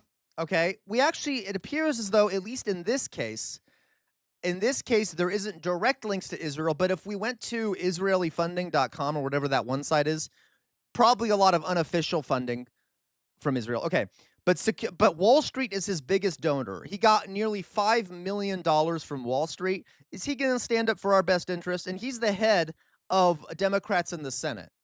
Is he going to do things that help us? All right, so just a side note there, right? Let's continue with what he's saying. The record over Trump's potential regime change war. This, ladies and gentlemen, is completely and utterly unacceptable. Hakeem Jeffries has to resign. Chuck Schumer has to resign. Democratic leadership is a disgrace. They're a disgrace. They should not only be forced to resign, they should be kicked out of the Democratic Party for low-key supporting Trump's illegal and offensive regime change war against a country that didn't attack us. Have we learned nothing from Iraq? Have we learned nothing from Iraq? Have we learned nothing from Libya? Have we learned nothing from the rise of ISIS and the rise of Al-Qaeda and the destruction of the Middle East and hundreds of thousands of people being killed and millions being displaced? Have we learned nothing from any of that? To be clear, folks, I know liberals, if I were a bigger like streamer or whatever, a lot of liberals would be mad at me and be like, well, why aren't you attacking Republicans? Republicans are demonstrably evil and they're a bunch of fascists and they're worse than the Democrats in a lot of ways. But I'm trying to emphasize here that a lot of liberals think that the Democrats are on our side. They're not. So maybe we need to stop bowing to the Democrats like they're going to save us. All right? They're not. And it doesn't help us at all to lie to ourselves and to think that the Democrats are on our side. They're not. All right? Simply not care because you're beholden to the Israel lobby and the military-industrial complex. And honestly, hey, I don't think I want... You say, hey, CR, how many subs before you get streamer hair and dye it blue, silver, red or something? Ooh, I don't know. I'd have to consider it, Wizards. I'd have to consider it. I don't know the answer to that because the answer might be incredibly unsettling. So, by the way, have to give a tremendous shout out and a bunch of love to both Ro Khanna and Thomas Massie. Thomas Massie's a guy, we disagree on the majority of issues, but as an actual libertarian, he generally is anti-war, right? So he also is saying, I'm against the war in Iran, and by the way, if Trump is going to do a war in Iran, it is completely and utterly illegal and unconstitutional for him to just do it. He would have to get congressional approval. That's how this works. That's how the Constitution works. That's how this system was structured, okay? It's not a debate. It's not up in the air. We know that this is how it's supposed to work. So Khanna and Massie doing the responsible thing, doing the correct thing, saying, okay, first of all, he can't wage a war unless he gets our approval. Second of all, here's a war powers resolution to get everybody on the record. Get on the record. People need to know where you stand on this. Okay? Think about how consequential the war in Iraq was, and knowing the voting record and where everybody stood for the war in Iraq, that changed politics forever, right? You could argue that Barack Obama being so prominently against the war in Iraq, that was maybe one of the main things, if not the main thing, policy-wise, that helped get him elected, right? And Hillary Clinton supporting the war in Iraq, that was an albatross around her neck, which affected her negatively the rest of her political career, right? We need to know who stands where, but there's a reason Hakeem Jeffries and Chuck Schumer are saying, no go, no dice. We don't want to do it. And they don't want to do it. Here's why, guys. Because they do. They don't even want to vote on the war. resolution. Because first of all, they do want to go to war with Iran. And second of all, they don't want to reveal that how many Democrats want to go to war with Iran. They do. They do. Both of these guys are diehard Zionists. Yeah, they are. And they've both taken a tremendous amount of money from the Israel lobby. And he's right. I just showed you. Okay. Okay. And the way they look at it is like this. It's a win-win because if Trump succeeds and he overthrows the Iranian regime, that's great. Then you have, no regional adversary to Israel and they can dominate the region. They love that. But if it backfires and goes poorly, that's great because then, the Republicans and Trump are fucked anyway and people will default to us. And Sylvia, I don't blame you for that at all. I'm not someone who actually gets upset that people that don't vote because honestly, I have no legs to stand on. Right? It's the Democrats' fault if people aren't voting. I hate how we like to blame individuals. No, the Democrats failed. They failed to inspire anyone, right? It doesn't help anyone. You know what the Democrats do, what liberals always do, is they constantly blame the voters. They're like, well, people, they were lazy. They didn't go out to vote. They didn't vote. They should have gone out and voted. That's not people's job. The job is for the politicians to get people to come out and vote for them. And the Democrats did nothing to inspire people, right? And I'm sick, very much so, for example, of Democrats and liberals after Kamala Harris won saying things like, well, it's because the country is racist or the country is misogynist. It's not ready for a woman yet. How does that help anything? If that's the case, so what that implies, by the way, what that implies, by the way, is I guess we should never run a woman or a person of color. Because if you're saying that the people will not vote for a woman or person of color and we're against fascists, then I guess we should never run a woman or a person of color, which is stupid. Because there are plenty of women and people of color and both that would be great at running. The issue with Kamala Harris was the messaging, okay? And it also detracts from making any change. You just say, well, the voters are to blame, and then you don't have to change a damn thing because it's not your fault. You must have done everything right. Okay? I mean, all right. I just can't stand it. It drives me crazy. And guys, as we know now, remember, we know now that Kamala lost largely because of her stance on Palestine. The Democratic Party released that statement. They did. All right. Yeah, the MAGA politicians have less riz than Lavrov. But, Arbiter, MAGA politicians are linked to Trump. And Trump has riz. I don't like him. He's horrible, and he's a liar, obviously. He's a fascist piece of shit. But a lot of MAGA politicians have fed off of Trump's energy to get elected, okay? Who do we have? Who do we have that has that amount of riz and shit that is doing populism and crap? Well, we have Mamdani, but he can't run for president. We also have some progressives, but the Democratic Party snipes them. There's a lot we could complain about, all right? And I got to tell you, there are some MAGAs who do have riz. Like, I got to tell you, she's horrible, but Marjorie Taylor Greene, she's definitely not establishment. She speaks like a lunatic. People like that. She doesn't speak like the average person, even though she's a liar and a lunatic and a fascist POS. Okay, anyway, Wizards, you're right. Guys, Kamala was doing really well in the polls until she started accepting these big donations, and suddenly she stopped talking about the changes she wanted, and suddenly she started losing out on the polls. What else did she start doing? She started campaigning with Liz Cheney, a centrist Republican who's not even centrist, is a right-winger, trying to get moderates on her side, right? People don't want the establishment. They want rebels, okay? They want people against the establishment. They want people against the establishment, okay? That's the issue here. We're not going to we're not going to win by hugging the center constantly, and the Democrats will never learn. The Democrats will never learn. But they're taking the chicken shit way out of, we don't have to actually, take a stance. But they're playing like cynical, strategic politics with people's lives. Yeah, I'm sorry. I don't mean to say that she was a centrist. She was like a far right-wing lunatic, okay? She is a neocon warmongering POS. I use the language that the media uses, which is bullshit, okay? Forgive me for saying that. By the way, Iran, when we attack them again, they're gonna fucking punch back. It's not a question of if, it's a question of when and where.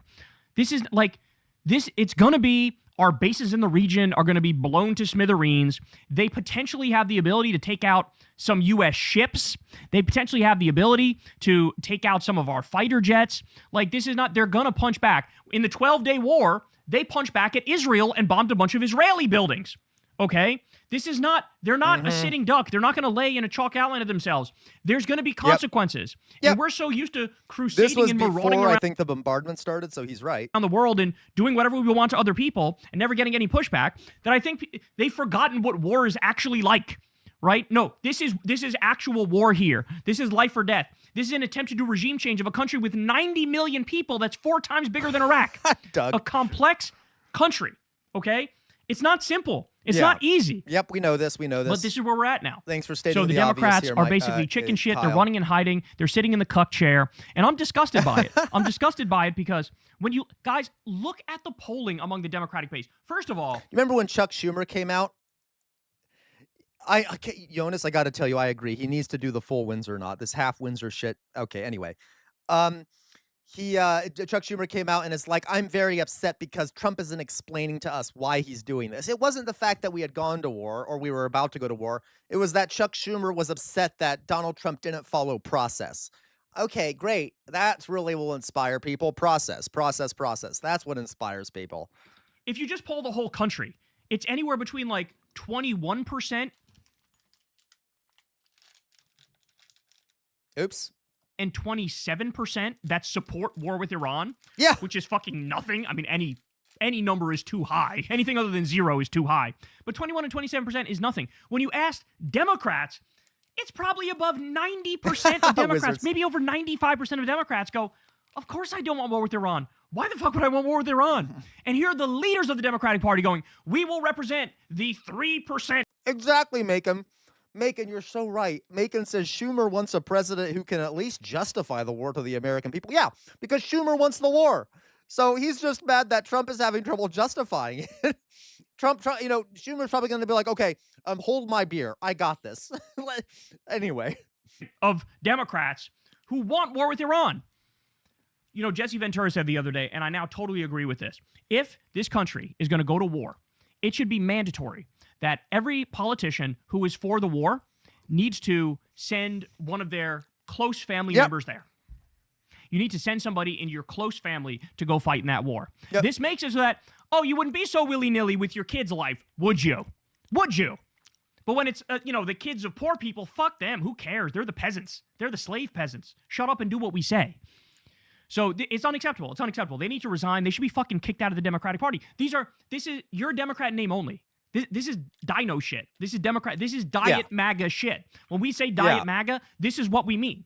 You're low-key supporting of course, Retro a Asher. fucking bloodthirsty, warmongering, fascist imperialist. You're supporting him crusading around the world and toppling whatever government he wants and stealing natural resources and helping Israel set up their Fourth Reich in the Middle East by having no regional pushback? And the answer is yes. That's what they're doing.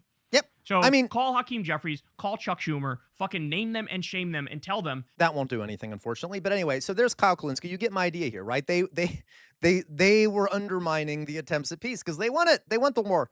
All right. They love that. They love that shit.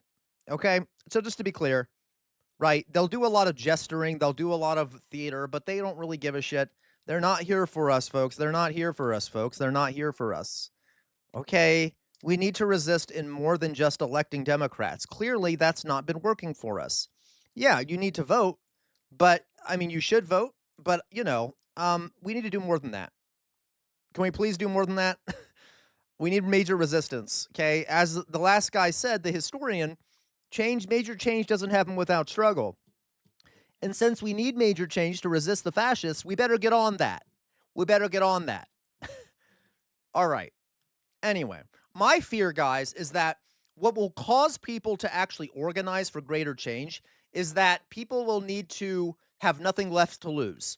Don't worry, we're going to be there. Eventually, we'll get to the point where people have nothing left to lose. I'd rather have push for major change before we get to that point. Alas, a lot of Americans are way too comfortable. Okay, so but okay, we might need to wait till there's nothing left to lose before you know what ended up sort of stopping the Nazis and made a lot of Germans suddenly start thinking, maybe Hitler is a bad guy. You know what ended up happening? Their cities were bombed and leveled.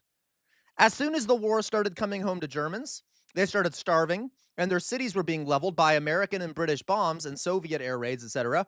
Suddenly, a lot of them were like, you know what? Maybe this Hitler guy wasn't a good idea after all. It took a great deal of suffering to convince a lot of Germans that Hitler may not have been the right move, and even then, a lot of them fought to the very end. But okay. All right.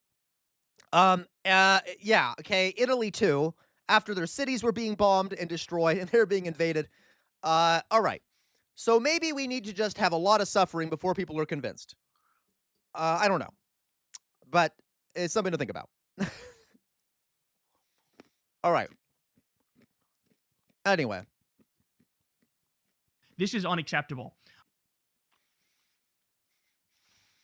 I know, Jonas, and Jonas, I think there's other ways in these days. I don't think we need to be like bombed, for example, but it might mean that more Americans might need to suffer economically. It might need to be that the government makes a mistake where they slaughter people in a mass number, and that inspires people to make change. I mean, we saw Alex Preddy and Renee Good slaughtered in Minnesota, and that inspired a massive backlash. It was not enough. It was not enough of a backlash, but imagine if that happened on a massive scale where the government, like, slaughtered a bunch of people. That could inspire people. Like, there needs to be more radicalizing events. I am not being an accelerationist, Macon. I don't want people to suffer. I'm saying that historically, the way you resist fascism is to make major fundamental changes. The way to do that is to organize and go outside of the system to do resistance. And a lot of times, historically, people only do that after they've suffered a great deal or the government has made a mistake that radicalizes people. That's what I'm saying. I don't like any of it, but that's just the truth historically. Okay? Hopefully we can hopefully Americans can prove that wrong by not doing something before there's mass suffering. Okay? Yep. Okay. Oh no, Macon, don't apologize. Don't apologize, Macon. I know you're being hyperbolic, okay? It gave me a reason to talk. In your groove, they are slaughtering people. Yeah, unfortunately, in your groove, it needs to be people that are in America, because we in this world still believe in nation states, and some people dying are less. We care less about some people dying. Some people dying versus other.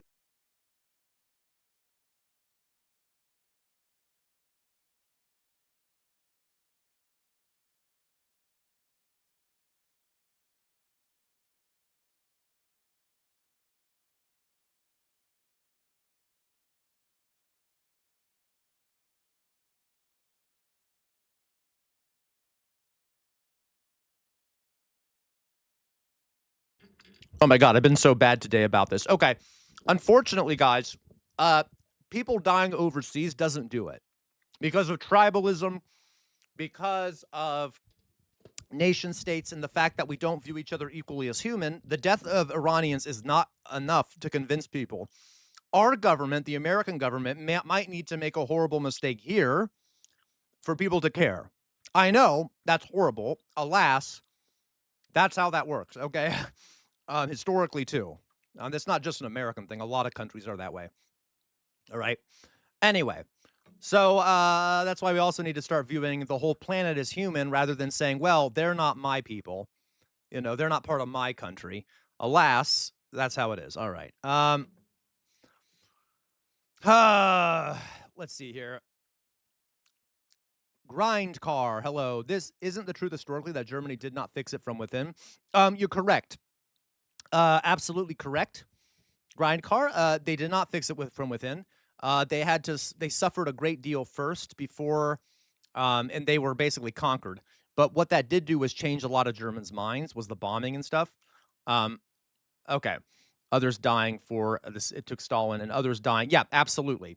But that's the point here, a grind car, is that a lot of suffering had to occur in Germany for a lot of the average Germans to change their mind. So, yeah. All right. I am hoping that we don't have to do that. But there are other ways, though, theoretically, to fight this. Like I said before, massive reforms could do it. Of course, it's unlikely. I mean, I don't want to say it's unlikely. That hasn't really happened historically, but that is another way to do it if we can manage that. All right. All right. I don't think the U.S. will see that kind of society as a result of your size. In what way? Forgive me. Yep. Jonas, guys, as I'm saying, as I was going to say, Jonas, I'm trying to have optimism here. Okay. Yes, I have said that we need to go outside of the system to make change. There are many ways to go outside of the system to make change. But, yeah, the last time in this country, and this is terrible to say, the last time there was a major change in the U.S., what happened? That was when one economic system was completely gotten rid of, and that was slavery. And you know what ended up happening? Civil War. So I would very much like there to not be something like that happens, okay? But the way to do that would be to make reforms through nonviolent resistance, okay? Anyway, you all know what I'm saying here. I can't, you guys know. You know that I can't say a lot of things on here, but all right. But we need major changes. It's not like enough to just do electoralism, that we can't just do electoralism, all right?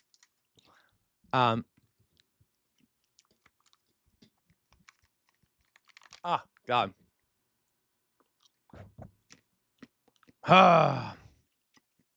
Okay, guys, let's see what else we got here.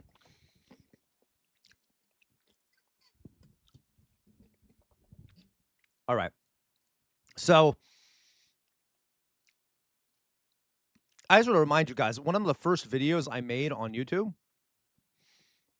yeah, guys, one of the first videos I made on YouTube, if you remember, was me saying that I'm really nervous because there's a lot of guns in this country and people are getting more and more radicalized.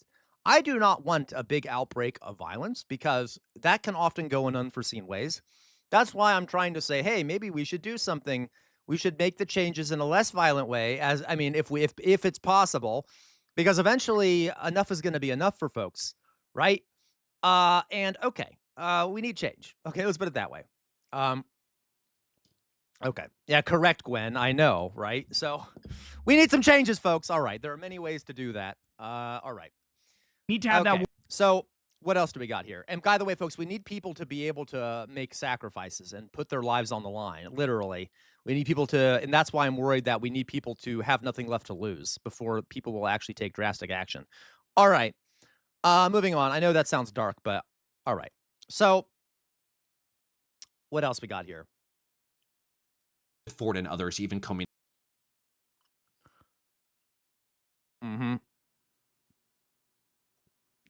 Chattel slavery, wizards. We got rid of chattel slavery. All right.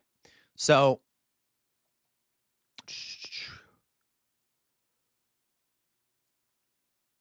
all right. Which was a major change, wizards. We did not get completely rid of slavery. We did get rid of chattel slavery, which was a massive change. Slavery was still allowed in prisons. It still is allowed in prisons today. Well, with some edits, you have to pay, but very small amounts of money. It's still slavery. Yeah, Arbiter class, teachers with rocket launchers to prevent shootings. I know, right? Jesus Christ, I was a teacher. I can promise you, they were basically considering that. All right. Okay, let's see here. What else we got? You know what? As you know, Trying to see. Oh, we already watched this. I feel like there was something else I wanted to show all you. Let me see. What time is it? We got, okay, you know what? Give me a second here. You know what? I'm going to put my, there you go, Sir Bartholomew. I don't know, welcome back, Nesquicker. Didn't RFK already suggest wellness farms? Maybe. I don't remember. He probably.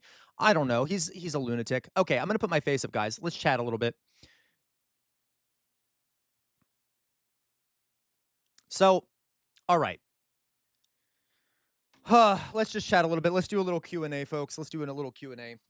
Any questions, comments about what's going on in news? Anything you want me to cover that I haven't covered already? Anything you want to talk about? There's a lot going on. I'm having trouble following all of it because while I'm streaming, a lot happens. Okay. Yeah.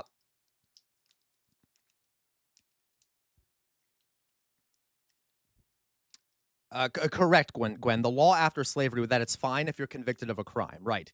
So the kind of slavery changed, right? So after the Civil War, the law that was passed said that slavery is illegal except in case of as being a punishment for a crime. That is fundamentally different than chattel slavery, which is where people are owned as property by private individuals. Chattel slavery was ended with the American Civil War, and that was a massive change, and that completely upended the entire economic system of the country, if not the South, especially the South, okay? I don't want to downplay how big of a change that was. Of course, it was not perfect at all because slavery was still going on, but that was still a major change in the country. And I wish slavery would have been ended completely, but it was such a big change that it caused a massive civil war and ended the whole society. Okay. So, okay. But yes, the U.S. literally socialized slavery. Yes. Okay. Right.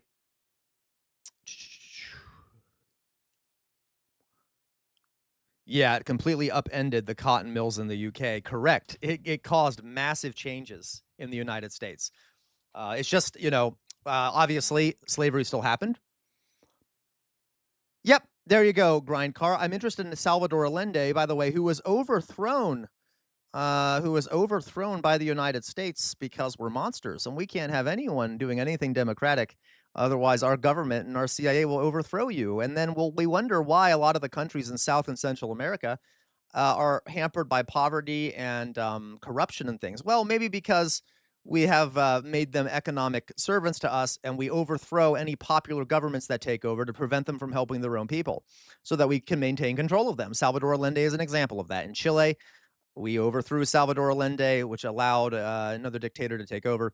So we do that all the time. America, the land of the free and the home of the brave, loves getting rid of democratically elected leader and getting rid of democratically elected leaders and installing authoritarians. Isn't that great, guys? Don't we love that? Yeah, the Iran-Contra deal. So, etc. Oh, of course, Grindcard, they did have issues. That doesn't mean that we didn't make it 1,000 times worse or that what we did was just or anything. Nesquicker, casual for wondering if you were a history teacher and you got a sense of the students' general attitude. Yeah, Nesquicker, I was a teacher for many years. I was a teacher up until about eight or 9 months ago when I started doing this full time. Nesquicker says, wondering if you were a history teacher, if you got a yeah, there is a problem, guys. One of the reasons I'm not a teacher now is it's become very hard to be a teacher in the United States. Like students, I've talked about this before on stream.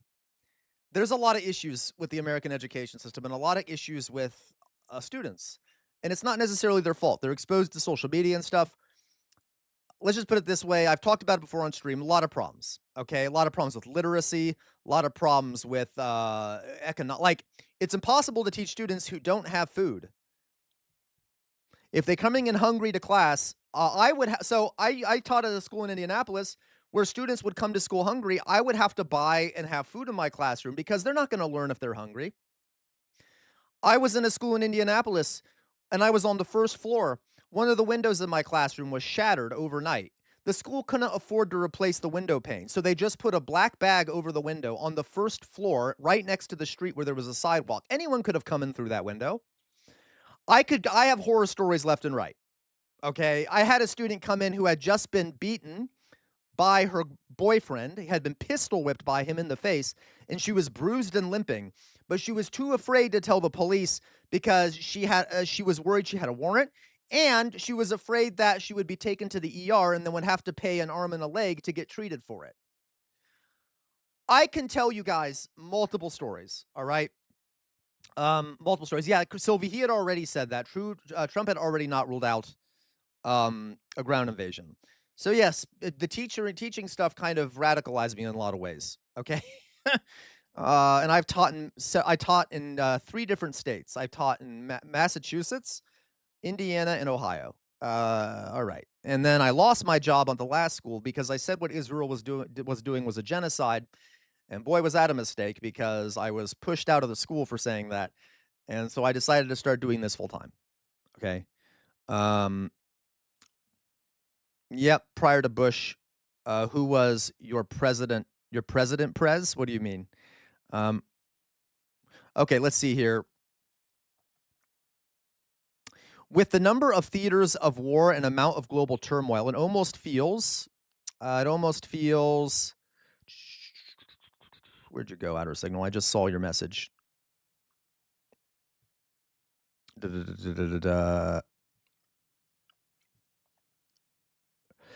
It almost feels like we've entered a slow roiling World War III. No, Outer Signal. So I know, obviously this is, so are we entering World War III? No, Outer Signal. We might be, but we're not in World War III yet. This depends on how you define World War III. I would define World War III as the major powers of the world getting into a direct armed conflict. There was a famous saying by Albert Einstein. He said, I don't know what will start World War III, but World War IV will be fought with sticks and stones. Because if we were to get into a World War III type scenario, it would likely result in an annihilation of most of the planet because nuclear weapons would be fired back and forth. So no, I don't think what we're seeing now is an entry to World War III. All the great powers that could be launching nukes and stuff aren't going to touch this, right? And just like what's happening in Ukraine and Russia, the great powers aren't entering the war directly to aid Ukraine because they don't want a nuclear war. So it depends on how you define World War III, but I don't think we will see a war like that because of this, if that makes sense. Okay. Does that mean I want to roll the dice on that? No. Okay. And it certainly increases the likelihood, but I don't see that right now. Okay. All right.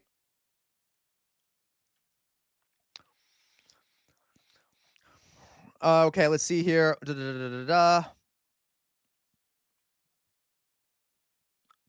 Am I missing anything here? Like if a real hot conflict was to emerge, would historians see Russia, Ukraine, Iran, or Gaza as starting points? I don't know, Outer Signal. I would guess that the closest thing would have been Russia and Ukraine, but I don't know. Because I haven't seen anything that I would view as a starting point. Russia and Ukraine might end up as a starting point, but it isn't anywhere near there right now, okay? Reagan was just the beginning of our demise. Gwen, yeah. Though admittedly, Gwen, we've been having issues for a long time in this country. As a matter of fact, even during the founding of the country, I've talked about this before on stream, the founders made sure we didn't have a full democracy because they didn't trust a full democracy. Now, we could debate this, but they didn't, okay? They even made the government in a way where the average person didn't have enough power. So it's a long-lasting problem. It's definitely gotten worse over time. Let's see here. Did I miss anyone's questions? I thought I saw one more. Okay, CR, was there a specific canon event that made you quit? Yes, I quit because let's put it this way. It was either I quit or I'd be fired. So I was at a school, and it was a religious school because I had worked in public schools and such. So I made the mistake of going to a religious school because I had lots of issues in some of the public schools I was at for a number of reasons because of funding and shit. So I was at a religious school, and it was very clear after I started working there that after October 7th, that school was very, very pro-Zionist, and they started hosting horrifically pro-Israel events and things like that, which I never participated in. And I was basically told to keep my mouth shut and to obey, and I couldn't do it. So I got on YouTube and I made a video where I basically said Israel's doing a genocide. And one of the parents at the school found out about this told all the other parents at the school, and they started freaking out, saying I was anti-Semitic and that I was a threat to the students at the school because I said what Israel was doing was a genocide. So I got brought into the principal's office. The principal basically said to me, I don't want a conflict with you. So you're either going to be fired or you're going to leave willingly. If you leave willingly, I will pay you for 2 months. If you're fired, I will only pay you for 1 month. And I perhaps made the mistake of saying, fine, I'll leave willingly. And so I got 2 months of pay because it's not, guys, teachers aren't paid much. So I kind of made that sacrifice for the sake of surviving economically. Anyway, so then I lost my job at that school. And after having a lot of problems, after also, it's been really hard to be a gay man working modern day American schools on top of all the economic problems and other problems. So I'm very much enjoying doing this now. This happened 8 or 9 months ago. There are some people in this community who were around in the community when I lost my job, because I started streaming briefly before I lost my job. So now I'm trying to do this full time. And right now, I'm like, the community is growing quickly and stuff, but eventually, hopefully I'll be making enough to do this long term. I'm hoping that I can do it full time. I know that's not an easy thing to do when it comes to online. Exactly, TJ. And I don't have access to lawyers. So TJ says, in the grand scheme of things, you'd only be one small local headline if you were fired. So I don't blame you. Yeah. Not only that, guys, I can't afford a lawyer. Like, I'm a teacher. I can't afford a lawyer to defend myself. I needed to be able to survive. I have medications I need and shit. So I feel guilty somewhat that I didn't raise more of a fuss about it, but I kind of needed to survive. Anyway, so that's where we are now. And so I've been doing this for 8 or 9 months. As a matter of fact, guys, if you join our Discord, I highly recommend everyone join our Discord. Every month, I post how much money I made the month before. So I'm going to be posting very soon how much money I made last month, so you can see. So I'm not like trying to steal your money or whatever thing. So if you guys want to, thank you so much, Jonas. Oh my God, Jonas, you're a god. Thank you very much. All right, and let me quickly here post for those that are just, if you guys. By the way, guys, let me post the Discord link in chat because I know someone deleted the original post I had there for people to join. So I'll post it in the chat for those that would like to join our Discord. You can recommend things for me to react to in there. We have a great community. Please join it. Great and fast growing community over here. Eventually, I want to turn this community into a co-op where a socialist enterprise where people can vote and stuff. And all right. So here we go. Discord. There's the Discord link for those that would like it. Please join our community. Also, just to show you guys how Zionist the school was, they had members of the IDF come and speak to the students. And I refused to participate. I would stay in my room, and no one said anything, but I think that made people suspicious, which is why I think they started examining everything I was doing. Thank you, Sylvie, so much. Sylvie, thank you. You didn't have to do that, Sylvie. All right. Thank you very much, Sylvie. It says, I don't make much myself, but here's 10 at least for keeping me properly informed. Thank you, Sylvie. Really, that's really nice of you.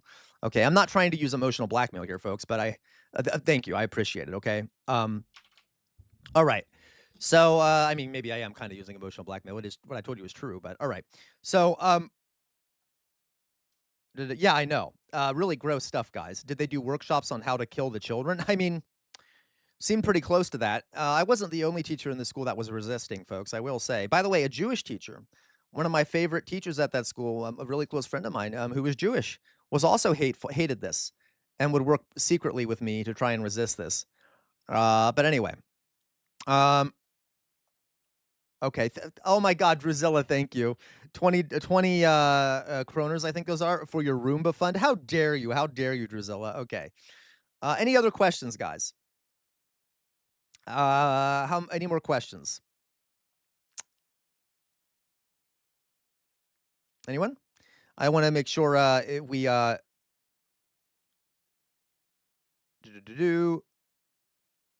really, CR Yanar Mohammed, a fighter for women's rights? That's disgusting, Drusilla. Oh my God, that's really disgusting. What is this? What is this, Matt Sai guy? Who is Zara Sultana? You know what? We'll take a look at this, Matt Saigai.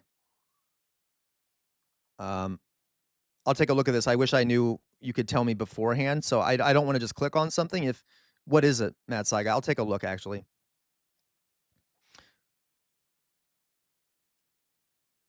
Okay, we'll watch it real fast. So this is, I guess, a far-left MP in the parliament, in the UK's parliament. Let's take a look at what Matt Saigai sent us. It looks like it'll be good. Let's watch this real fast. Oh, the co-founder of your party in the UK? Of what party? Oh, your party. Okay, so let's watch what she has to say. Not planning to strike American forces or bases unless Israel attacked Iran first. In other words, there was no intelligence indicating an imminent threat. Yet we have already seen preemptive strikes attacking a girls' school, killing over 100 children. This has been condemned by UNESCO as a grave violation of humanitarian law, yet the Prime Minister didn't bother to mention it. Of course not. Continuing such actions is unlawful. Allowing Gotcha, them to Outer. take place from UK bases is unlawful. So I ask the Prime Minister, is the genocide of the Palestinian people not enough for this Labour government? Is he proud to be another Labour Prime Minister, obediently following Washington Jonas. yet another illegal war in the Middle East, making us all less safe? And finally, how much does he enjoy being Donald Trump's poodle? Oh my God, I love this woman. Oh my God. I've set out the decisions I made over the weekend and the reasons for them. My first duty is to That's, by the way, offensive to cucks. I apologize. If you enjoy being a cuck, it's okay, to each their own. But in this case, I'm going to use it as a slur. You're a cuck, Starmer. protect British nationals. It's the most important duty that I have, and I'll continue to discharge it. Yeah, okay, yeah, whatever. Get back on your knees for Donald Trump if you can find his... Anyway. So, all right. Thank you for that, Matt Saigai. I like that a lot. Okay, guys, any last questions here? Any last questions? Regarding teach-ins, how do you feel about community members contributing presentations? In your groove, I would love that. If there's a community member that wants to contribute a presentation, and do you mean, now in your groove, do you mean a community member actually doing the presentation themselves or providing me one to do for them? What do you mean? Because I'm okay with either one. Now, obviously, the problem here is I haven't done that because I don't have any money. I can't pay people right now. Okay, you guys know. Yeah. So, I mean, you could do it, like, we could perhaps do something like that, but we would need to think about it, and you would have to realize you're not going to get any of the money from it, which is why I haven't offered it, because I need every last red cent I can get, because if you guys see how much money I'm making a month, I'm trying to survive. But we, okay. Yeah, but eventually, once I'm, like, self-sustained, I will pay you in boops, which is, like, a lie, right? Which is not a real thing, obviously. But yeah, that'd be cool though if people wanted to do presentations. Okay. No, TJ, I agree, right? That's why I'm saying I don't think that might not be the best idea unless I get really popular. But you know, until I get much bigger. But maybe later we'll end up doing that in your groove. Okay. So. All right, guys. You know what? Speaking of boops, I'm gonna hand out some boops, guys. Any other questions, guys? Any other comments you can ask about anything? I have streamed now for, okay, I see, for a while. I'm going to, where's my boop stick? Where's the boop stick? Here it is. Okay, let's hand out some boops. Who wants a boop? Tell me who wants a boop. I'm gonna put my face up. I'm gonna hand out some boops because you all have earned some boops. Some of you haven't earned boops, but some of you have, the rest of you have earned boops though. Okay, a lot of you have earned boops. As everyone, please join the Discord if you haven't already. You can also become a member for as little as 99 cents a month over on YouTube. I mean, I get like 99 cents. I think it's like $1 for all of you, but all right. Or you can subscribe over on Twitch. You can use Amazon Prime to subscribe, which will send. Ew, this is my broken stick. You can subscribe for free using Amazon Prime over on Twitch. Excuse me. Let me find my boop stick. That's the broken boop stick.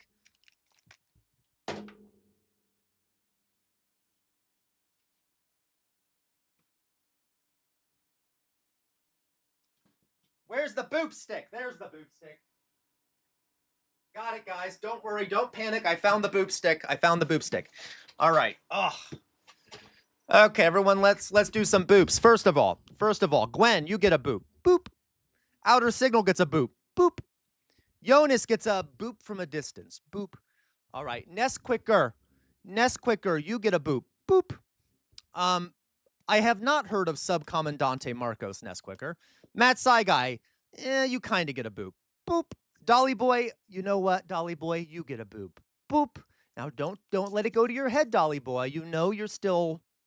Anyway, you get a boop though, Dolly Boy. J Mac, you get a boop. Boop. Drusilla gets a boop. Boop. Who else wants a boop? Anyone else want a boop? I'm gonna hand out some boops. Okay. TJ, you get a boop. Boop. Anyone else want a boop? Am I missing anyone who wants a boop? Anyone boops? Any other? Am I missing anyone? How about the people out there in the background who just listen? I know Sarah F might be out there. Paleontology Dog might be out there. There's a few people. Oh, thank you, Louise. You get a boop. Boop. Macon gets a boop. Boop. Who else wants a boop? Anyone else want a boop? Did I miss anyone? Anyone else? Anyone else want a boop? Anyone else on the background wants a boop? You're right, Retro Rasher. Bisexuals don't exist. You don't get a boop. Just kidding. You get a boop, Retro. Boop. All LaQuaw gets a boop. Boop. Thank you. Arbiter Klasa, you get a boop. Boop. All right. Anyone else need a boop? Gonna boop everyone. Gonna boop you. You know what, guys? I'm proud of you. No one got a bonk today. I don't think anyone, at least no one got a bonk here at the end. And I know, and I didn't have to do any retractions. Oh, you know what, W? You get a boop. Boop. And I didn't have to do any bromp retractions of boops. Okay? We all know, we all get this, right? We all get the terminology here, right? So a bromp is when you get a boop removed. A bonk is where I'm punishing you. And a boop is like a clever little thing. Okay, anyone else in the background that I didn't boop want to boop? Fetty Spaghetti, you get a boop. Boop. All right. Everyone else good for this? Love you too, Gwen. You're the best, Gwen. Gwen, you know, you're like I do know, Gwen, that you're like an established member of the community at this point. Sylvie, you get a boop. Boop. All right, forgive me, Sylvie. Okay, anyone else want to boop? We got a lot of established members of the community here. I just want to call out W has been in the community a while, but we have W's not always here, but I want you to know I know you're here. W, I know you're listening. Gwen has been a member of the community for a very long time. Gwen, you're like an established member. A lot of the guys, I'm not naming everyone because a lot of the folks in here, you know, have been in the community for a while. Some of the people that I don't call out often, though. If Sarah's here, Sarah's been here a while. Lamira, if you're still here, you've been here for a while. Oh, Kadal, you get a boop. Boop. Kadal, welcome. Kadal, are you in here often? Have you been in here before, Kadal? Kadal? Okay, welcome, Kadal. I'm ignoring you, Jonas. Anyone else want a boop? Did I miss any boops? You know what, Sylvia? You get 2 boops because I forgot you. Boop. All right. You could do a boop in different languages. What would it be a boop in German? I don't even know. I can't even think of dare boop. I don't know. Okay, whatever. That's true, TJ. You've been here for a while too. First time, gotcha, Kadal. Welcome, Kadal. Welcome to the loony community we have here. All right. Anyone else? Anyone else want a boop? A boop in German, right? Boop, boipa, boopa. Der Boopa. All right, anyway. Let's see here. Oh my God, a Bright Love. I forgot a Bright Love. A Bright Love, you get a boop. Boop. Fetty Spaghetti, are you here? I need to give Fetty Spaghetti a boop. Boop. Das Boopen. There you go. Okay. All right, you guys. So, oh, yes. You know, thank you, Grindcar. Grindcar, I forgot about you. Welcome, Grindcar. Grindcar, you get a boop. Boop. For those that are, Doug gets a boop. Boop. For those that are on YouTube, please, if you'd like to, you can go over to Twitch too. You can also follow me on there. I actually think the Twitch stream is oftentimes better in terms of what it looks like and stuff. So I think I have that linked at the top of the YouTube chat. You can go over to my Twitch stream and also follow me there or subscribe there. Just something else you can do if you want to. You don't have to just be on. You can also go over to Twitch if you prefer. Okay, guys. On that note, guys, I'm going to go.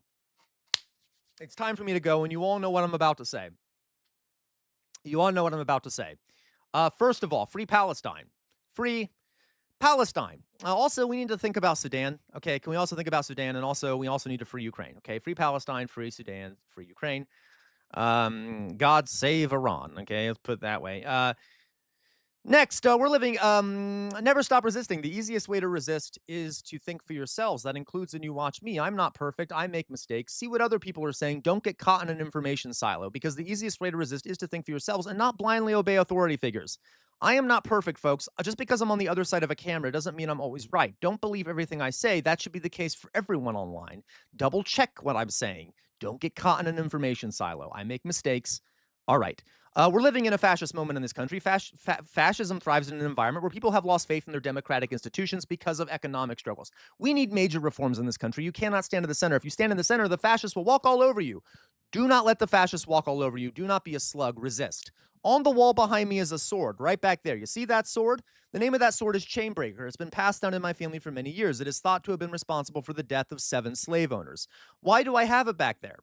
I have it back there to remind everyone that our ancestors made major sacrifices for some of the things we have today, for some of the rights we have, for some of the freedoms. We cannot let their sacrifice go to waste, folks. They made a lot of progress for us. We cannot let their sacrifice go to waste, okay? Please, as a historian, I'm begging you. And always, always, always, always fight for a better future. If our ancestors did it, we can too. And they oftentimes suffered through a lot more than we're suffering through right now. Okay. And on that note, folks, you all have a good rest of your day, or morning, evening, new night. I love you all very, very, very much. I will come back on tomorrow, as is tradition. Okay. I stream every day except for Wednesdays and Sundays. I love you all very much. Join our Discord. Bye-bye. Get some rest. Get some rest. Okay. Don't be overly depressed about what's happening. Don't overburden yourselves with the news. It's very important, but also make sure you keep your mental health together. Otherwise, you won't be able to resist as well. You see what I mean? Okay. Bye-bye, folks.